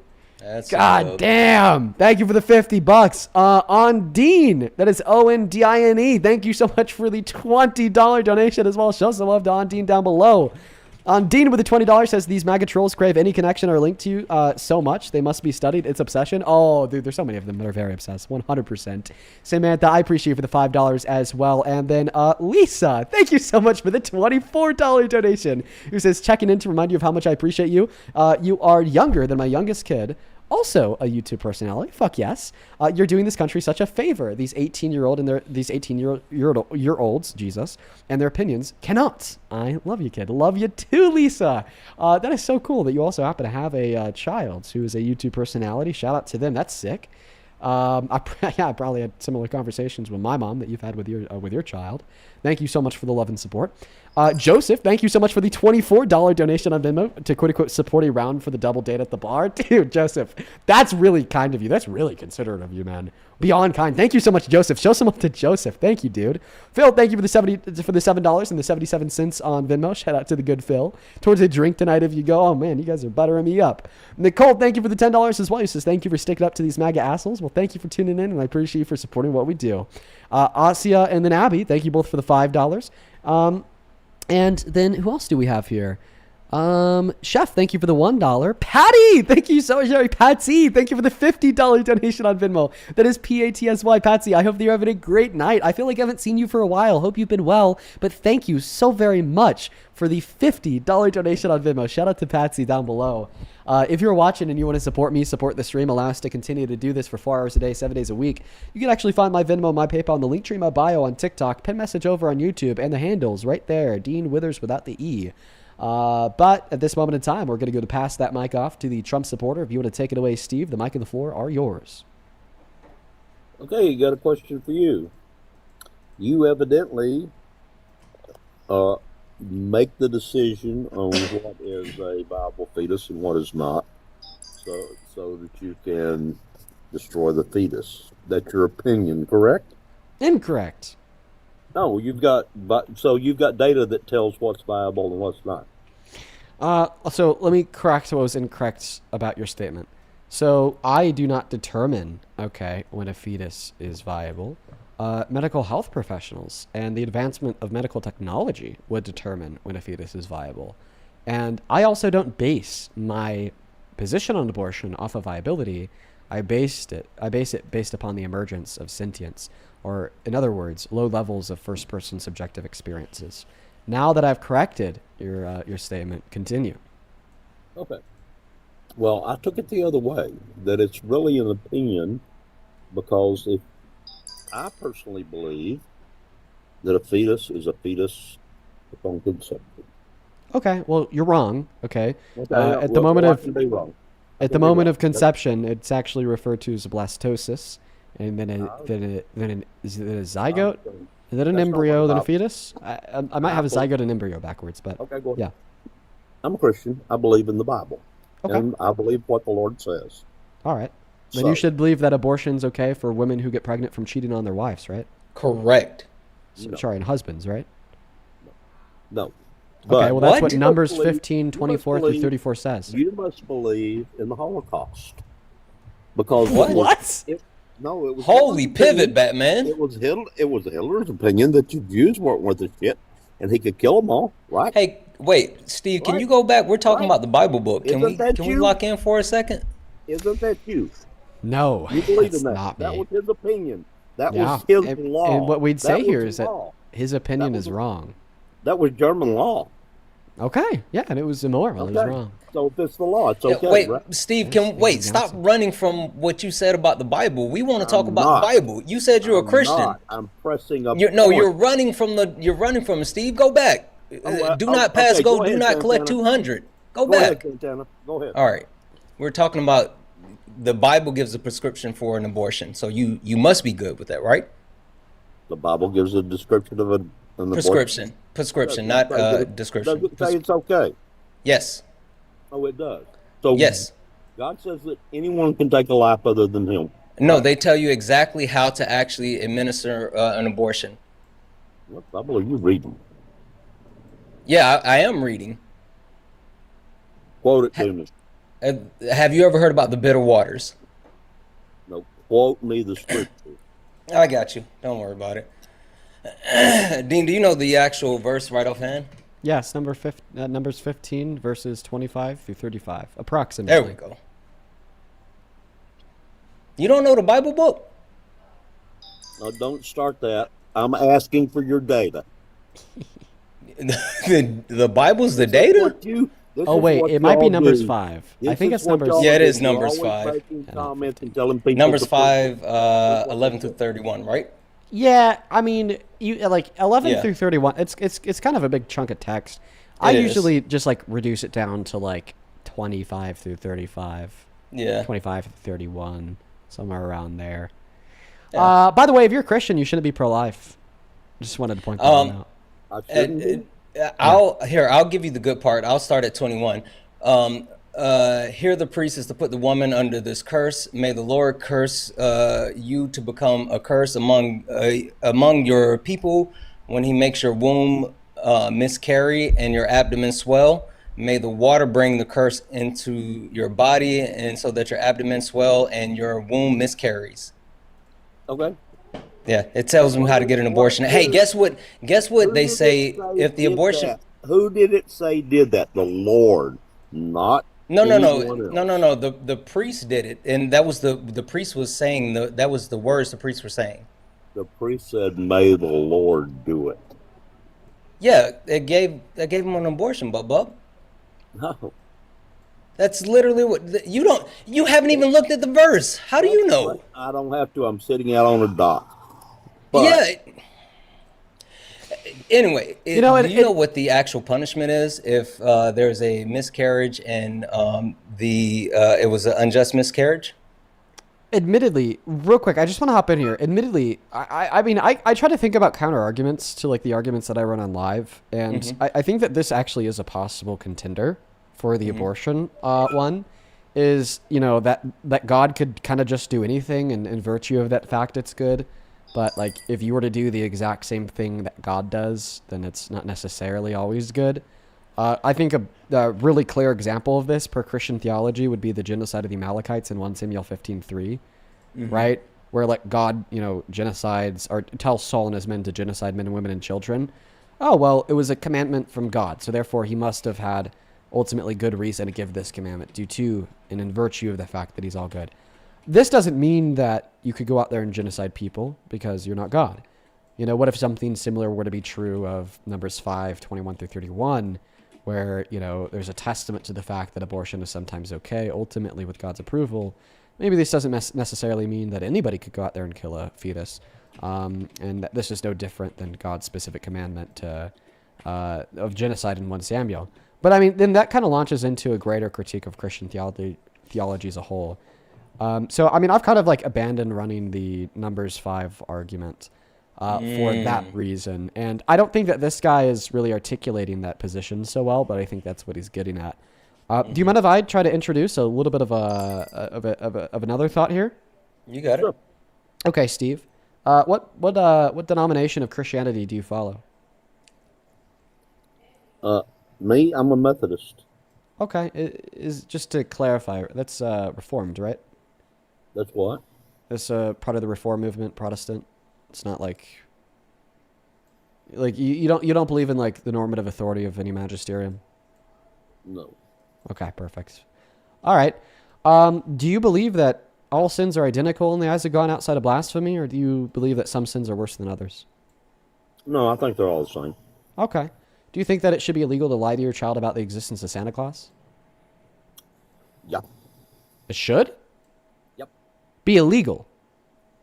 Not illegal. I think it's immoral. I know. You do think it's immoral because it's a sin. It's a lie, right? But do you think that sin should be illegal? No. Sin should not be legal. Then you don't think it should be illegal to get an abortion because they're both sins. And in one circumstance, you're arguing that the sin shouldn't be illegal. But since that sin is, quote unquote, the same, per your word of mouth, to the sin of abortion shouldn't be legal either if you want to maintain logical consistency. In fact, your argument here is hinging on a logical contradiction due to the fact that you're arguing that these two sins are identical. Meanwhile, you're simultaneously arguing that one sin should be legal and the other sin should be illegal. And if you want to respond by saying, oh, well, these two sins are super different, lying is different than abortion. Oh, wait, no, you just said that all sins are the same. So they're actually not different at all. In God's eyes, they're all the same. Okay. In God's eyes is the perfect divine standard of morality. So who the fuck are you to sit here and say that one sin is worse than the other and that's why one should be illegal and the other shouldn't? You can't fucking say that. Since you're going to sit here and argue that they're both just as wrong as one another and they're identical in essence, if you want to say that one should be illegal, you have to say that the other one should be too. So now you actually wouldn't argue that abortion should be illegal. Did I say that? Well, I mean, you came up here to debate on why you support Trump.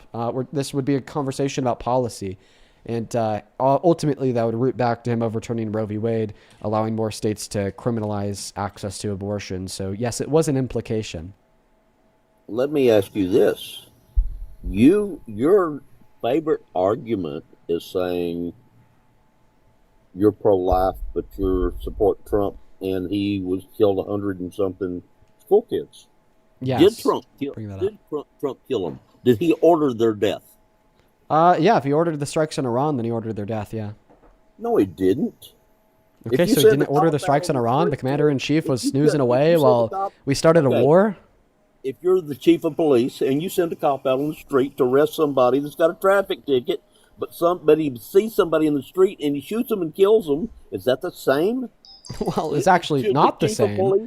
Because in one circumstance, the order is to the order is to bomb these locations, and then they did bomb those locations that included an elementary school. Then in the other circumstance, it was to arrest somebody. Then they disregarded that order of arrest, then shot somebody, different than the order given. But you're actually pivoting away from the argument I just gave you. Do you have any comment whatsoever on the notion that in accordance with Christian theology, you actually cannot appropriately believe that abortion should be illegal? And if you do, you also have to believe that lying to your child about the existence of Santa Claus should also be illegal. No, you're the one that brought the Santa Claus stuff up. We're talking about the stuff you said earlier. We're talking about Christian theology. We're talking about sins. We're talking about how we legislate on sins. Okay. If you was talking about abortion, then why did you bring up Trump and having some casualties of war because a bomb went awry? He didn't order that school to be bombed. Did he threaten to genocide 90 million people? Because what it seems to be the case is you're arguing in contention to the point that he ordered those children to die. Because if he were to order their death, then he wouldn't be pro-life. So very similarly, do you accept that because he threatened to genocide 90 million people, that he's not pro-life? Okay, anytime that we bomb anybody that's casualties of war. So does that mean that anytime we bomb somebody, we don't threaten to genocide 90 million people. Dropped a bomb on another country. Many other presidents are guilty of war crimes too. But as far as I know, Kamala Harris didn't threaten to genocide 90 million people. But Obama is definitely not an adequate response to the question asked. Do you accept that Donald Trump is not pro-life because he threatened to genocide 90 million people?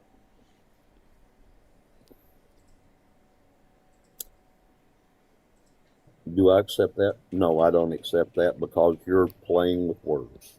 How so? I don't accept it. That's my opinion. How am I playing with words? That's my opinion. I'm asking you to explain your opinion, my friend. I have the right to my opinion, do I not? Okay, and I have the right to ask you to explain it. So go ahead and give us the explanation. How am I playing with words? Okay. You're talking about abortion, which is the right to life, of a fetus. Someone who is murdered that doesn't even see daylight yet. I would actually like to clarify. The conversation is about the legalization or the legality of abortion. That's all that matters. The morality of abortion doesn't really matter. The legality of abortion is all that matters.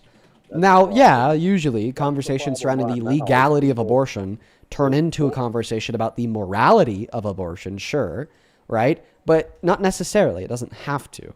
And coming from the Christian worldview would be a really appropriate example where you might morally think that abortion is wrong and identify it as a sin, but that doesn't give you enough reason to argue that it should be illegal because there's other sins that are apparently identical to this one that you don't think should be criminal to engage in, like lying to your child about the existence of Santa Claus. Well, you must... Okay, so is it immoral to rape a woman? What? Yeah. By the way, a court determined that Donald Trump did that. I'm asking you that. But you said morality doesn't matter. I said that morality doesn't matter towards the conversation about the legality of abortion necessarily, although it may be relevant in many different debates depending on the context. But determining the morality of the rape of a woman is separate and different from determining the legality of abortion. What the fuck are we doing? I don't think he's tracking. They're both against the law. And they're both moral issues. Dude's not tracking. Dude's not tracking. Are you a Trump supporter?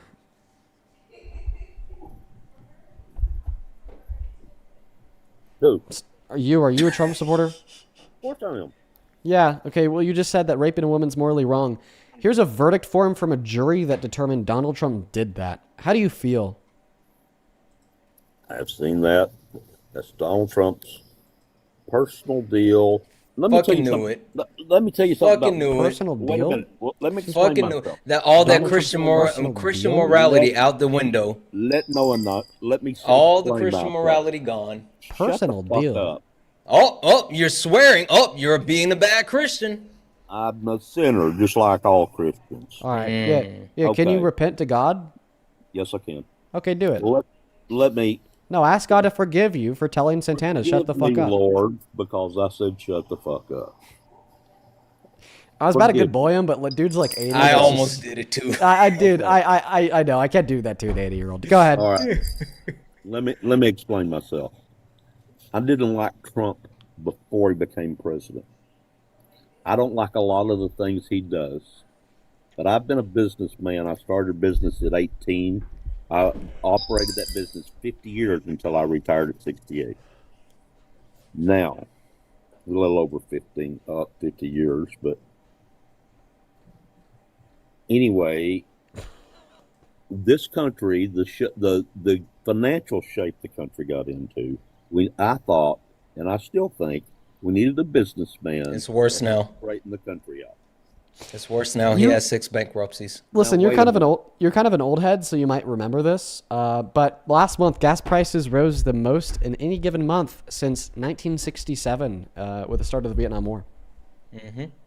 Was that Trump? Yeah. Yes. What? Do you remember that? Do you remember like the start of the Vietnam War, where the prices of gas went up like extraordinarily high because a vast majority of countries inside of OPEC stopped sending us oil? War because the Vietnam War went on 500 years before we ever got into it. 500. Look it up. The North Vietnamese and South Vietnamese has fought for hundreds of years. The point that I'm making is that the price of oil increased the most it ever has in a given month since the Vietnam War last month under Trump. That's not true. I owned a gas station when I was 18 years old. A Gulf station. Gas went from 18 cents a gallon to 38 cents a gallon in 2 weeks. Look it up.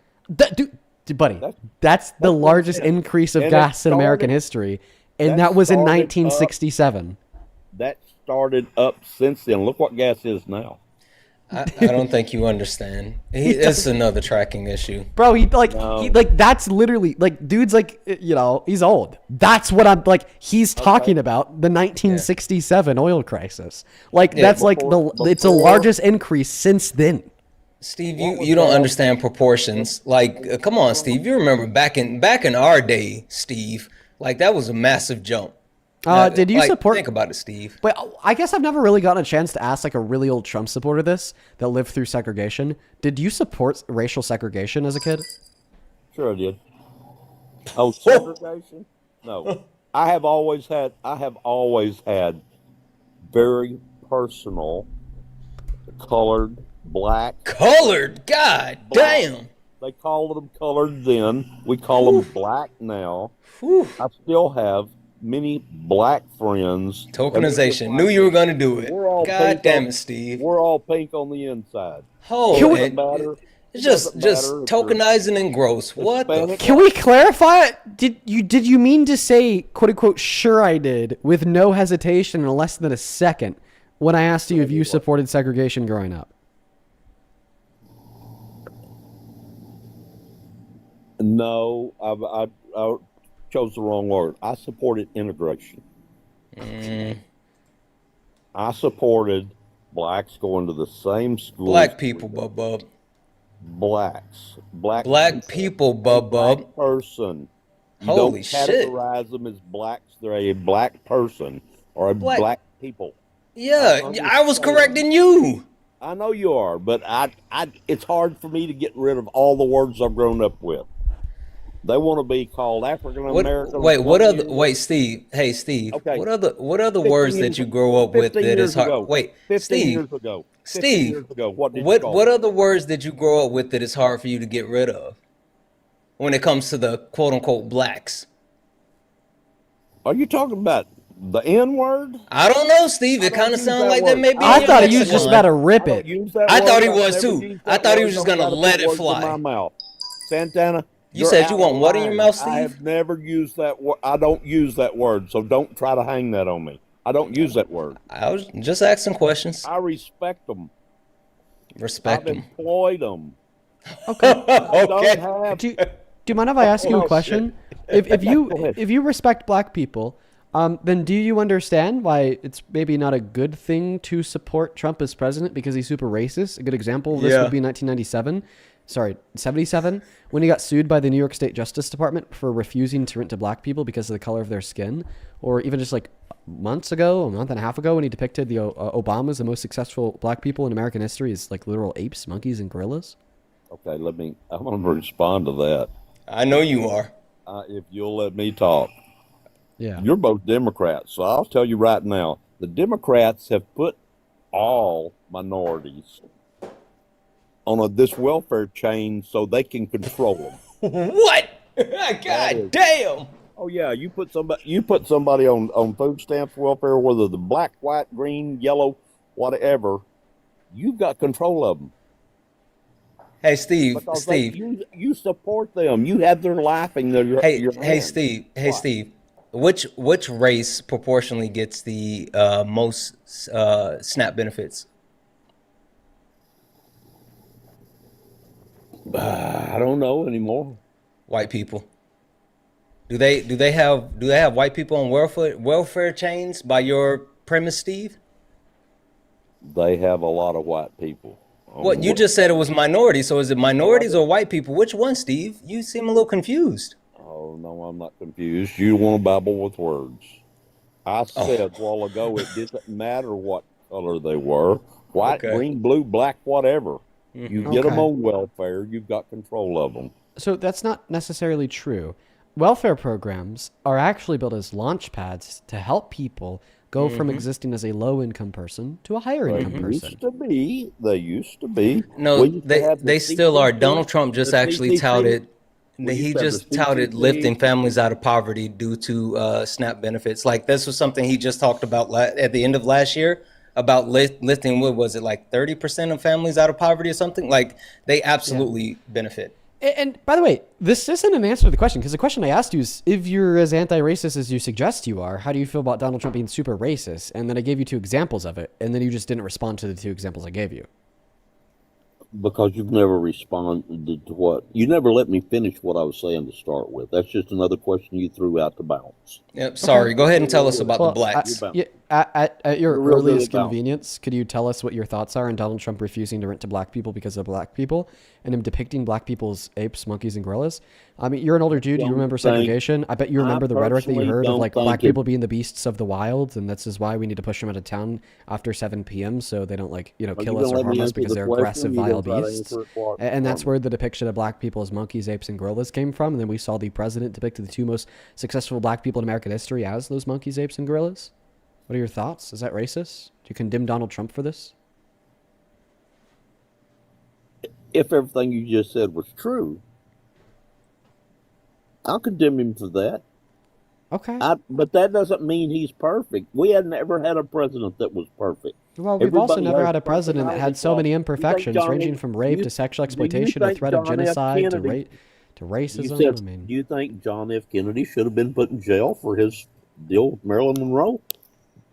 Cheating on his wife? I don't think that people go to jail for cheating on their wives. Donald Trump would be under the jail if that was the case. You said it was bad. You said it was immoral, and Trump is immoral. You talk about Trump's affairs. but you don't say anything about John F. Kennedy's affairs. Well, because John F. Kennedy's been dead for 60 years. That's why. Oh, but was he a moral president? Was JFK a good president? I'm not actually super familiar with his policy, so I mean, I'd assume so because everybody has something good to say about him. JFK was a maniac. JFK was 30 minutes away from having this country annihilated by Nikita Khrushchev. Wait, this guy's anti-JFK? I feel like even like a vast majority of like even the GOP acknowledges that JFK was a chiller. I grew up during that era. I grew up trying to hide under school. Wait, would you rather have JFK as president or Trump as president? Trump. Okay, so you'd rather have the rapist over the non-rapist? The prolific cool guy would be under the unprolific weirdo that's like admitted to sexual exploitation and threatened to genocide 90 million people? I don't know. You're comparing him against somebody that grew up in a mob family whose dad was a bootlegger. Oh, wait, are you talking about Trump's dad, who, well, like, unironically, was a part of the Russian mafia and housed them at the Trump estates and was also a member of the KKK? Oh, also his granddad owned brothels. Like, you know, that's how they got a majority of their money, right? Is through brothels. So Kennedy's dad got his money back. Dude, on God, listen. All right, bro, dude, go find some like geezer to debate like JFK's presidency with. That's not me. That's not me, dude. Like, dude, listen. I'm 20. I just got the legal right to buy a beer. All right, I'm not going to be having a debate with you about JFK's dad. The fuck are we doing? Well, Steve is trying to debate in a time machine. Santana makes him out to be some kind of wonderful guy. Who? I haven't said shit about JFK. What? You're going to blast JFK? You don't support JFK? I didn't say that. That was Dean. Yeah, well, I mean, I'm under the impression that he was quite the chiller. Right? JFK was cool. I don't know any of his accomplishments. I think he was anti-Israel. That's pretty, like, damn. A president from the 60s that's anti-Israel? Holy, that's awesome.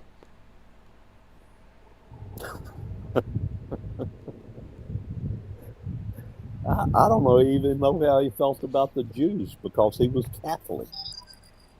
So, what? Also, just what did you ask me? Kennedy was Catholic. Okay. Yeah, so it was like 60% of the country and? Mm-hmm. And what? Yeah, exactly. And what? Steve is just spamming random shit now. No, I'm not. Everything he can remember. That's fucked up. You know, I get upset when I get on here because I've listened to y'all badmouth Republicans. That's all you do. Okay. Badmouth Republicans. I badmouth pieces of shit. Republicans so are crazy true. to y'all. And we think Democrats are crazy. Let me clarify. I don't think all Republicans are crazy. I definitely ideologically disagree with all Republicans, but not all Republicans are crazy. You know, like, at least, like, some Republicans know where to draw the line. You know, like, I'm looking at, like, Rick Wilson and the Republicans Against Trump movement, right? They've been hating that dude ever since, like, J6 trying to never prevent him from ever being in office again. Like, no, okay, yeah, Rick Wilson's not crazy, and he's a Republican. But I have a problem with the crazy MAGA Republicans who are willing to endorse a president even after he hides files accusing him of child rape, even after he refuses to abide by Congress and abide by federal law to release the Epstein files, even after, he refuses to pay out food stamp benefits even when court orders that he has to, even after he threatens the genocide of 90 million people, even after he tries to insurrect our nation's capital and rig an election and then pardons the people who attempted to help him even though they tried to kill cops. You know, even after he raped a woman and said that that woman should be thrown in jail, or he boasted about sexually exploiting the bodies of naked women and girls, or imposed tariffs on every other country in the fucking world and then only lifted them when they spoke to him nice. He's a goddamn lunatic with a low IQ that has a vocabulary of around 40 words. Okay, he should be nowhere near politics whatsoever. And by the way, about that vocabulary of around nearly 40 words, bro, I'm telling you, if you listen to any Trump speech in the last 8 years, it will comprise the same 40 words every single time. You can't identify a single clip of him speaking intelligently about policy in the last 8 years either. It'll just be like, well, I don't know. Just ask me a random question. Act like you're interviewing me. Ask me a random question. Let me tell you something. No, I'm being seriously. Act like I'm Trump. Ask me a question. Stupid. Trump is so stupid. He's a billionaire. Yeah, so billionaires are inherently intelligent. Listen, if the most intelligent people in society are also the richest, okay, well, why wasn't Einstein worth $3 trillion, dude? No, there's not a necessary and strict correlation between income, wealth, net worth, and intelligence. Oh, you think, well, Einstein couldn't even tie his own shoes. Oh yeah, but he was smartest. He was smart enough to determine, the theory of relative. Oh my God, the theory of relativity. Relativity. Thank you. The theory of relativity. Thank you. But not smart enough to tie his own shoes. So real. Yeah. So Einstein was a dumbass. What? No. What else did Einstein do? What did Edison do? Thomas Edison was Edison or Epstein? Well, Epstein was a child rapist who was best friends with Trump. Then Edison just rip off Nikola Tesla's designs, then label them as his own, but they're a little bit shittier because they're like AC instead of DC. Steve, are we hopping in your time machine again? Yeah, we are. Okay, got it.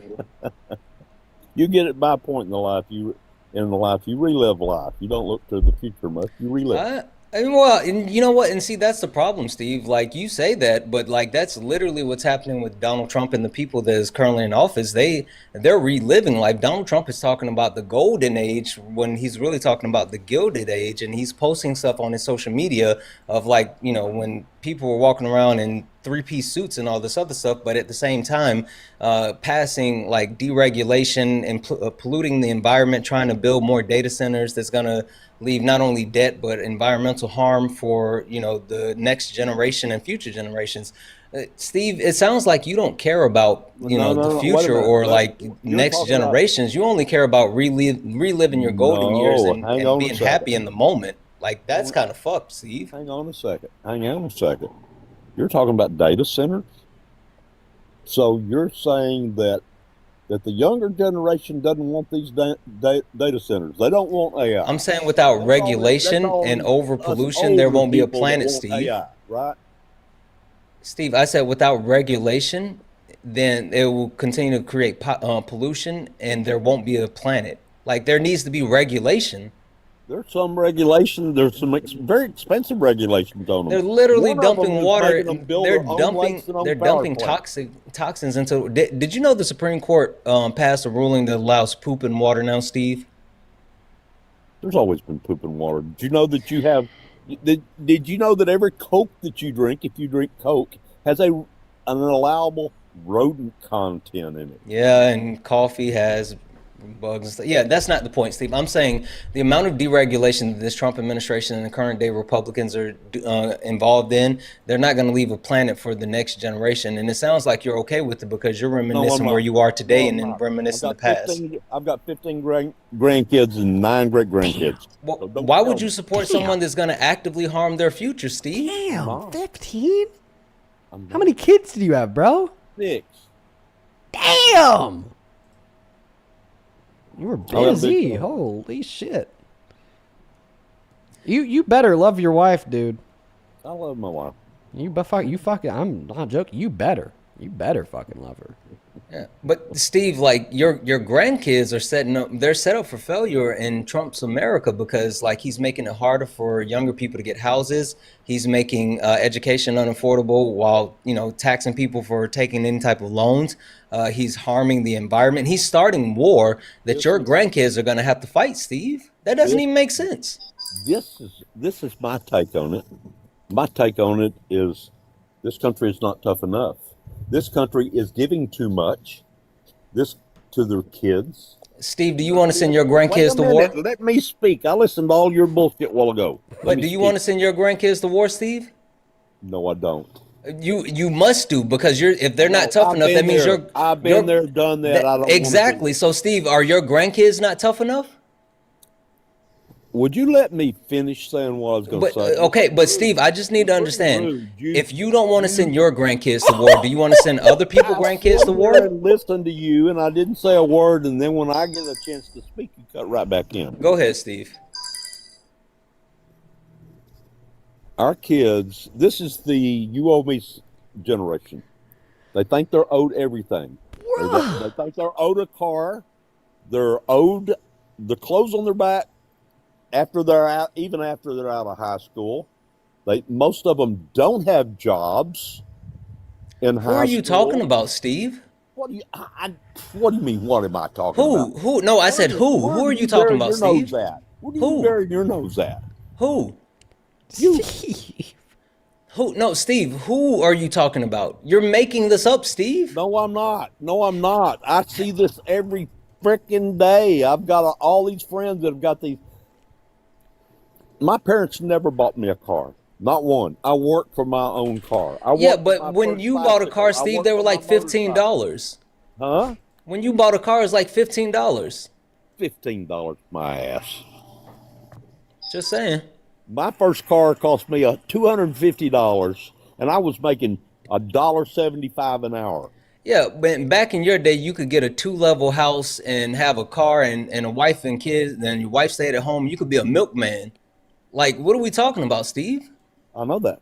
Exactly. This is not what we're talking about today. It wasn't from Steve. Excess spending. Everybody had to save. Steve, remember when you said you love your wife, bro? Hey. Remember when kids worked and helped their families survive? Steve, what the fuck is this? This is a screenshot Steve.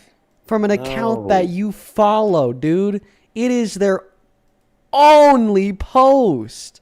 Oh, Steve. Of course, I edited it. I edited it a little bit. Okay. I took out that part. What the fuck are you doing? Steve. What are you doing, Steve? I don't even see it.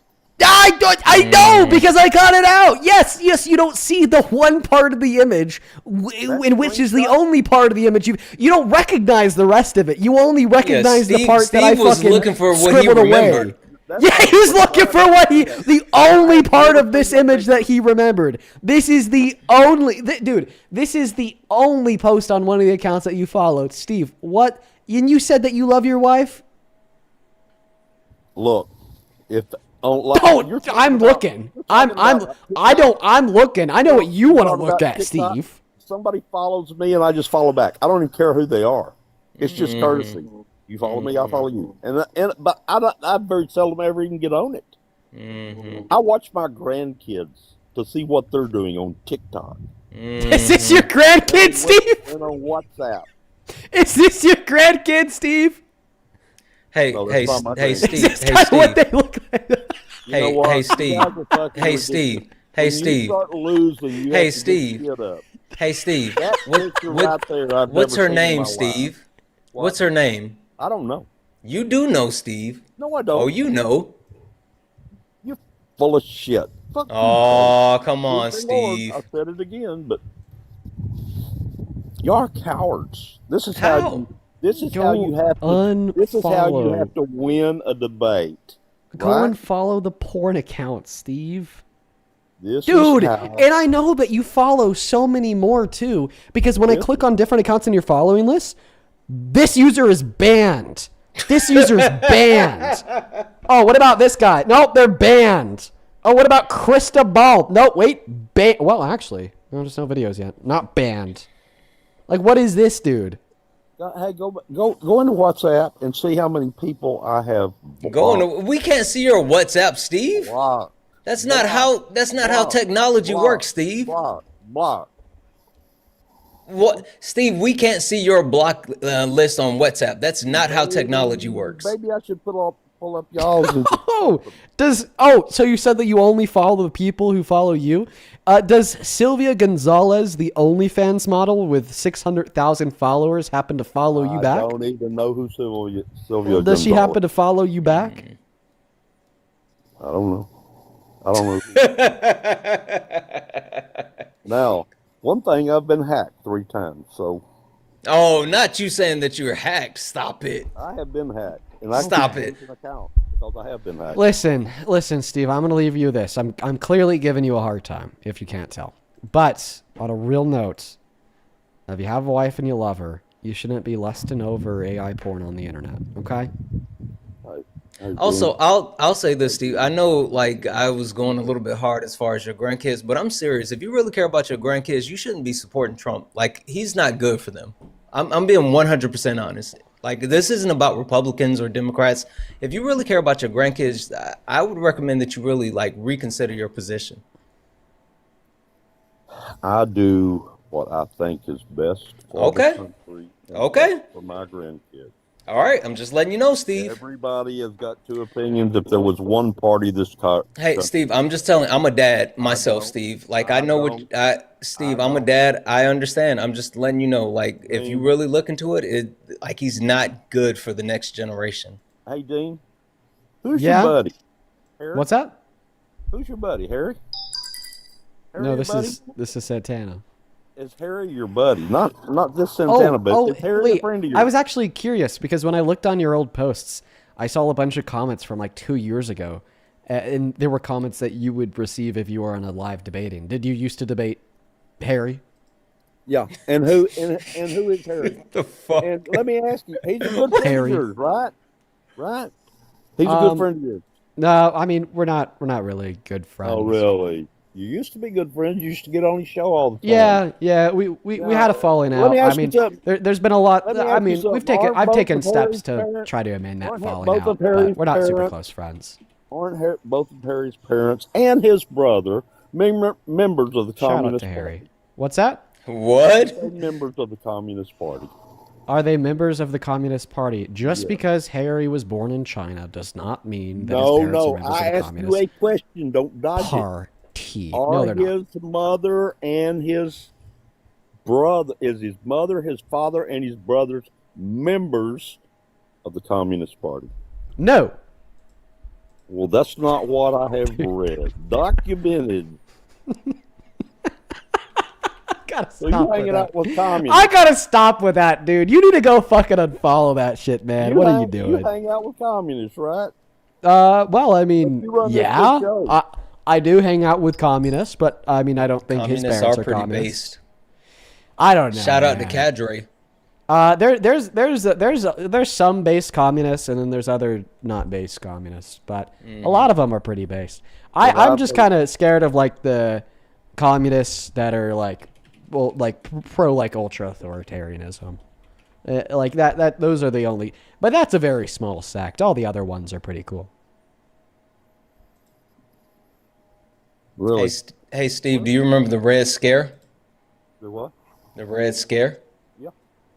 Yeah. Did you used to like were you in or you were probably out of school when you had to like put the books on top of your head in the hall just to prepare for like No. You had to do that? Had to do that junior high, elementary school, high school. You get ready for a nuclear attack from the commies? Yeah, and a nuclear and truth being known, fuck, I'm cooked. That would have helped I was a putting bit Mama with if we that, got man. nuked. Oh, I'm cooked. Steve, I'm gonna kick you now. Goodbye. Dude needs to go to bed. Oh my God, Jessica! Thank you so much for the $150 donation on Venmo. Oh wow! Together, Dean. Sorry, dude. I just turned it into Steve. Jessica, thank you so much for the $150 donation. With $150, Jessica says, holding Pappy accountable. Love to see it. Well, Jessica, thank you so fucking much for the outrageous donation. Thank you so very much for the love and support. Please do show some love to Jessica down below because that is beyond fucking kind. And then Skylar, thank you for the $50 over on Venmo as well, who says that he was sick. Thank you so much, Skylar and Jessica. You guys are awesome. Show some love to Skylar and Jessica down below. You guys fucking rock. Hell yeah. On Venmo as well. Thank you so much, Cindy, for the $3. Carol Ann, thank you for the $20. And Anthony, thank you for the $5. Shout out to you guys on PayPal. Thank you so much, Gary, for the $5. And then Samantha with the $5 as well. Now, Santana, I appreciate you so much for joining, but it is my time to hop off. Yeah. One quick thing, if you don't mind, or two, really quick, super quick. One, for all the people that donated to me, thank you so much. If you check your pay links, I've been sending you direct messages to say thank you. But Daniel, thank you so much for the $70 donation. You are absolutely amazing. W's in the chat for Daniel. And Dean, did you see they finally made the official announcement about the Jubilee Surrounded? This Sunday, the 12th. You have to clarify. Are you talking about Rokana? Rokana, yep. Nice. Okay, sorry. There's like a couple different official announcements about. They officially put out the trailer. So this Sunday, the Surrounded video that I'm on, we actually debated Rokana. So I'm excited about it. See how it goes. Dude, I know. I can't wait to see it. It's gonna be awesome. Hell yeah. I was telling Parker, like, he was really cool in person. Like, he spent time after we finished, like, kind of hanging, talking to us, taking pictures and stuff. And I was impressed, like, super impressed. Yeah, it's just a normal dude with good moral convictions. Are you going live? Yeah. I was, but I'm going to bed. I get that. All right. Well, I appreciate you for joining. I appreciate you having me up, bro. Yeah, see ya, Santana. Show some love to Santana down below in that chat. Love that dude. Someone in the chat says, Road takes Israel's money. No, he does not. Quit the cap, you liar. He absolutely fucking does not. No money from PAX. Ro is the man. He is the man. I'd also like to quickly thank Fonda. That is Fonda. Thank you for the $20 donation on Venmo. Says you're awesome. You're awesome, Fonda. Thank you so very much for the love and support. Show some love to Fonda down below. I appreciate you. All right, folks. This is where I draw a line for the night and I hop off. I gotta go to a bar and hang out with my sister. I'll see you all tomorrow on your way out on TikTok. Make sure to hit that follow button on YouTube. Drop a sub. And go check out my recent post as well. It goes over some very important news updates. But this is where I hop off. Peace, love, good night, and goodbye. See you tomorrow. Do the 7 days a week. Follow along.